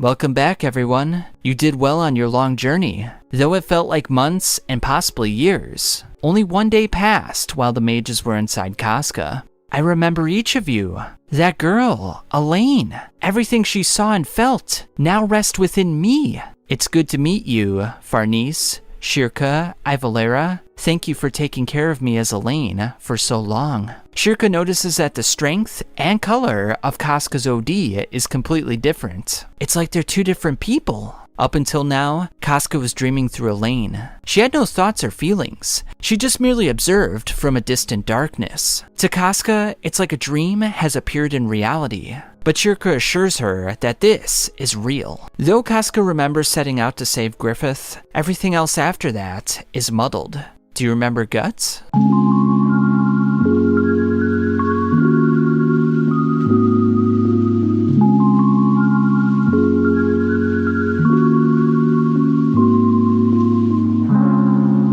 Danan offers a small gift to Casca so that she can reunite with Guts in a formal attire. A flowing, floral dress appears on her figure. Now be on your way. I just notified the swordsman using telepathy. Casca steps outside. With each step I take, I recall them vividly. Those sad, beloved days. The evidence that I am Casca. And the days when I was Elaine, unable to think or feel, looking up from below the water's surface. And yet, deep within me, there was a faint voice. Casca steps outside in her floral dress to reunite with the man that she loves. Guts keeps his composure as he makes his way towards Casca. Casca has a look of jubilation on her face. But as she begins to utter Guts' name, she's greeted with an unwelcome flashback of the eclipse. Guts is shrouded in darkness as pained faces from the eclipse surround him on all sides. She then recalls Griffith's mangled, near-lifeless body prior to activating the Baylet. And with the restoration of her most horrific memories, she lets out a piercing scream and presumably passes out onto the ground. An army of Jotnor march their way forward, having already flayed, desecrated, and eaten human bodies. Now in Norse mythology, they are often contrasted with gods and other non-human figures. The word giant is often synonymous with Jotnar, but this is not entirely accurate as they are not necessarily large. But for the purposes of Berserk, they are large. In fact, they're using houses as helmets, boats as headgear, doors as shields, and trees as clubs. Griffith and his demon army prepare themselves for battle as the White Hawk leads the way forward. And my god, what I would give to see this fight sequence animated by a studio like Ufotable. Or, just something better than the 2016 anime. Anyway, the battle commences with the apostles impaling the Jotnar in the abdomen. Griffith leads a charge of spearmen, as Laban warns Mule not to slow down. That is, if he wants to keep his head. Sonia telepathically warns Mule about an incoming boulder that's being tossed his way. Sonia then bemoans Mule's carelessness, as she then informs Griffith that a path toward the leader of the Jotnar is atop the hill on the eastern front. We then see the Jotnar leader in all his brutality. When Griffith arrives, the Jotnar leader commands his men to release a giant hydra upon him. Zod takes up the assignment by biting down on one of the hydra's heads. Irvine fills 3 of the heads with arrows from afar. Grumbel then deals the finishing blow by burning the hydra with his fire breath. Griffith rides his horse on Grumbel's back, as he leaps off and drives his sword through the Jotnar leader's eye. He then withdraws his sword from the Jotnar leader's eye, as we are then graced with one of the most picturesque images ever drawn in a manga. I mean, god damn, was Miura cooking or what? Jesus! I'm not even gonna move on for a second. I mean, just look at this image, it's incredible. Sonia conveys Griffith's heroism to the others, as they rout the remaining Jotnar. With the battle complete, Griffith will return the souls of the dead soldiers back to Falconia, so that they can see their loved ones for one last time. Mule and Laban stare on in awe, as the elder soldier urges Mule to be more careful in the future. Although the Band of the Falcon is acquiring more territory, maintaining it is another matter. Griffith then informs the others that they've found a touchstone. Grumbeld assembles the large stones to form a corridor of sorts. Griffith wants to use the corridor, and instructs all the war demons to revert to their human forms while they travel through. Sonya even mentions that the demons would get stuck if they weren't in their human forms. The army then forms into 2 columns as they soon find themselves traveling in the skies above. Laban and Mule wonder what's going on as Sonia informs them that they are galloping through the branches of the World Twin Tree. And in the blink of an eye, they've already made their way back to Falconia. The World Twin Tree could serve as a strategic advantage in future battles. However, Sonia warns them that the only people who can travel on the branches without getting lost are her and Griffith. This is because one needs special perception, clairvoyance if you will, to know which path to take. Now Griffith will trust Sonia in setting up ruins for future military activity, and with that, they make their triumphant return back to Falconia. A council of officials assembles to discuss matters related to Midland. Locust informs the council about the Hawks' victories over legendary Beast in the plains of the west of Falconia. The mines to the north are infested with goblins, and they must be dealt with swiftly. But the Hawks' victory over the Jotnar in the east was a huge success. Griffith reminds everyone that this is only one step in reclaiming human living spaces across the land. But not everything is roses. Owen states that wages are low for the new immigrants, and subsequently, crime is on the rise. In addition, there are many heretical sects that are increasing tensions. As it happens, gathering many people from different backgrounds is the cause of the friction. But if they could only see the soul ascension ceremony performed by Griffith, then these squabbles would presumably dissipate. Charlotte then puts forth a relief measure to take care of the city's orphans. Although the council acknowledges that this is a noble measure, the government is currently in a depression after the war with the Kushans. Charlotte meekly accepts their denial, but then Griffith steps in and says that they should do it. Griffith does not want to cope with the current problems of the city. He wants Falconia to prosper. He wants it to get better and better. Therefore, he wants the government to play a part in educating all the children until the age of 10. This would cultivate the national sense of belonging, solidarity, and morality. The council worries about educating the common folk, as it could result in a mass uprising against the elite. Now Griffith wants to advance towards glory, even if the path might involve a certain measure of pain. He understands that they'll need a large-scale army of the people for their future endeavors. And for this to work, the people must prosper. People skilled in construction, engineering, and agriculture are all going to be necessary in their path towards prosperity. The people's strength is the nation's strength. After all, the people's strength is the nation's strength. Furthermore, Griffith worries about the continued isolation of the refugees in just one district. If they do nothing, persecution and discrimination will become the norm. So the refugees must be given an opportunity to show their benefit to the city. He aims to incorporate them into the army, a strategy that worked quite well for the Kushans who entered the country. Now, while they're not in active duty, they'll be expected to build and maintain roads. In addition, they'll also construct strongholds and forts in recaptured territory. And finally, they'll construct a grand wall along the expanding royal border. Military service will thusly last 10 years, and to all those who complete their service, they'll be granted citizenship. Not only for themselves, but their family members as well. Now, other governments are currently overrun by legendary Beast, meaning that Midland is probably the only functioning nation left on the continent. They will move swiftly to obtain as much territory as possible, and to form a great empire across the entire continent. It's an endeavor similar to the one that King Gaiseric was aiming for. So with this, they will now embark upon establishing humanity's realm, a second empire. After the meeting, the nobles are still concerned about the financing for such endeavors. Minister Foss, who once stood opposed to Griffith, says that they are all entranced by Griffith's dazzling vision. Sonia wants to say hi to Griffith, but Charlotte steps in before she does so. Charlotte is thrilled that Griffith endorsed her idea for the orphans, and she can't wait to plant flowers from all over the kingdom in the orphanage. Griffith says that she's like the mother of the kingdom, as she wonders if this would make him the father of the kingdom. Sonia is not too pleased about hearing this, and it gets even worse when Charlotte invites Griffith to her chambers, for some tea and some relaxation. Sonia releases herself from Mule's grasp, as she angrily decides to take a ride with her horse. After spending some intimate time with Charlotte, Griffith stares at his hair under the full moon's light. And as you'll notice, some of the strands are darker than the others, which means that tonight is the night. He then mysteriously disappears into the night sky, as we're left to wonder what just happened to Griffith. Donnan gives Casca a much-needed haircut and a new set of clothes that are much more to her liking. Casca emerges from the house with the new outfits and a sword on her hip. The others look at her in awe, as her new personality is completely different from that of Elaine. Eastro contrasts her personality with his moments saving her at St. Albion, which she remembers faintly in the recesses of her mind. This makes her wonder about Luca and the other girls at the Holy Grounds. and she definitely wants to see them in the future. Casca expresses her gratitude towards Farnese. That's because she was so pivotal in serving as her pseudo-mother/sister. Farnese, who was quite incapable of taking care of herself until recently, is greatly touched by this. Casca thanks Shirka for her efforts, as Isdro wonders how she fares with the sword. Danen decides to give her a little test by activating some Viking golems to see how she'll do. Their insides are filled with straw, so Casca can cut them up to her heart's content. She puts on the show for the others by taking out the first Viking golem with ease. The second one goes down in short order, and she finishes off the third one by slicing off its left arm. Isidro's excited by this prospect, so much so that he requests that she be his training partner in the future. Guts is strong after all, but because he's so huge,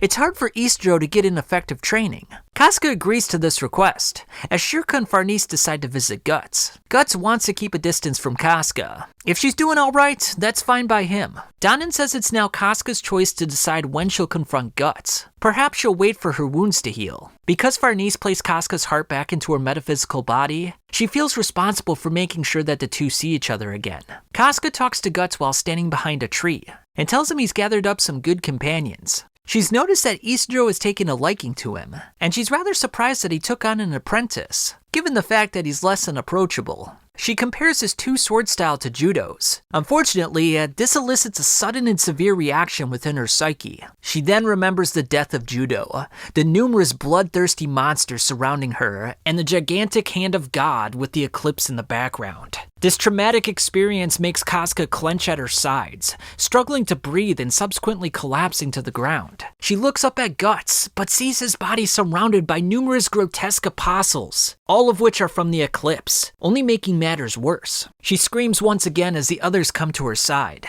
Guts, realizing it's still far too soon to see her, decides to walk away and spend some time by himself. Now, someone's peering in on this whole affair, someone we're quite familiar with, that being the Skull Knight. And we're left to wonder what he's thinking and what he has planned for the future.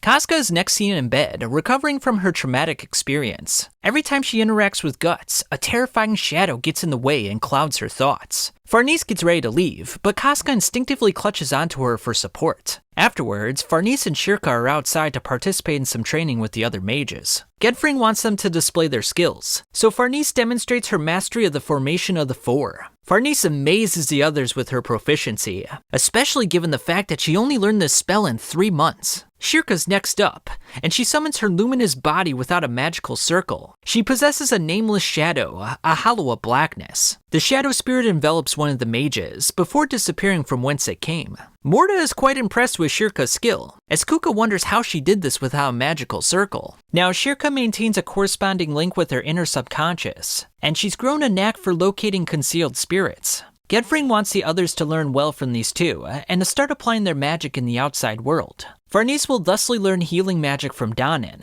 and Shirka will learn to commune with the dead. Gedfring invites her to summon daemons of a deeper domain, some of which include humans who once lived, like heroes and magic users. This means that she would be able to summon her old teacher, Flora. Off on a cliff somewhere, Guts swings his Dragon Slayer as he wonders what he should do next. Skull Knight intervenes and reminds him that the end of a journey is not always a happy one. Although Guts has survived for now, Skull Knight reminds him that causality has yet to converge. Gedfring intervenes and informs Guts that a dwarf craftsman named Hanar was the one that built his armor. Kuka tells Shirka to imagine the broom sweeping away the barites to make herself float into the air. Morta then decides to hop on and give her a little bit of a hand. Morta gives her a full experience, but the young witch is quite scared of these fast speeds. Now Morta is a cut above everyone in terms of broom riding, as they then catch a glimpse of Guts and Skull Knight off on a nearby cliff. They enter the lower regions of Elfhelm, which looks more like Quathoth than anything else. Now long ago, this land was attacked by a large continent, and all the captured enemy soldiers were sacrificed, and they were thusly put into the Wicker Men.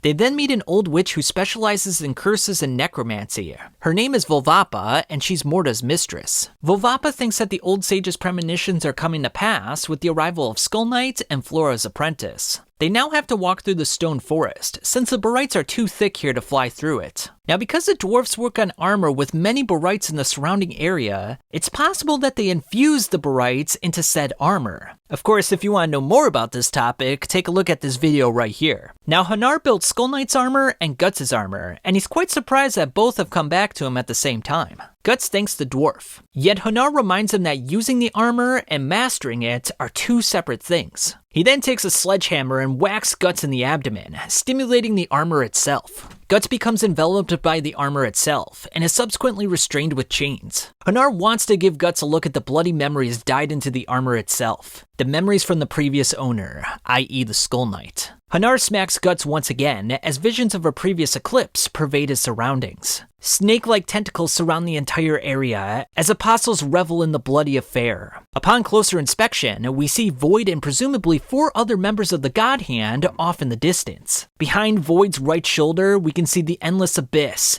the abyss where the idea of evil is. This triggers something in Guts, causing him to lash out. He then notices something in his left arm, that being a branded woman who's reaching out for him.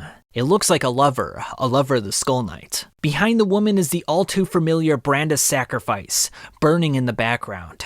Shirka realizes that he's had enough, as she clenches onto the back of his head and yanks off the armor. Guts thanks Shirka as he realizes something important. Skull Knight confirms his suspicions by saying, "What you just witnessed was the end of a once foolish king, and the beginning of a wraith wandering the endless night."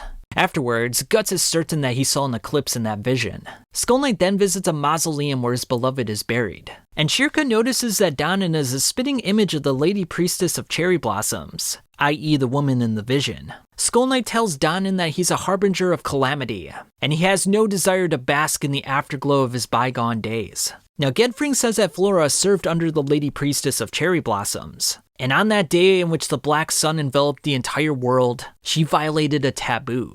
And after that was done, she was henceforth banned from the island of elves. Ivalera then warns Shirka that Isidro is messing with the other mages, and sure enough, he's doing just that. The mages attempt to fight back, but Isidro tosses elves in their faces. He continues to provoke them as Puck joins in on the fun by dressing up as various Star Wars characters. Shirka wants to end things right here and right now, as Isidro gets distracted by Morta's, ballistics. Isidro aims for Shirka, but Isma's Kelpie swallows his upper torso in one gulp.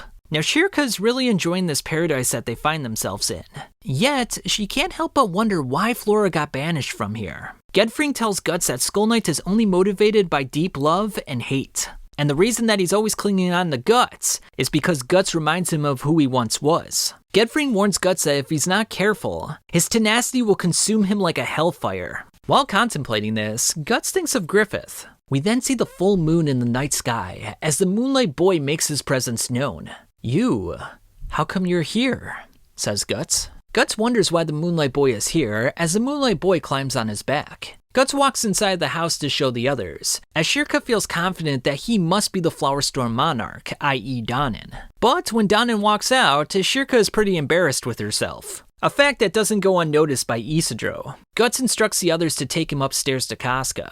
The Moonlight Boy runs to his mother, as Casca is thrilled to see him again. Casca remembers the boy, as Shirka tells Danin that he's always showing up when the moon is full. The OD surrounding the boy is very similar to that of an elf, and Danin suspects that the aura of the island drew him in. She thusly declares that the 3 of them have been accepted by the island. The boy has an especially strong bond with Casca and Guts, as we see the Black Swordsman sitting outside. Casca and the boy come downstairs in the morning time, as we find out that time moves differently on the island compared to the outside world.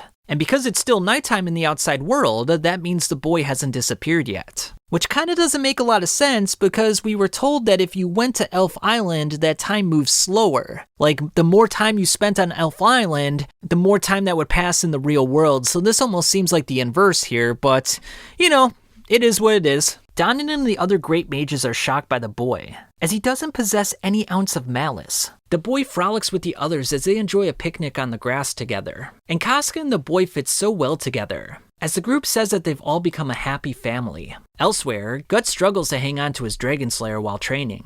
Turns out that he can't manage it without the Berserker armor anymore. The boy playfully puts on the armor himself and begins to walk away with it. Guts takes the armor off of the boy and tells him to go spend some more time with Casca. While sleeping with the boy, Casca connects the dots and realizes that he's the demon child that protected him so long ago.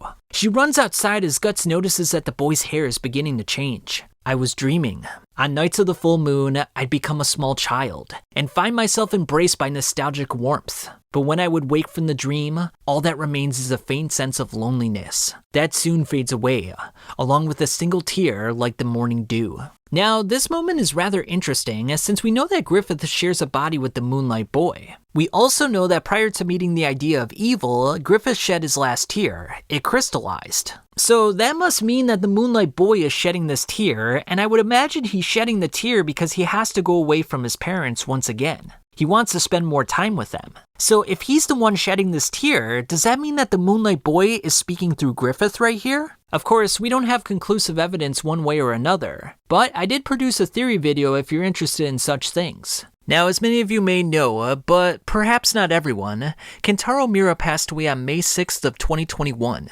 Now, at the time, Chapter 363 was out, and one more chapter was produced from his manuscript. So for a while, the fandom was left to wonder what would happen next with Berserk. Was it over, or were we going to get more chapters? And this was all cleared up on June 6th of 2022, when the official Berserk Twitter account announced that they would be continuing the work with the help of Miura's longtime friend, Kouji Mori. Mori, who is also the mangaka for Holy Land, would coordinate the members of Studio Gaga to best represent Miura's vision. Yoshimitsu Kurosaki, who worked on Berserk since volume 26, would serve as the lead illustrator and the new head of the project. So everything from this point forward is Studio Gaga and Mori's retelling of Kentaro Miura's vision. And with that, let's start with chapter 365. It's nighttime on Elfhelm as we see Puck flying through the nighttime sky. The magical creatures then sense that something fearsome has breached the island's barrier. Casca also senses that something is off as she makes her way outside. She is then greeted by a familiar face, the man whom she once called leader. And, well, you know, the same man that raped her during the eclipse, Griffith. The brand near her heart tingles sharply as blood oozes out. A deluge of memories pervade her brain as she could do nothing more than scream in horror. While she does this, Guts is overcome with an intense urge to kill, as he now finally has an opportunity to attain his revenge. And you'll notice that the Beast of Darkness on his cape begins to slowly creep up his backside. However, it doesn't make its way up any further than this. Guts then lunges at Griffith, and hoists his sword upwards with the intent on killing him. Guts takes a massive swing through Griffith's body. Yet, the godlike figure is completely unharmed. Guts attempts to slice through his head next, but it's like he's slicing through air. That being said, he did manage to cleave off a single hair from his head. What this means exactly, we're not entirely sure at the moment. As the cherry blossoms fall from the trees, Griffith turns his head around and stares at Guts with a smile on his face. Guts goes into absolute rage, thrashing his sword with reckless abandon. Upon looking at Griffith, Shirka determines that he's like a maelstrom, a terrible power that consumes everything in its wake. Farnese grabs onto Casca as Guts is exasperated by the current situation. Puck then senses that something is approaching the island, as it descends from the branches of the World Spiral Tree down to the island itself. And that something is none other than the demon Minotaur himself, Nosferatu Zod. The wedge is driven into the island that suffers no evil. A deluge of darkness descends. Zod races towards Guts, as he urges the Black Swordsman to come at him. Before the Apostle thrashes him, Guts blocks with his Dragon Slayer. Elsewhere on the island, Istro, Isma, and Serpko have spent the day helping out Donan with some chores. As they say their farewells, Donan collapses to the ground and says, "Everything will break apart. We are in danger. A rising tide from the depths of the earth. It comes." Griffith calmly and confidently makes his way towards Casca. And in case you're wondering, the dude's dick is hanging out. Now, given what happened during the eclipse, Guts will not allow him to touch her. Unfortunately for him, his sword stops just before slicing through Griffith's body. Now, there's a fair amount of speculation about what's happening here, but I believe Griffith used his Maelstrom powers to stop the Dragon Slayer. Because as we just saw from the battle, Guts' sword can do nothing against him, it goes straight through his body. However, if it went straight through his body in this moment, it would have went right into Casca and killed her. All the leaves from the great tree blow away as the island itself begins to shake violently. In fact, it's on the scale of an earthquake. Shirka and Farnese hang on to each other, as Griffith picks up the now unconscious Casca to make sure that she doesn't get hurt. You'll also notice that there are some dark amorphous spirits on the ground, and these look very similar to the spirits at St. Albion, the same place in which Griffith was reincarnated. Elf Island crumbles, despair descends. The evil spirits surround Guts and begin to ask a simple question.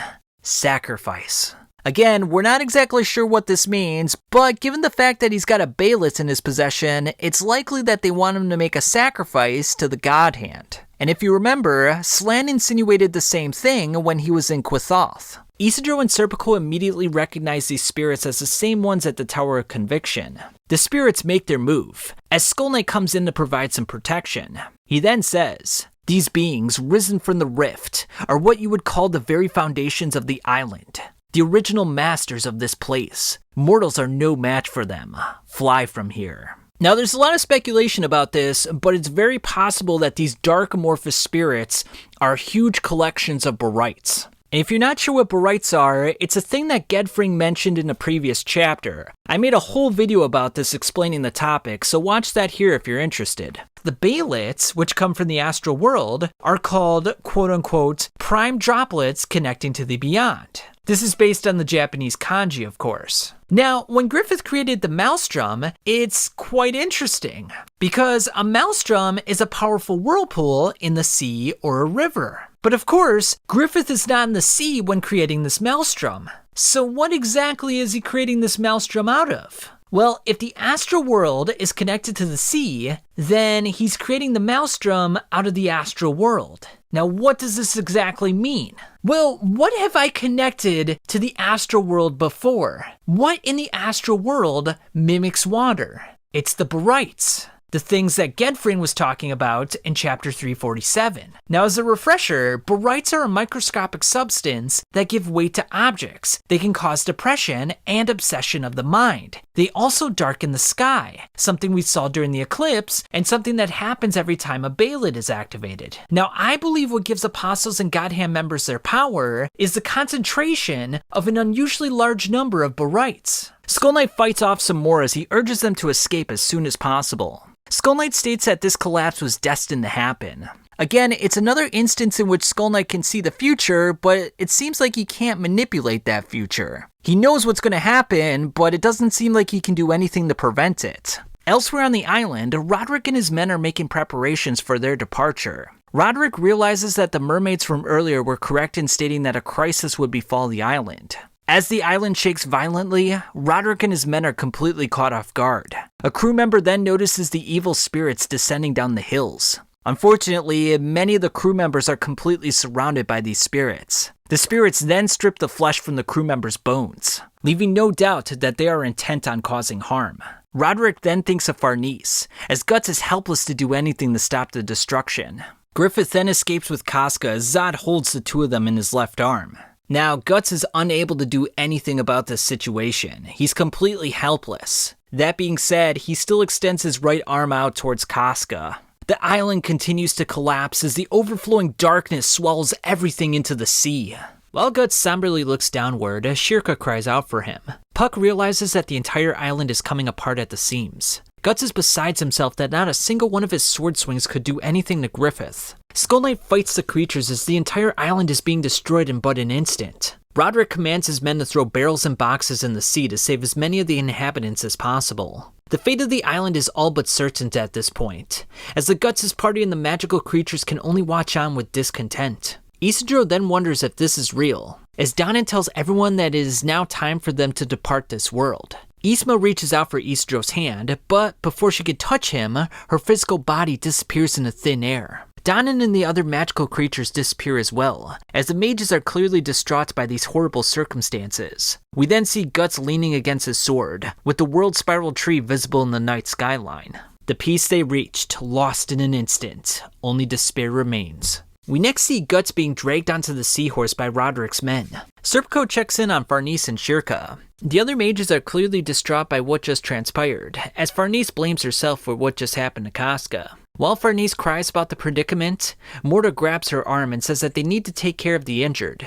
Farnese realizes that she needs to set aside her emotions for the moment, so that she can provide healing magic to the others. Shirka wants to lend a hand as well, but Mori reminds her that Guts is in a precarious situation, and if the armor were to activate right now, they might be in trouble. She leaves the wounded to Farnese and Morda, as we see Istro shuddering from what's going on. Roderick prepares his men to depart the island, as he finds out that Guts has locked himself into the hold.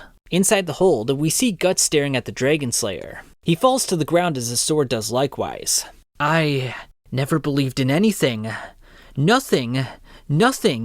Only you, says Guts. In the darkness of the ship's hold, a light dies. His blade fallen short, despair burned into his eye. While Roderick attempts to get into the hold, Shirka uses her luminous body to phase through the wall. Guts recalls the past events of his life. That is, all the past events that he had his sword. And Shirka is seeing all of this with her magical abilities. She then sees Griffith as the teeth of the Beast of Darkness close down in defiance. It will not allow any further intrusion on her part as she's pushed away from the Black Swordsman. Guts screams that it was all for nothing as his body descends deep into the abyss. Now this situation closely mimics the one in which Griffith's body descended deep into the abyss of the astral realm. This was prior to his meeting with the idea of evil. And of course, Guts' physical body is not actually in the water here. It's his astral body that's making the trip, which means that he might be closer than ever to activating the Bailet in his possession, especially considering the fact that he currently doesn't have a means of defeating Griffith. Now Guts lies unconscious on the ground as the seahorse starts to sink into the ocean. Shirka realizes that nothing can reach Guts at the moment, meaning that something terrible might have happened. At Falconia, Sonia stares up at the stars, as we can visibly see the branches of the World Spiral Tree, and they're much brighter than they were before. Locus and Grumbeld, the Falcon's two wings, step outside for the momentous occasion. Sonia brushes aside her hair and asserts that Griffith has returned. Zod's horn then descends downward as we see him gliding towards the magnificent city that is Falconia. And while we can all agree that Griffith and the demon army are terrible, you have to admit that this is one magnificent scene. I mean, it's just absolutely gorgeous. Zod lands down with a thud as Griffith steps down with Casca still in his hands. The absolute being who dies all... Now in a brief flashback, Casca reaches her hand out for Guts as she's carried away from Elfhelm. However, from her perspective, Guts is slowly walking away from her. And it's a very similar situation to the moment in which he left the Band of the Hawk. Casca wakes up from her dream in a lone bed in a massive room. Some maids adorn her with a crimson-red dress as she goes to take a walk. While doing so, she takes in the sight of the World Spiral Tree, or as it's otherwise known, the Great Helix Tree. Upon seeing the soldiers in their armor, tears stream down Casca's face. She continues to enjoy the luxuries of Falconia as she settles in for a bath at the end of the day. She then recalls her friends on Elfhelm, as it's clear that something about the situation doesn't seem quite right. She gets up in a panic, and even violently lashes out against the guards. She desperately wants to make it back to Guts, but before she could proceed any further, she finds herself lying in the bed again. Irvine reports to Griffith that the quote-unquote bird now dozes peacefully in her cage. Now he's referring to Casca here, and you'll notice that Locus needs to remind him to kneel in Griffith's presence. So it looks like Irvine is already dissenting against Griffith, albeit in a very minor fashion.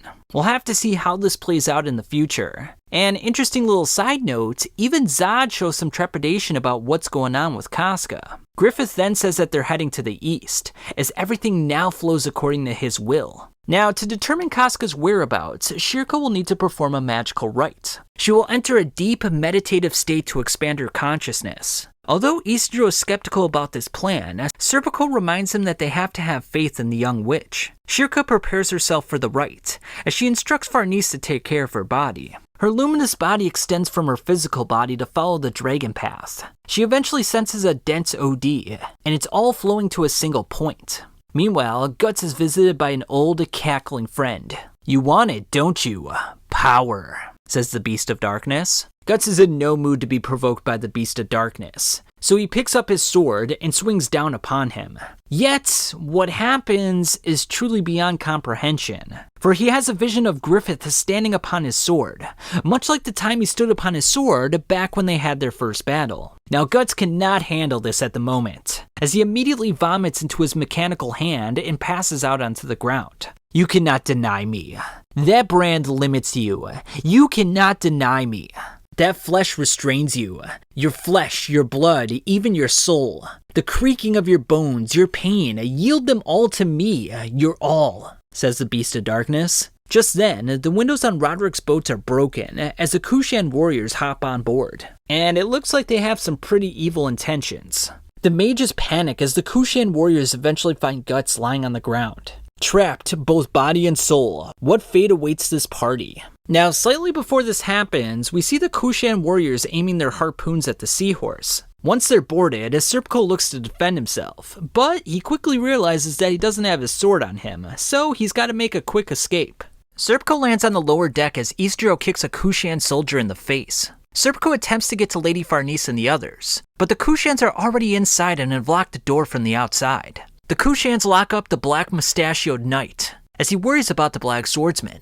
They enter the room and kick Guts' hand away from the sword and look to restrain him with chains. Everyone is now restrained, as they can only hope that the Kushans spare their lives. Roderick speculates that the Kushans conquered Midland and are now expanding their reach with a powerful navy. And the reason that Roderick would think this is that he wouldn't have seen Griffith defeat Ganishka and establish the massive city known as Falconia. They left Virtanis Harbor thinking that Ganishka was some all-powerful being. Magnifico wonders if the mages can use their magic to fight back against the Kushans. However, the mages' powers have vanished along with the Elf Island. Salat and the Bakiraka watch the proceedings, as Guts is then trotted out by the Kushan warriors. We then pan over to Rickert, who is adorned with Kushan warrior garb. General Daiba offered a prediction of what was to come to pass, and now Salat must acknowledge that he was completely right. Salat then ponders why a western ship is out this far, and if said ship was trying to invade Kushan seas. Daiba is then seen flying on his Garuda, as Salat wonders if this is excessive force for only one boat. Nevertheless, Daiba has his eyes set on a particular individual. Guts is then forcibly dragged out of the hold, with chains restraining him from neck to navel. Guts is barely conscious at this point, as he falls face first on the ground. The others are beside themselves about what's going on, but Isdro yells at the Black Swordsman to get up and fight back. This doesn't last long as the Kushan smash his forehead into the ground. Guts' uncharacteristic attitude makes Isidro cry, as this is not the Black Swordsman that he's come to idolize. Rickert makes his way through the crowded boat to see if he can elicit a response from Guts. Guts, however, simply lies on the ground without acknowledging his longtime friend. Rickert tells Roderick that he's serving with the Kushan Armed Forces, but he's originally from Midland. Unfortunately, the Kushans will be seizing Roderick's vessel for the time being. Daiba is pleased that they were able to capture the Black Swordsman, as he'll now wait in the capital. Salat thinks to himself that Daiba is truly a terrible person, particularly given the stuff that he's done in the past. That being said, he still possesses vital powers that will serve them well in the future. The Kushans then make their way to the capital, as Rickert stares over at the unconscious Guts. We then see Guts' astral body being swept away into an unknown destination. Shirka's luminous body grabs onto his finger to bring him back to the physical realm. When he awakens, he finds himself in a Kushan cell with his right arm chained to the wall. A nice view of the Kushan capital is then shown, as Rickert is not happy with Guts' current treatment in the dungeon. Salat reminds Rickert that Guts is a dangerous man, not only to others, but to himself. So for now, this is a necessary precaution. With Shirka slipping into the deepest layers of the astral realm, she's unable to wake up at the moment. Daiba is astonished by the young witch's prowess, and he fantasizes about using the potential of the mages for his own purposes. Daiba comments that he faced one man equal to him in battle, that being Guts. Rickert is quite shocked that Guts and Daiba once fought each other. Daiba then requests that the young mages be given to him, as Salat allows him to do as he likes. Roderick wonders what's going to happen to them. Salat says that they are refugees, so custom dictates that they must serve in the Kushan military. Rickert reintroduces himself to Puck, but the elf doesn't show any signs of jubilation. Rickert wonders what happened to Casca, as he determines that it must have been Griffith's doing. Salat then tells Roderick the unbridled truth, that they are stockpiling troops and equipment to wage war against the Falcon of Light and Falconia. Griffith has the potential to change the world down to its very fundamental principles, and his vanguard has been spotted at the Kushan Empire's western borders. That being said, Griffith fears what lies beyond the demonic. Elf Island was destroyed for this very reason, and now the Kushan Empire is within his crosshairs. But instead of waiting for his next move, Salat wants to seize the initiative and attack the Falcon of Light. Istro is startled by some elephants walking in the street, which is kind of weird since he saw elephants at St. Albion in chapter 176. But that's neither here nor there. Gedfring is appreciative of the Kushans having given them shelter, but he reminds the young mages that Elf Island lives and breathes in their hearts. Gedfring thanks Rickard for all his hospitality, as Morta decides to fly off on her broom. Lady Farnese is worried about Shirka, as she decides to go check in on her. Rickard thinks about Salat's words, realizing that this is far too early to challenge Griffith and the demon army. Salat points out the Emperor of the Kushan Empire, and the chairman of the Kurlatai. Now the Kurlatai is a military council in which they make important decisions regarding war. Roderick wonders how the Kushan Empire avoided the calamities of the world caused by the Great Astral Wave. Because as we know, ever since the age of Fantasia, monsters like dragons, trolls, and Hydra have been roaming the lands. Salat explains that they have endured great upheavals, and not one of them would kneel to those evil, man-eating demons. Roderick realizes that the Kushan people are quite resilient. But given the fact that he's behind enemy lines at the moment, he's a bit uneasy. The Kurlatai begins as Daiba senses that something bad is about to happen. Yet, this suits Salat quite well. The head of the northern clan disparages Salat and the Bakiraka, claiming that they are unworthy to sit upon these hallowed grounds. Another man attempts to calm everyone down, and says that they need to focus on the most important matters at hand. The Kushan Emperor implores unity in this time where monsters and demons threaten their very existence. Daiba then informs him about many things, including the terrible Emperor, the Falcon of Light, the Twin Tree, and the branches in the sky. The head of the northern clan does not appreciate the fact that Daiba is hiding his own heinous actions, like the Daka, the Pishasha, and the Demon Womb.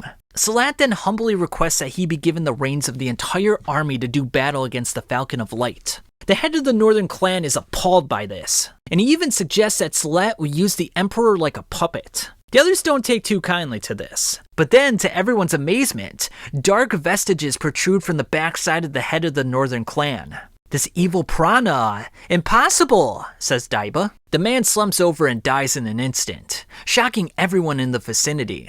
While checking in on Shirka, Farnese senses a mysterious OD and decides to head off. As she heads outside, we see that the skies are looking very ominous at the moment. Guts' brand begins to bleed as he has a pained look in his face, and it's possible that this might be the stimulus to get him out of his funk. We then see the demon apostle Roxas. His mask is dripping with blood, and it's since been broken since the last time that we saw him. He emerges from the backside of the northern Kushan leader, as it looks like this is only the beginning of a tragedy that's going to befall the Kushan Empire. Roxas expels himself from the body of the northern clansman, as Daiba warns everyone to get away from him.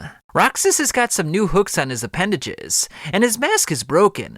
What's interesting about this is that Roxas is experiencing some amnesia. He's not sure who he is or how he got to the land of the Kushans. He then remembers that he was blasted in the face by Rickard's rocket launcher, as he seems rather surprised that he's still alive. Concealed members of the Bakiraka attack Roxas in unison, and they even slice his daggers in half. Salat warns Roxas to prepare himself as Daiba urges the Bakiraka to be careful, since Roxas is an apostle and are not to be trifled with. While standing on the large table, a weird surge of energy surrounds Roxas's body. Daiba recognizes this dark, mysterious prana, and determines that the astral gates are opening up.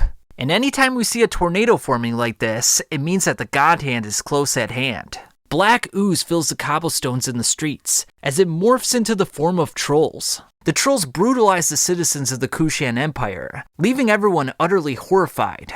Farnese rushes into action, but when she sees the trolls firsthand, she becomes paralyzed by fear. Serpico steps in to save her with his sylph sword. Farnese then determines that Quathoth is manifesting once more. And the last time that we saw Quathoth was back in Enoch Village. And if you remember, this was the time that Slan manifested herself out of troll intestines. So it's likely that Slan is about to make her grand appearance in the Kushan Empire. Daiba realizes that the powers to summon trolls is beyond the capabilities of an apostle like Roxas, which means that something more powerful is coming.